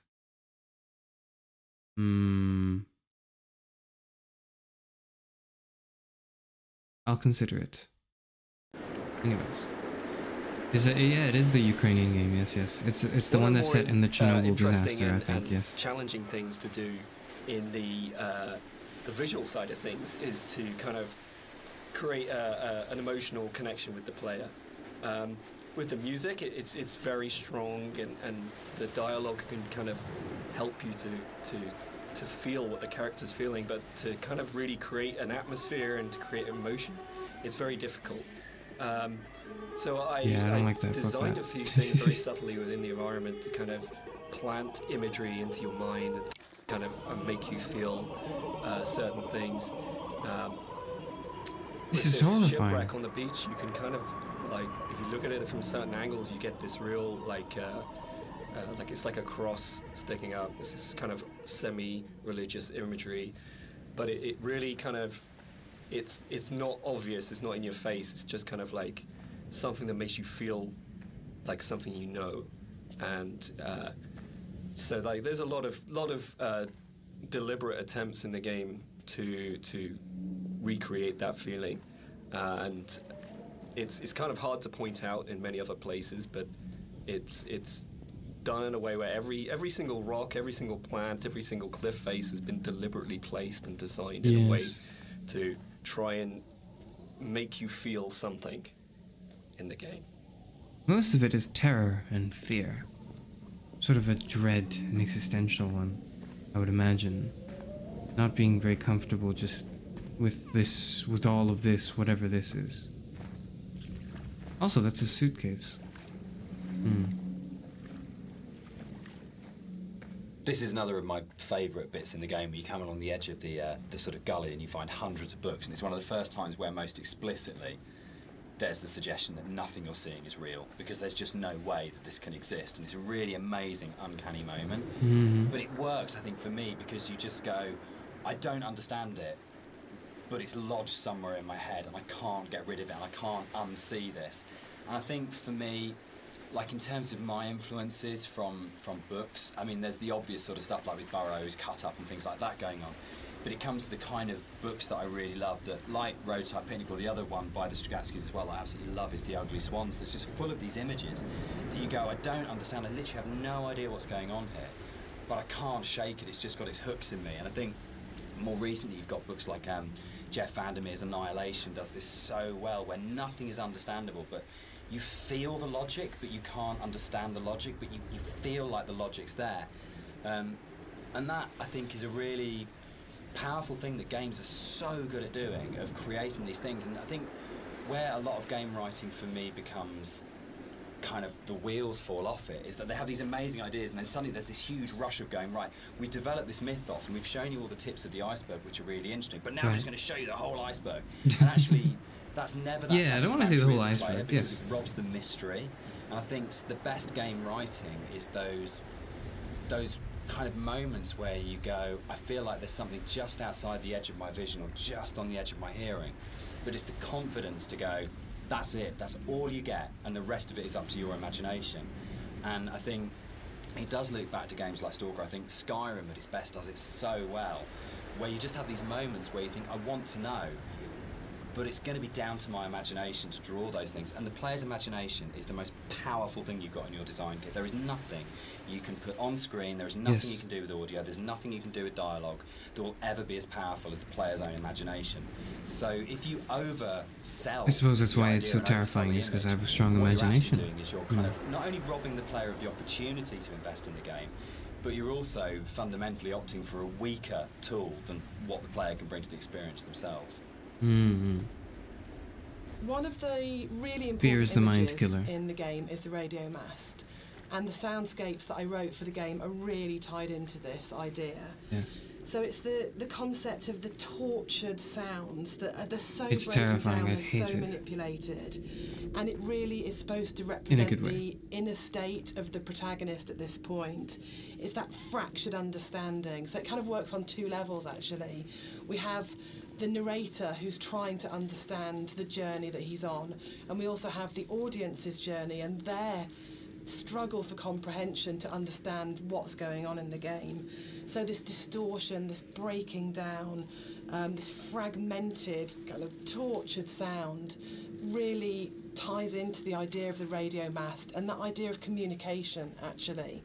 That the game is trying to communicate something to you, the narrator's trying to tell you something, but it's so difficult to understand what that is. Yeah, what the hell are you trying to tell me? Oh, it's the cave pit now. Yep. Ah, this makes my skin crawl. I can't do this. This is gross. Ah.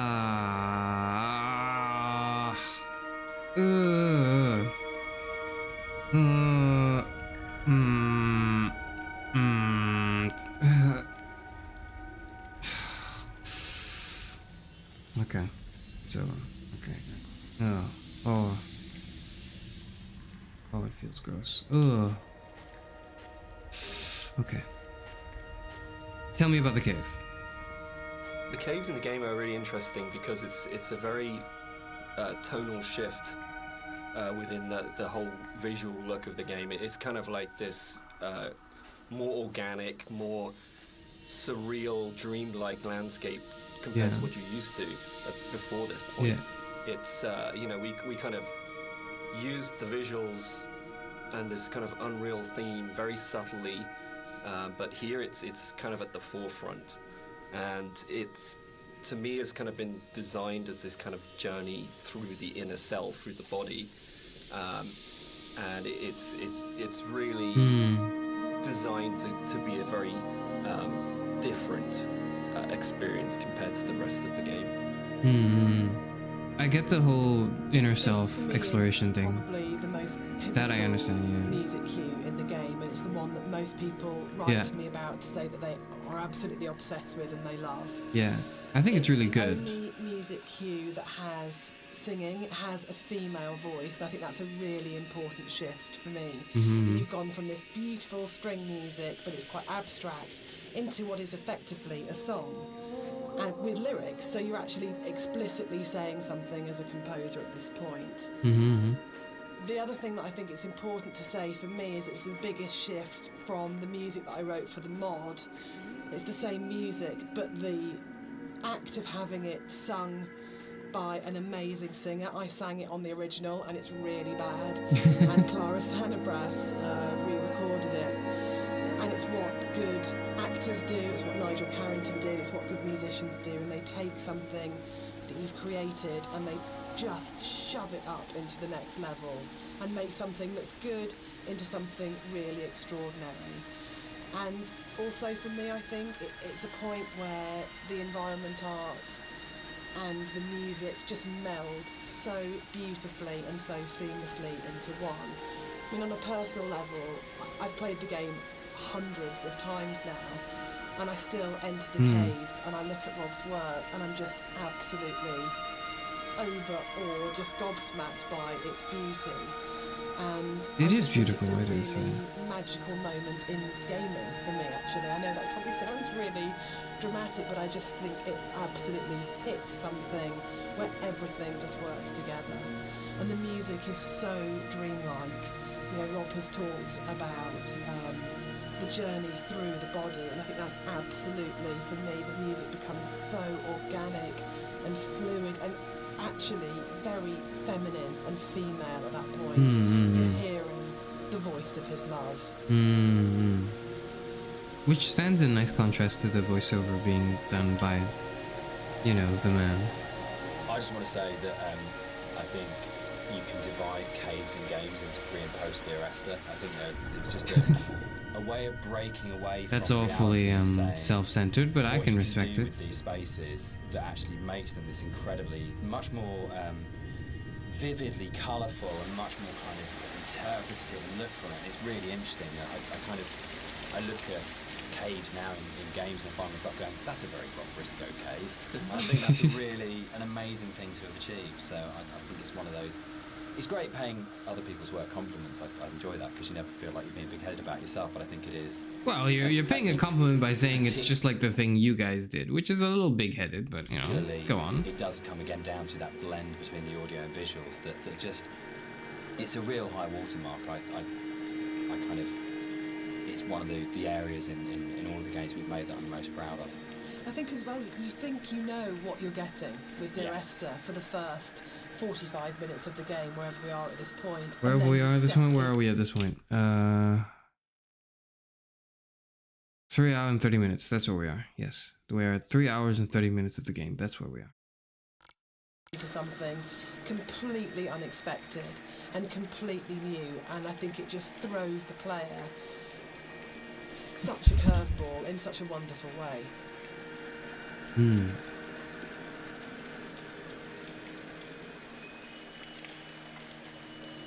I think when you're designing a game, it's very easy to get very locked into what the system can do. And Electricity died, anything interesting happened in the past 15 minutes? Just more commentary of what the game is about. It's interesting to me, but I don't think it's interesting. I talk about this all the time about you might have an idea, but then how does this radiate out throughout the entire system? And you get very caught in the idea of what the system has to be and how robust the system has to be and this kind of thing. And I think what's really important as a sort of a designer, as a creative, is that understanding that actually the real game is happening in the player's head. And that the system can be whatever you want it to be, but if the game isn't running in the player's head as opposed to on the screen, then you're missing a trick. You're not letting the game be everything it could be. Right, I think the great thing about working with a game as simple as Esther in a way is that those sort of consequences of player interaction, there's not a huge number of them in a way that there might be with a very mechanically complex game. So you can really heavily focus on what is the game experience that's being played out within the player's sort of mind and heart at the moment. And there are other, sort of, I know this is a kind of a way of approaching game design that has become increasingly popular over the last few years, and like Journey was a really, really good example of that game company really focusing on what's the emotional experience of playing this game. But I think, again, it's probably one of the reasons why Esther has lasted as long as it has done, because it's not a mechanical exercise, it's an exercise in trying to inspire you as a player to have the deepest experience and the deepest engagement and to really run the game in your own head rather than being something that you're sitting 6 feet away from kind of interacting with. I hate interactions in terms of that. I think it becomes very cold and mechanical and systems driven. And really interaction is completely trivial and pointless if there isn't an emotional engagement with the player and you haven't moved it away from the screen and into the player's head. I will say that one of the ways I describe Stanley Parable, which is my favorite game, which also happens to be a walking simulator that I've mentioned like 5,000 times throughout, that I feel the need to introduce every time I bring it up, is that it does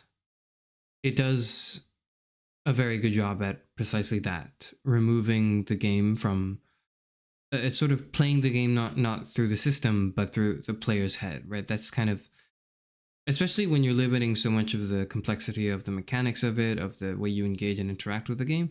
Like, it's very important that the way you do interact with the player matters, and in this case it's sort of playing the game in the player's head almost, right? That's what you should do if you're a walking simulator, essentially. And I think Dear Esther does that very well, yes. Okay. Couldn't click the button.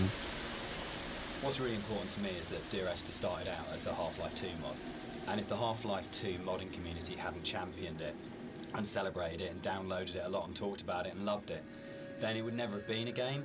So it's never really bothered me, the kind of is it a game conversation, because as far as I can see it, Dear Esther and like everything that's come after it that's been inspired by it, this was championed by Half-Life 2 modders, and they made it what it is. And so if you've made something that the real kind of hardcore of the hardcore in terms of these are first-person shooter modders have gone, this is really good and really special and we're behind this, then you've already got the support of a really amazing gaming community, and the fact that they championed it, we owe them a huge amount in terms of where we are. And I'm really proud to come out of that scene. I'm really proud to be a company and to be sitting here talking about a game that started life as a mod. Yeah, I think they're the ones that have really kind of like pushed us forward and given us the passion to be able to take it to a commercial level and give us the confidence to make us believe that there's an audience for this kind of thing. Right, there is, yes. Dear Esther was my first foray into writing music for games. And I actually approached it very traditionally, so more as a film score than a traditional interactive game music score. Mm-hmm. And what's really interesting for me is that the lack of interactivity in the music was never a problem for anybody that played the game. And that's a separate discussion, but there's a big schism between game music composers of how much the music should be following the player at all times in terms of interactive music. But one of the reasons I wanted to say something at this point was that this was my little first journey into thinking about how you write music for games rather than films.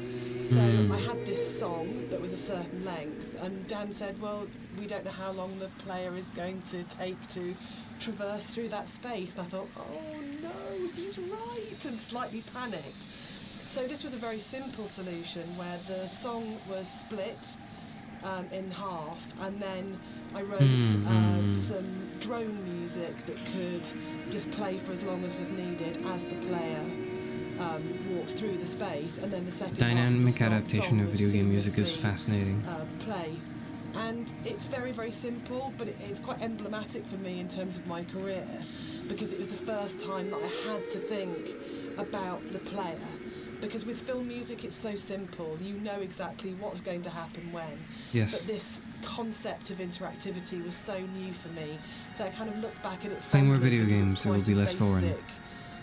Approach to, compared to something like Everybody's Gone to the Rapture, where that was an open world adventure where I had to really think about the player and their movement through the space. So I kind of look on this very fondly, this moment in the game. I don't know when the paper origami boats first came into things. I saw them late into the game. I don't think I see them here yet. Amazing metaphor of taking these letters and folding them into boats and then letting them leave the island, because you know at this point in the game is kind of the realization is there that this isn't going to end well, and the narrator is never leaving the island. Oh, I never interpreted it as a sort of. I interpreted the first bit of like. I interpreted it as a way of sort of like it's the communication to the dead, or people that are no longer with you, where it's like you're speaking to them but you don't know if they hear you, or you would not otherwise know. It's not a communication that's a back and forth normally when you're talking to people who are alive. And that's what I interpreted the paper boats as. I had the idea also of folding up the letters and sending them out, not knowing if they are ever to be received, but only knowing that you have sent them out. But I didn't also interpret that on some level when you see the game through the lens of a man being trapped on the island rather than the character is the island itself. You interpret it as the person being trapped on the island. There's a degree of like you're stuck here forever, and and that there's no hope of like leaving. So you send these messages instead. I didn't interpret it that way, but it's interesting to think about now that the devs have talked about it that way. The idea that this kind of, again, the idea of communication, or the attempt or failing communication, or trying to speak through the coma, or whatever it is, however you want to interpret it. But the idea of putting the boat in the underground river really felt like it kind of reinforced that sort of dreamlike kind of quality of the caves, of actually there's something really sad about this one boat, because when you see it go past, you know that even the boats aren't going to leave the island. Like this is something which doesn't have a tidy, neat kind of like resolution. And there's, even if you don't sort of think about it to that sort of level of depth, there's just something. It's one of those things that I really love about games that you can do, where it's just a moment that has a really. I didn't see the boat go past. I just saw them later in the bit. There's a pause when you see that of boat the game. goes past. That I just think the docks. Yeah, it's something special you can do with kind of media like games. Oh. Get me out, please? Okay. More squids. Oops. Gotta walk back. to the bridge. No harm done, no foul. But I do quite like that interpretation of the boats, yes. Although personally I wouldn't so much as walk, I would like skitter with urgency if I were to find myself in a place like this. It's terrifying. I don't think I would stroll around. I don't know when the paper origami boats first came into things with Esther, really, but it felt like a really amazing metaphor of taking these letters and folding them into boats and then letting them leave the island. I've already heard you, Dan. At please. this point in the game, is kind of the realization. I want the new commentary, please. Give the new piece of commentary. The narrator is never leaving the island. In a lot of ways, the caves were the hardest area of the game to actually write because we knew we didn't want to have much voiceover in there. I think because of the strength of the music, and this goes right back to the original mod, we wanted that to be the voice and for it to be a chance for Esther to speak rather than the narrator. And we also wanted to have this break so when the narrator came out from the caves, you had a real definite sense of something happening and that he had changed as a result of this journey. So it meant it really felt wrong to have a lot of voiceover within there, but then that made it really difficult because then you had like 4 one-sentence lines in there and each one of those had to have an absolute clarity and to really, really kind of work. So I think for me, it was really interesting. It's like the difference between writing kind of fiction and writing poetry. When you read really amazing poets and you have that incredible surgical precision where every single word is considered and placed so absolutely. Yes. And rather than being able to kind of, because the narrator rambles quite naturally, it was able to kind of get into the flow of the narrator's ramble in other places in the level, and this was a real challenge because suddenly I was having to write like a poet of going every single one of these words, every single cadence, every single sound has to be absolutely perfect or it'll just feel like the narrator's voice is intruding on the rest of the experience. So it was, I think definitely the most challenging area of the game as a writer.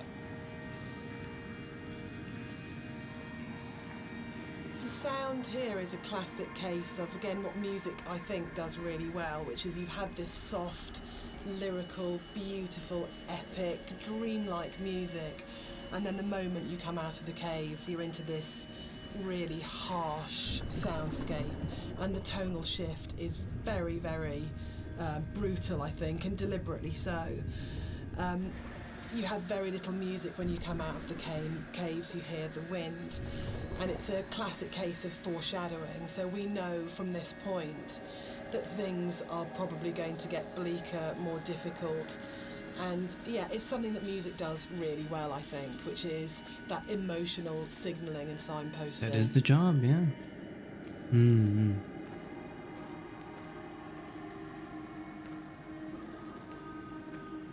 This whole area moved, didn't it? The original mod, this was a cave right at the beginning of the caves where everything was written, and it moved to the back end of the level, and we have this long corridor that's full of these kind of... It's the point of high madness, I think, in the game, isn't it? Yeah. It's kind of high madness, where you feel like you're losing the plot completely, both like visually and auditory, and you know, it's kind of like this really frenetic moment for me. I think it's where you feel most that you're underneath a mountain, and you feel the weight of that mountain, and just I loved the idea when we were, putting through it of what would it actually take to do this, like to actually paint all these symbols and what is going on, and it really is quite an explicit kind of thing of madness of going, you would have to be insane or very, very disturbed to actually do this, and what is the process that this person's trying to work through, what they're trying to achieve by this. And I think it really strengthened it, making it a crawl through a tunnel as opposed to just a static location. I think it's the consistency and the coherence of the symbols is a lot more broken down as well. Like you see some symbols before like scattered around the environments, but at this point they're like right in your face, and they're kind of it's just total madness, Total madness. Any kind of meanings have been crossed over and confused, and I think it really helps to bring the tension up at this point in the level as well. So you're kind of coming out of this dreamlike state a little bit. Yeah, you kind of know that you're getting towards the end of the serenity into something that's a bit more disturbed. I don't like that. I don't like that it's more disturbed. Bring me back to the serenity, please. I'd very much appreciate it. This is a bit more of a contentious one because we disagree on this one. This entire game is pretentious, but go ahead. I struggle with this. With the points in the caves where you duck above and below the water, and you have to have that transition of audio. And yes. I love the audio on both sides of the surface tension of the water, but I really struggle with you breaking water because it's such a hard edge to the sound. And I don't think there's any other way around that. And you need to have those moments where you do go underwater because it's so important. But it's one of the areas that's never sat very comfortably with me because I feel like in a level which hasn't got a I don't think it's an edge. I think that's part of the game. It's the submersions of it. It's so successful because yes. you've been lured into this completely hallucinatory, dreamlike world, and then all of a sudden, as a player, you're literally gasping for breath. You're coming up for air, and I think when we're talking about that metaphor of the body, for me, it's so about birth, and it's about this coming through the water. Yes, and actually, it's a moment of realization for me. But you're having to go back under again, and you're diving down. So for me, without wanting to sound incredibly pretentious, it's about the fight between the conscious and the subconscious, and that struggle. Booyah! There's actually a really interesting thing about that underwater section there, though, is that, I don't know if you remember, but you had a certain piece of music that plays when you're underwater, and to me, I really like that. It's kind of like, because at this point, it's kind of like a very calm, relaxed type of a journey, and you go on the water and it starts to break apart a little bit, and it's almost like, that kind of psychosis is still there. It's not complete bliss at this point, and and it helps to build the atmosphere up to this final jump. So we're both saying that Dan's wrong? Yeah. Excellent. Yeah. That's good. That's the way it should be.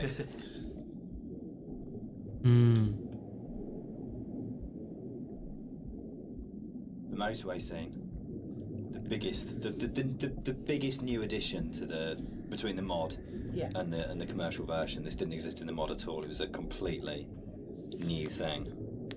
Yeah, it's I wasn't sure where the idea spawned from to have this scene, whether I just sort of went off or we discussed it, or I can't remember. I can't remember. Can you remember? It just kind of appeared, didn't it? And then it was just this kind of. I think for me, actually, I remember being some technical difficulty between the drop and then coming out at the end part, but it was the same thing that we dealt with in the past of like, how do we not kill the player? From a technical standpoint, I think it might have been something to do that, but it was also, I can't remember where the whole thing came from. I think it's my favourite point in the whole game, actually. I think it's just it's quite shocking, and it's so surreal, and it's so beautiful. And from an audio point of view, you have that baby's heartbeat bringing us back to the idea of the ultrasound. Was Esther pregnant? And it's one of those moments that I think everything just kind of collates together, and it's so unexpected. Yeah, for me, it's like a moment of realization. Yes. It's like, it's coming to terms with something almost, Whether or not what actually is going on at the moment is real, this did happen. There's kind of an absolute. I remember playtesting it, and I didn't know that the car can get switched out with a hospital gurney. Oh, I had the car the first time, I think. 3 or 4 times into playtesting it. The first time it switched out and it was a gurney. The gurney now, kind of sitting there and going, oh God, that's just, and really being just stopped in my tracks by it. And it's one of those weird things you get when you're making a game that you'll never have those moments that a player does, where it all so well. It's really, really rare to be in a situation where you actually get a genuine, fresh player's eye view on what you're making. Yeah, I was always a bit worried that it was maybe a bit too literal. I think it's fine. Gone a bit too literal with that, but I think looking back at it now, there's still a lot of strangeness going on there. Obviously, it's the whole scene is unusual, but there's still these like very subtle details. Yeah, there are coins scattered around the making you think, why? What does that mean? Like, I think if you look closely, there's like coins. scattered around and things like that. It's And for me, it's, again, sorry to keep going on about it, but it's about layers of subconscious for me. That you start overground, you go into the caves, you go deeper, you're falling down, it's going down the rabbit hole effectively, and then you go to the deepest level, and that's actually the truth, that's the reality, that's what happened.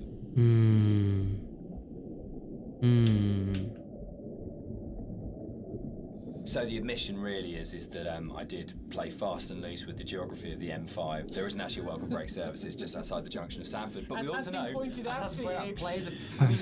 What a thing is if you make something that's based vaguely on somewhere in real life. In terms of a compliment, when you're getting emails from players going, there isn't a welcome break there, and people really trying to work out where is this, and whole threads about where on the M5 it is. That's just the most amazing feeling.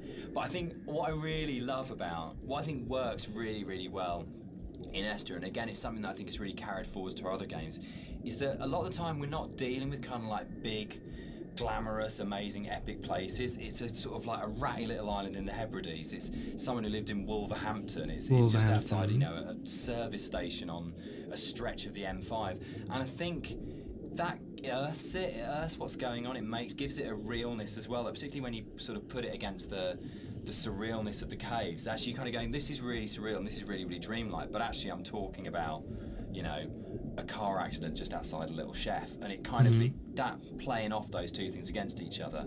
It's like making the ordinary extraordinary. Absolutely, yeah.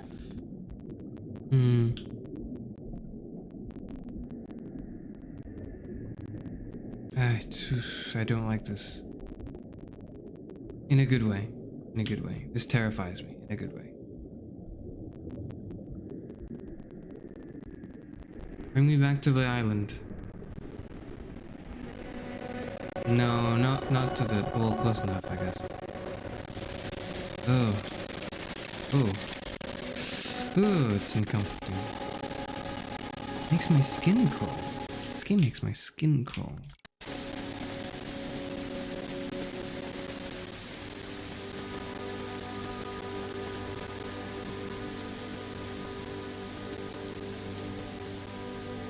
This scene for me is like really, really iconic because it kind of brings this idea of the caves being an inward journey through the body together. Yeah. It's really kind of like a symbol of rebirth, and it actually brings together a lot of the visual goals that I wanted to achieve with a lot of the symbolism in the game. Like, I've talked a little bit about how the environment was kind of designed to provoke emotions, and kind of the impressionistic style gives you just enough information to make you think of things and feel things. But this is probably like the antithesis of this. And the whole feeling of rebirth here is quite strong. It's also kind of gross. Yeah, the music's really supporting that. Yeah. Because we've gone, she sings always, always throughout, you know, we've got always, always, and was then this in the first game? She sings never, and in a moment of absolute soaring, it's the climax of the music. As you come out of the water and the music kind of swells, and you just kind of, it Yeah, is like a moment of change has happened. Yeah. In some Oh, way, I'm not and supposed it's to. rebirth, isn't it? For me, it's his moment of clarity. Oh, this is not the way. That's and why. Yeah. acceptance Okay, never and mind. understanding of the reality of what's happened. And you're literally moving towards the light at the end of the tunnel. Yes. You're actually doing that as you go through. But the music, especially, I think before the music got layered in, that scene was nowhere near as kind of powerful for me. Like, that kind of just totally made it.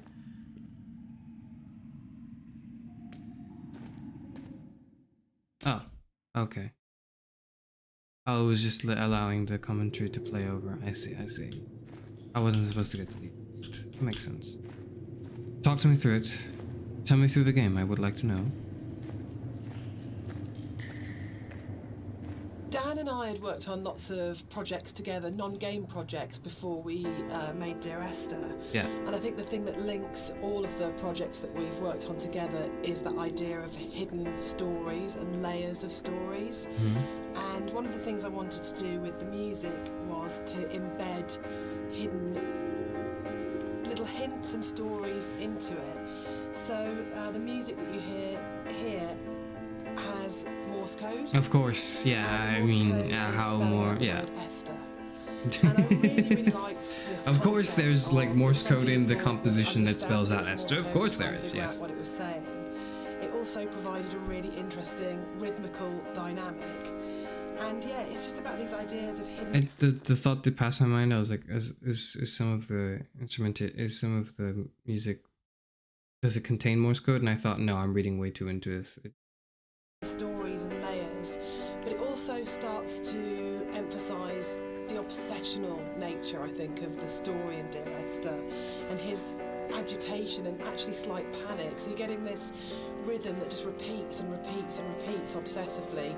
So I think even if you don't understand that it's saying Esther, and even if you don't understand that it's Morse code, you're still getting this feeling of this obsessional repetition and slight panic that he has. And again, it's kind of it's the new chapter, and it's spelling out that something has changed at this point. Right. It's probably the level which has changed most from the original mod. I think it's much bigger than the final level in the mod. And one of the major changes in there was in the original mod, the whole side of the cliff face was covered in painting and writing, and a lot of that moved inside to that corridor in the caves where it's really obsessionally painted on. And it was really, we spent so long on that because we were trying to get it looking right, because it's one of those really interesting examples where I loved the image and the idea that you've got this guy painting the entire side of a mountain with words and symbols and things. But it was really interesting when it went into the rebuild, it just never worked. And I think it was because the environment was so crude in the mod that those symbols and that painting became the focus of the level. And it changed the feeling of the level completely, when actually that just wasn't something we could realise in any way, that not even technically, but just didn't artistically look and feel right. And I think probably sort of retrospectively looking back on it, that's about the sort of the sophistication and the subtlety that then came into the art, rather than just being, this is literally just a canvas that we write words on, to actually the environment telling its own story without the story being literally painted on it. Yeah, it was very difficult when we were experimenting with that to kind of like make it not completely unreal. Like, It's still there. For me, it was kind of, I wanted to kind of bring the player a little bit back into reality after the caves, and I think with having those symbols everywhere, it was kind of pushing them out a little bit. Yeah. So I think what we came to, the kind of compromise we had, it was kind of a nice in between. Yeah, it didn't feel like a compromise to me. It felt like, no, it felt like it didn't work, but it kind of, but those symbols were coded, like there's the hill in the background when you're standing right at the end of the boat and you look back and you suddenly realise that the shape of the mountain is the shape of a woman lying on a side asleep. And What? I remember seeing it for the first time around and going, it's saying the same things, but it's saying it in a much subtler way than in the initial layer. But it was definitely challenging, going back to how do you have a deep, complicated, subtle art style, but still manage to have something which is very sort of stark and symbolic laid over the top. It was much more challenging.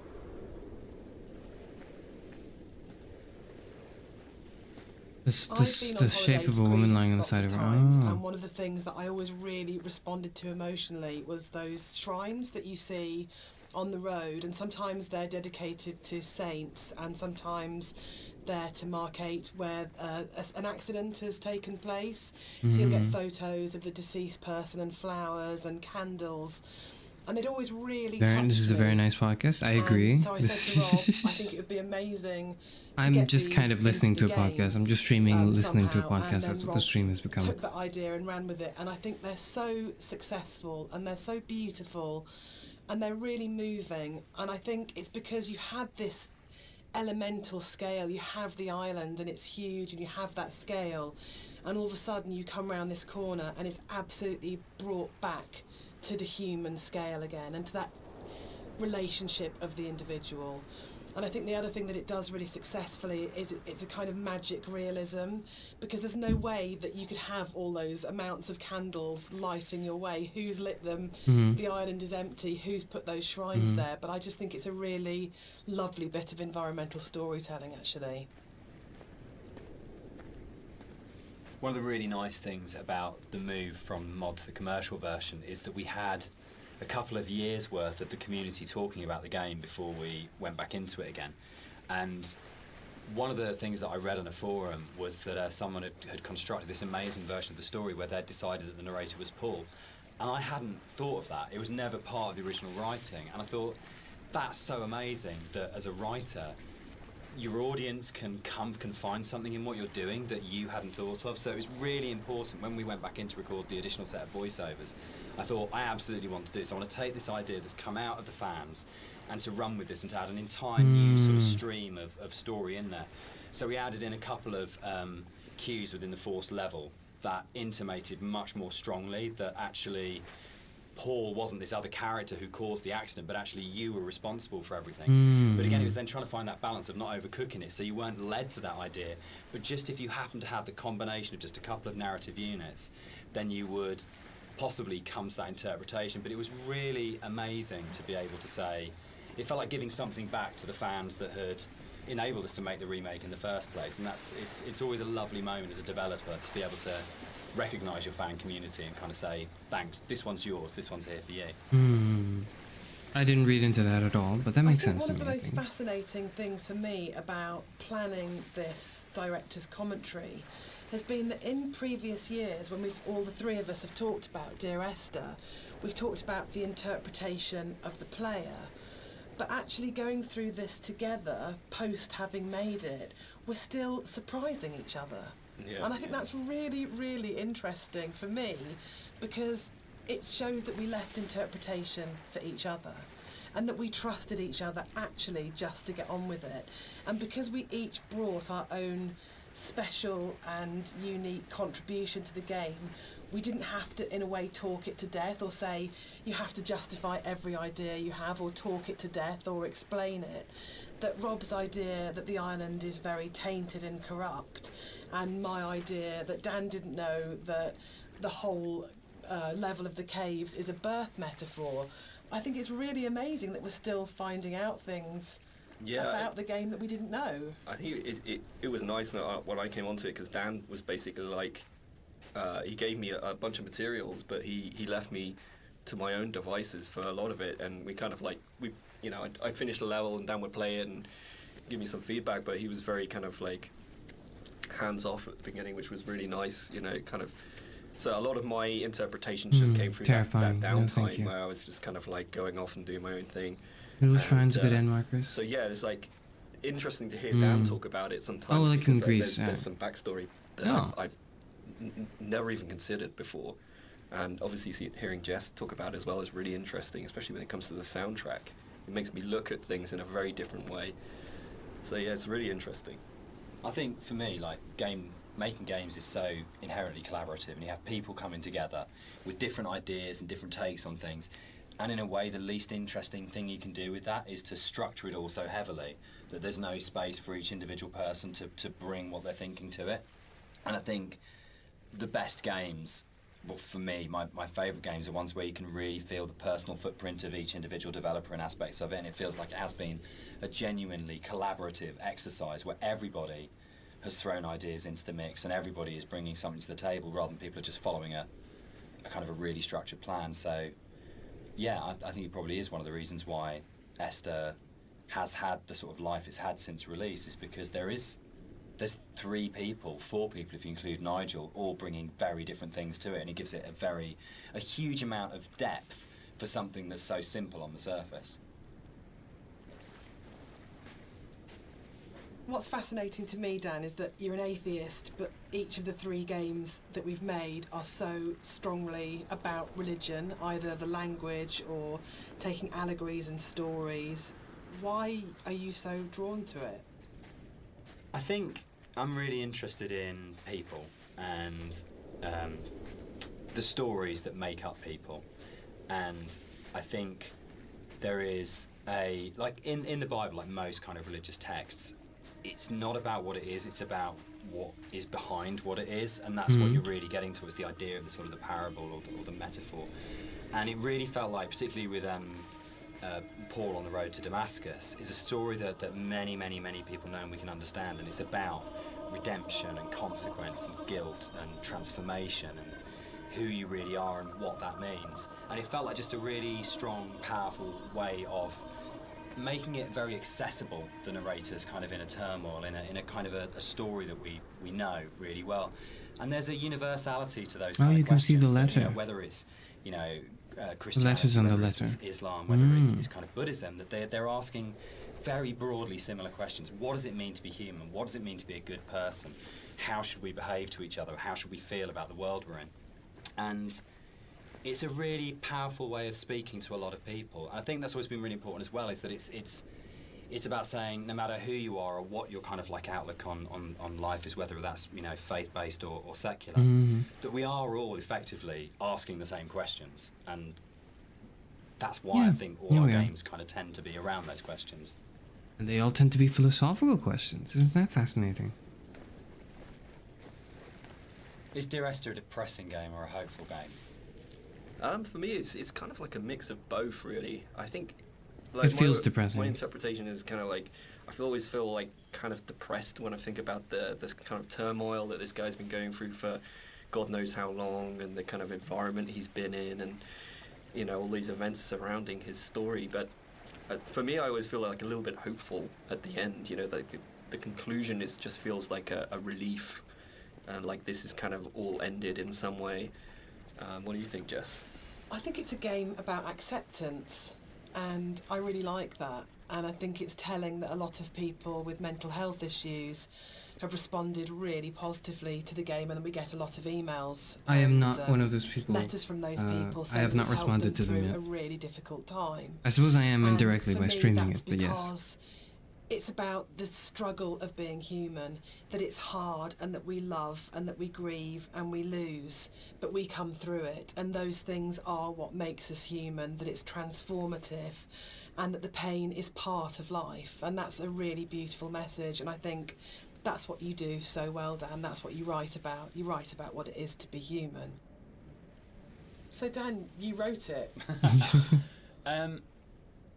Without wanting to cop out, one of the things about writing it that I really wanted to do was to make something that people could take and could own, and it would be their take on it, and their interpretation of it mattered in a way that mine didn't. My job was to give them the architecture to interpret in their way. So I think that is a cop-out. I think as a writer, you always have. Yeah, I think it's redemptive. But I don't think the redemption is as cut and dried as it's all okay at the end. It's not okay at the end.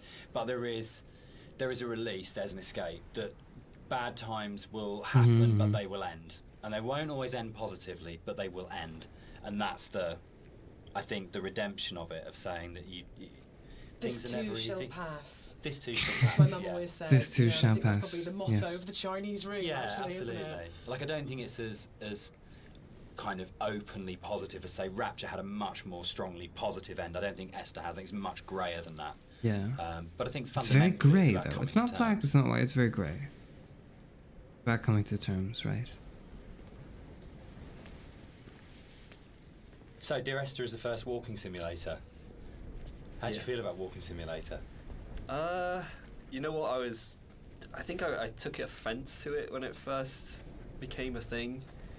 But the Stanley Parable is that, and it's good. I think actually I don't mind it so much now. I think the fact that we have kind of taken ownership over it, like that genre has been kind of made our own by not just our game, but like a bunch of different games have kind of embraced it. I don't know, what do you guys think?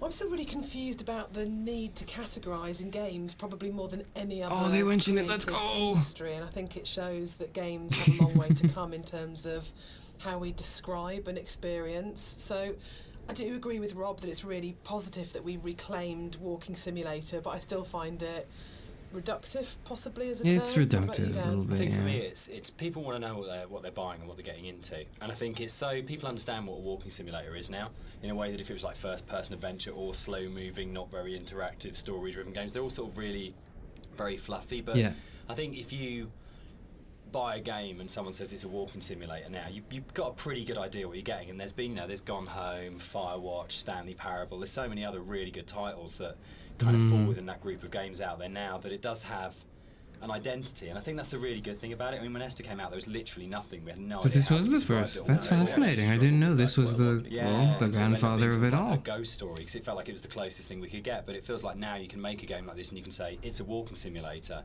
and people will know what it is straight away. Yeah, I think that's the nice thing is there's a whole group of games out there now that quite comfortably put themselves into that category, and so it's like if we were to come out before and just said it's a walking simulator, people would have been like, well, that sounds terribly boring. Why the hell would I play that? But now It probably is to most people. Seek them out. Yeah, as now people are kind of familiar with what that means. The people out there who actually seek this sort of stuff out, and it's kind of really cool. I mean, me myself, I would actually do that, use that as a term to search. It means we're boring people, But- Rob. You and I. It means Yeah, we're very boring I mean, people. it's a very simplified term for what our game is, and there's obviously a lot more to it than walking. But I think when you look at other genres, they're also kind of very simplified. You know, first-person shooter, role-playing game. It's to me, it doesn't seem as bad as any of those other things. Yeah, yeah.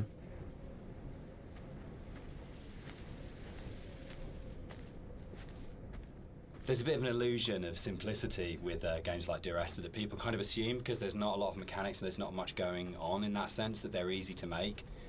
And I think actually it's kind of the opposite in a way, that because they're so simple, everything is exposed and everything has to be exceptionally good for it to work, because you're carrying a player's experience on a fairly sparse, minimal kind of Figure's framework. still there. And that really means that every aspect of it has to be produced at a really Is high it a quality figure? and has to be done with a lot of passion and a lot of thought. There's nowhere to hide in a game like Esther. And that's something which I think carries through to the best games of this type. You can see with all of them there's a real commitment to kind of depth and a really intelligent way of approaching design, and a real kind of trust in the player and a real assumption that players are smart, imaginative people who want experiences. It's not a game that it's easy to just knock off or to do with any kind of lazy attitude. You have to be really, really passionate and care a great deal and put an awful lot of thought into it if it's going to Yeah, work. it's precisely the simplicity that makes it difficult to do, right? One of the things that I think was added more frequently in the final version of Dear Esther was the inclusion of a number of ghosts in the game. These are not like ghosts that you'd see in a normal horror game. They're just very loose silhouettes. They that you terrify me see still, yes. around the island, usually like quite a distance off, or just kind of somewhere that you'd barely see it out the corner of your eye. I think this is a good example of where it's kind of really in your face. And Where are you? Show these are kind yourself. of just something that we put in to kind of not just bring some unreal elements to the island, but something supernatural as well, something that's kind of beyond this world, something kind of unsettling. Very, very unsettling, And yes. yeah, we've a lot of effort's been put in to make these things very subtle. I didn't really want them to be like, I didn't want it to be a ghost story, so to speak, but I just kind of wanted to bring some of this supernatural element into the game, and this area is probably one of the most prominent, because you can see it just before you go down into the gully here, and I think it's really one of my favorite scenes, just because of it being so spooky, so unreal, and so interesting. Is that supposed to look like a... No, it's not. I see it now. This does look like a woman. This does look like a woman lying on the side of her back. That's the head. And that's the shoulder. Yeah. Oh my god, okay. The overlook, the point about this to me is that it's probably the voiceover in the game that kind of sums up the whole story and the experience. It's almost like a I can't recap of unsee it everything now. that's gone Holy before, shit, before you okay. start the final climb. And you know it's that pause before you're going to start the final climb and before the game's kind of builds to a climax. But you can also see the whole level, and it's like the idea that you are standing looking down on your own journey, a bit like the the idea of your life flashing before your eyes, or sort of like seeing your body but having an out-of-body experience at the moment of death. And it was really designed to try and get that feeling as the player that you stop and you take stock of everything, and there's a bit of a sense of there's no going back. You take a breath and now it finishes. And I really wanted to kind of achieve that sort of sense, and I think we did. I think it really came together here, that you got that sense of going, right, now this ends, and now I move forwards to it. So here it kind of, the environment becomes a little bit more surreal again. We kind of play with the colors a little bit, bring up the saturation. It's kind of a little bit of a return to some of the more cave-like aesthetics in terms of colors and stuff like that. And it's kind of there to kind of signpost another significant moment in the game, or something that's leading up to the significant moment. It goes back to this kind of idea of having these emotional signposts in the visuals of the game, without it being overly obvious. And some of that emotional stuff comes through just through the colors of the environment, and the I'm sorry, this is like fascinating to me. I don't think it is to anyone else, but I'm just this is kind of like I forgot for a while that I was streaming. I just final notice of oh god, you reaching the end. But I've just been so captivated by the commentary. Playing here is a repeat of another cue, and originally we hear it played on the piano. Yes. And the string quartet take on the piece here. And it's one of those really nice instances where we were in the studio and I had this idea of how it was going to sound, and I thought it was going to be quite full and rich and, yeah, full-bodied. And then one of the string players said to me, this is wrong, actually, for what we're playing. And they said, let's strip out all the vibrato, let's play it in a really Scottish, plain style. Scottish plain style. It absolutely transforms that piece, and it's one of the really special things about being a composer, is that you get to collaborate with people who come fresh to it. So you have this preconceived idea of how it should be, and then they say, no, why don't we turn it around and think about it like this?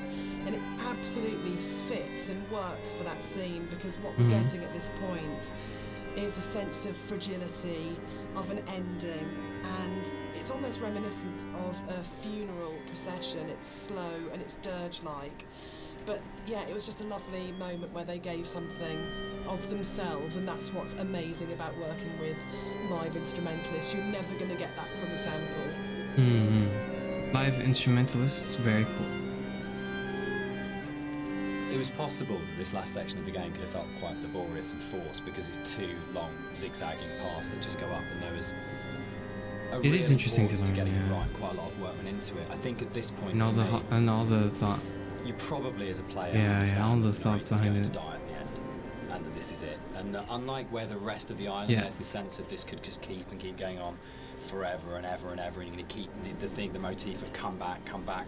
But I think when you set on this path, we really wanted to have that sense of this is it. This is the last time you're going to walk these paths. This will end now, and that sort of idea of going, you're kind of climbing towards your death, but you're also moving towards a point where that glimpse in the caves where you see the motorway and you go, I understand what this is about. For me, the whole path up the side of the mountain is about saying, it's okay. It's that kind of starting to kind of release it and go, it's kind of okay that Esther died. It's kind of okay that the accident happened.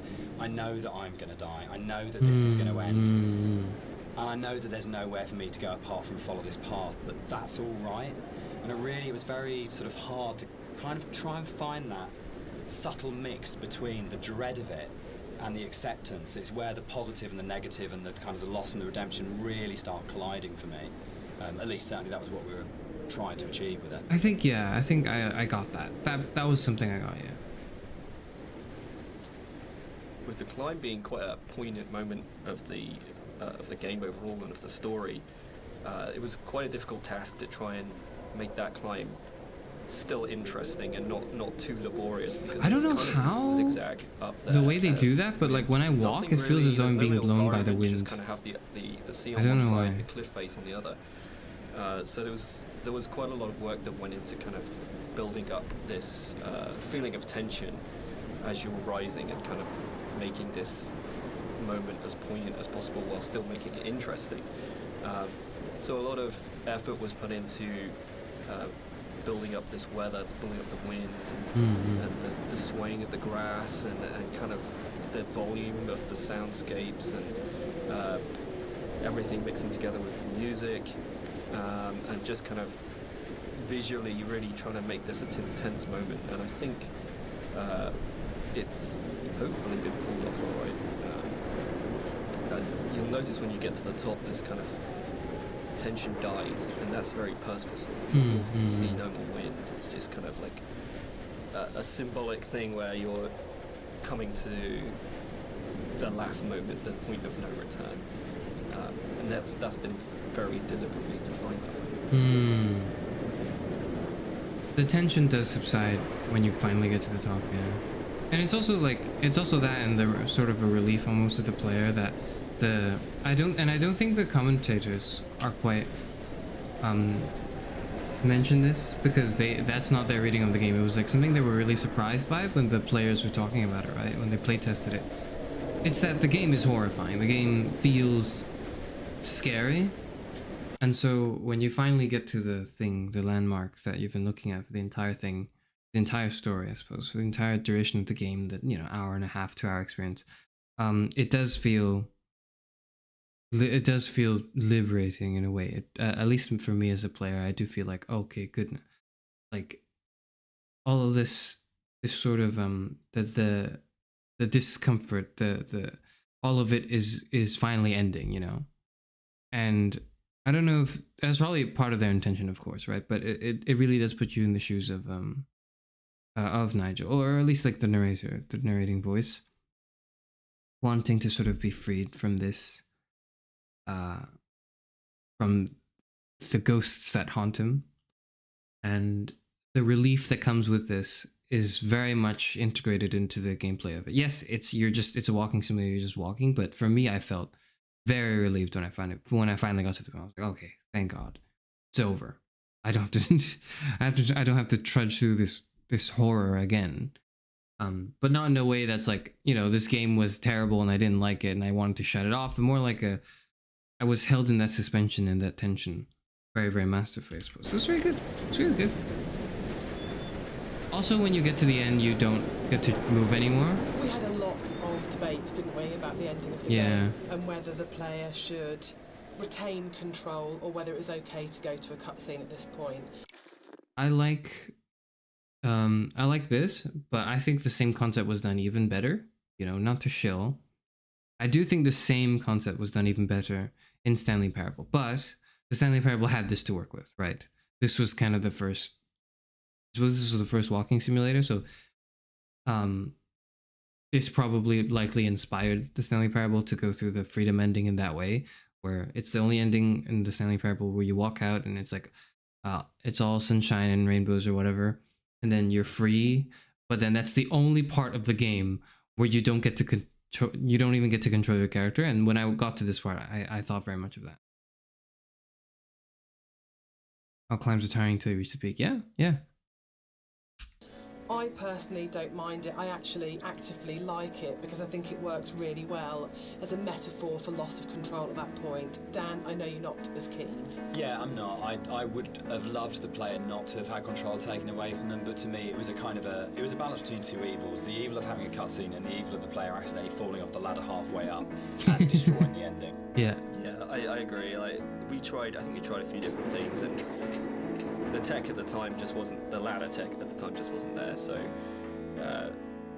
and the other thing for me was pacing. It was making sure all the music, the voiceovers, the timings and everything were perfect for that final jump off point, and just letting the players kind of noodle around going up the ladder for what may have been like 7 minutes because it's a tall tower was kind of an impossible task.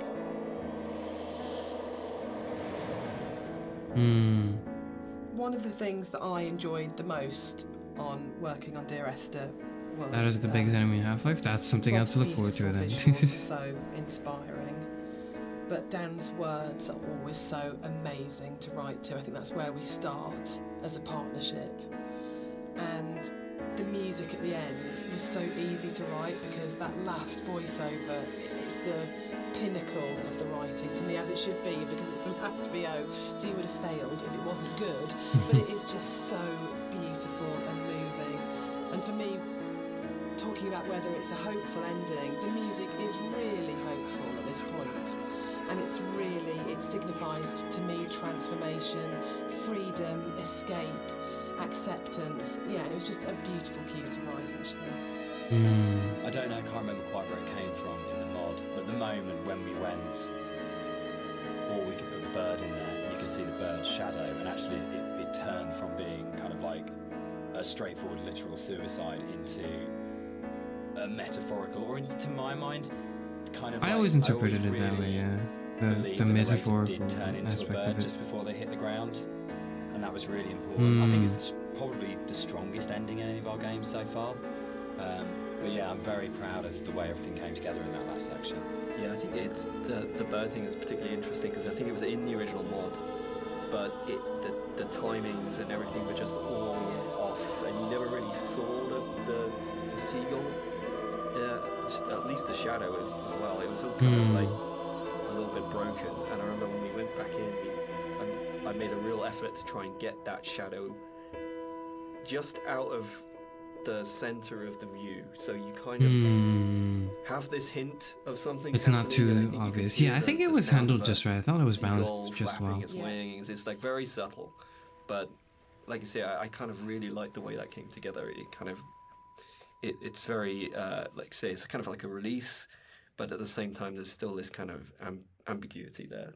That's kind of beautiful. And I'm really proud that I got the monitor in at the end for an ending of, it goes into the hospital monitor signifying the flat line. And I think it's it's one of those moments where you never want to be so clever that people notice it and it takes them out of the moment, but it just flows in through the music, and it just feels like everything comes together. And the music, yes, that last VO, Rob's amazing visuals and the music, and it feels like a really, really strong and beautiful ending. And then in the last second, Nigel Carrington's delivery of just those two words have come back, where he just pitch perfect.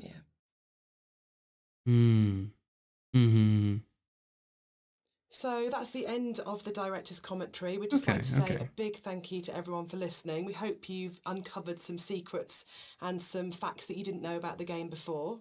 We'd also like to say a huge thank you for buying the game, and for all our fans who've been behind us and been behind the game and have kept it alive all these years. It's a real privilege that it's still out there, still such a title that people love so much.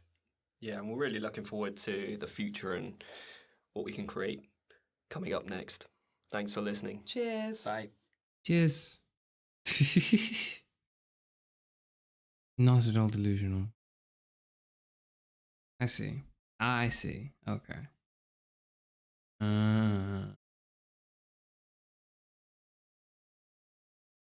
Thank you, Chairman. Thank you all. Thank you for whoever's left. Thank you for joining me. The game paused the moment I sit out of it. It is. When the moment I tab out of it, the game pauses. That's fine. But that's the game and the commentary, which I think was not as exciting, probably. But it was really interesting for me, and I think, well, I thought I might as well, since I'm here already, because like the only difference is I would just end stream and then play this through anyways, and then go through the commentary anyways. So I might as well just do it. Might as well just finish it on stream as well. And people who are not too interested can leave. It's fine, right? Main company for doing house chores. Thanks. Yes, thank you for being here, just passively listening to the game. I think it's fascinating. I do think the devs are quite a little.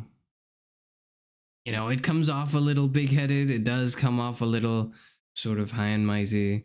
That tends to happen with games that are actually written well. So, that's always a tough thing to strike. I think they did. I think they did it well. I do think At times the symbolism and the poetry and the metaphors got a little too much, but maybe that's just me being used to games being more straightforward as a narrative device, and being impatient with it is all.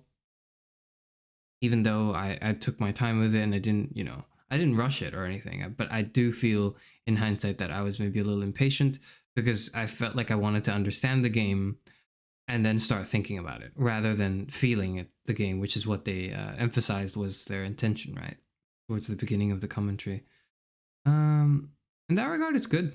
I really did enjoy that. I don't think it's my favorite walking simulator because the Stanley Parable exists and I'm still so fond of it. But I will say that I was surprised that this was the first. And having played through it, I can see its sort of it's being the inspiration and the groundwork for so much that's come after it that I'm very... Like, you have to come back to the first thing to pay respect to it, right? You just have to. The first of the genre, you know? The first of the walking simulators. I didn't know that's what this was, by the way. I vaguely knew it was an old walking simulator, and I knew people thought it was good. And I knew some people didn't like it because it felt a little pretentious or whatever. But I thought, well, perfect. That sounds like it's up my alley then.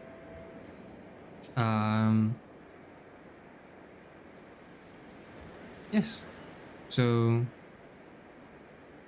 that's the game, I suppose. That's the game. Let's go back to...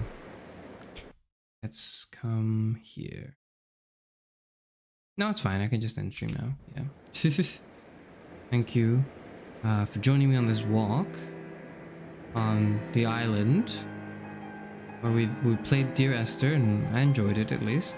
Maybe it was a little boring for some people. It's definitely, you know, a walking simulator. It's like there's not much shooting or fighting or what going on. Not even much horror, what you might expect from October, but this was unsettling, and I thought unsettling in the right way that is the foundation for a lot of horror. That is good, at least. And so I had the suspicion that was the case, but now having actually played it, I know for sure that this was, I think, the right way to start October for me. I like that. I like that I started my spooky month with a game like this. I think it makes perfect sense. It's just because it is a ghost story. It is a ghost story, and it's unsettling. It's a little, and it's quite uncomfortable, and deals with things, the tragedies and all that a lot of horror games that are written well kind of tend to do as well. But I think done so tastefully enough that it doesn't feel like, whoa, it's blood and gore and shock and, like, you know, blood and bones and bodies and decapitated, like, limbs or their heads or limbs, whatever, you know, the gory stuff. I'm glad that they touched on all of the key foundations for that horror stuff without resulting in all the rather tasteless ways to make you think about tragic accidents and all that also unsettled you just the same. I don't know. That was good. All I know moving forward is that things are going to be worse. And if I was just kind of jittery and jumping now, that it's only going to be worse. We'll see. All right. So thank you everyone for joining me. Going away now. Finally, Librarian 100% a game that doesn't leave him with lasting trauma. I mean, it's a little lasting trauma. I don't know. I don't know about lasting. I don't think anything's lasted trauma, maybe except... Honestly, like, the first two 09 games, not at all, but the third one a little bit, yeah. I saw a comment when I was playing through, when I made the offhand mention, and one of the new viewers, I forgot who you are. I don't think you're here now, but there was a new viewer who said something to the lines of hot take, it wasn't that bad. And I saw that, I want to acknowledge that I saw and heard that, but I didn't want to respond to it for this stream, because I wanted this stream to be about this game, but yes. Thanks for joining me on the walk, and I'll be here. I'll be around tomorrow. I think tomorrow. Well, that's the next stream, right? Tomorrow it'll be a reading stream. We'll read the philosophy of horror. It'll be interesting. All right. Okay.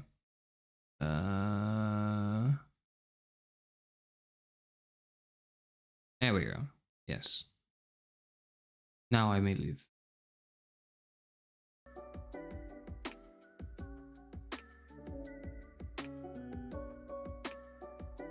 God, your walksies. That's not what happened.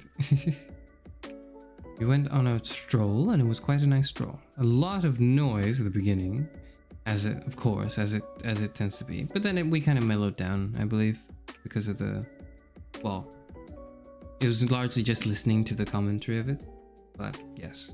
Okay, goodbye. And I'll leave you to it. Reading stream tomorrow, where we think about scary things. And then on Saturday, I believe we engage with the scary thing. That's what we do. Yes, goodbye.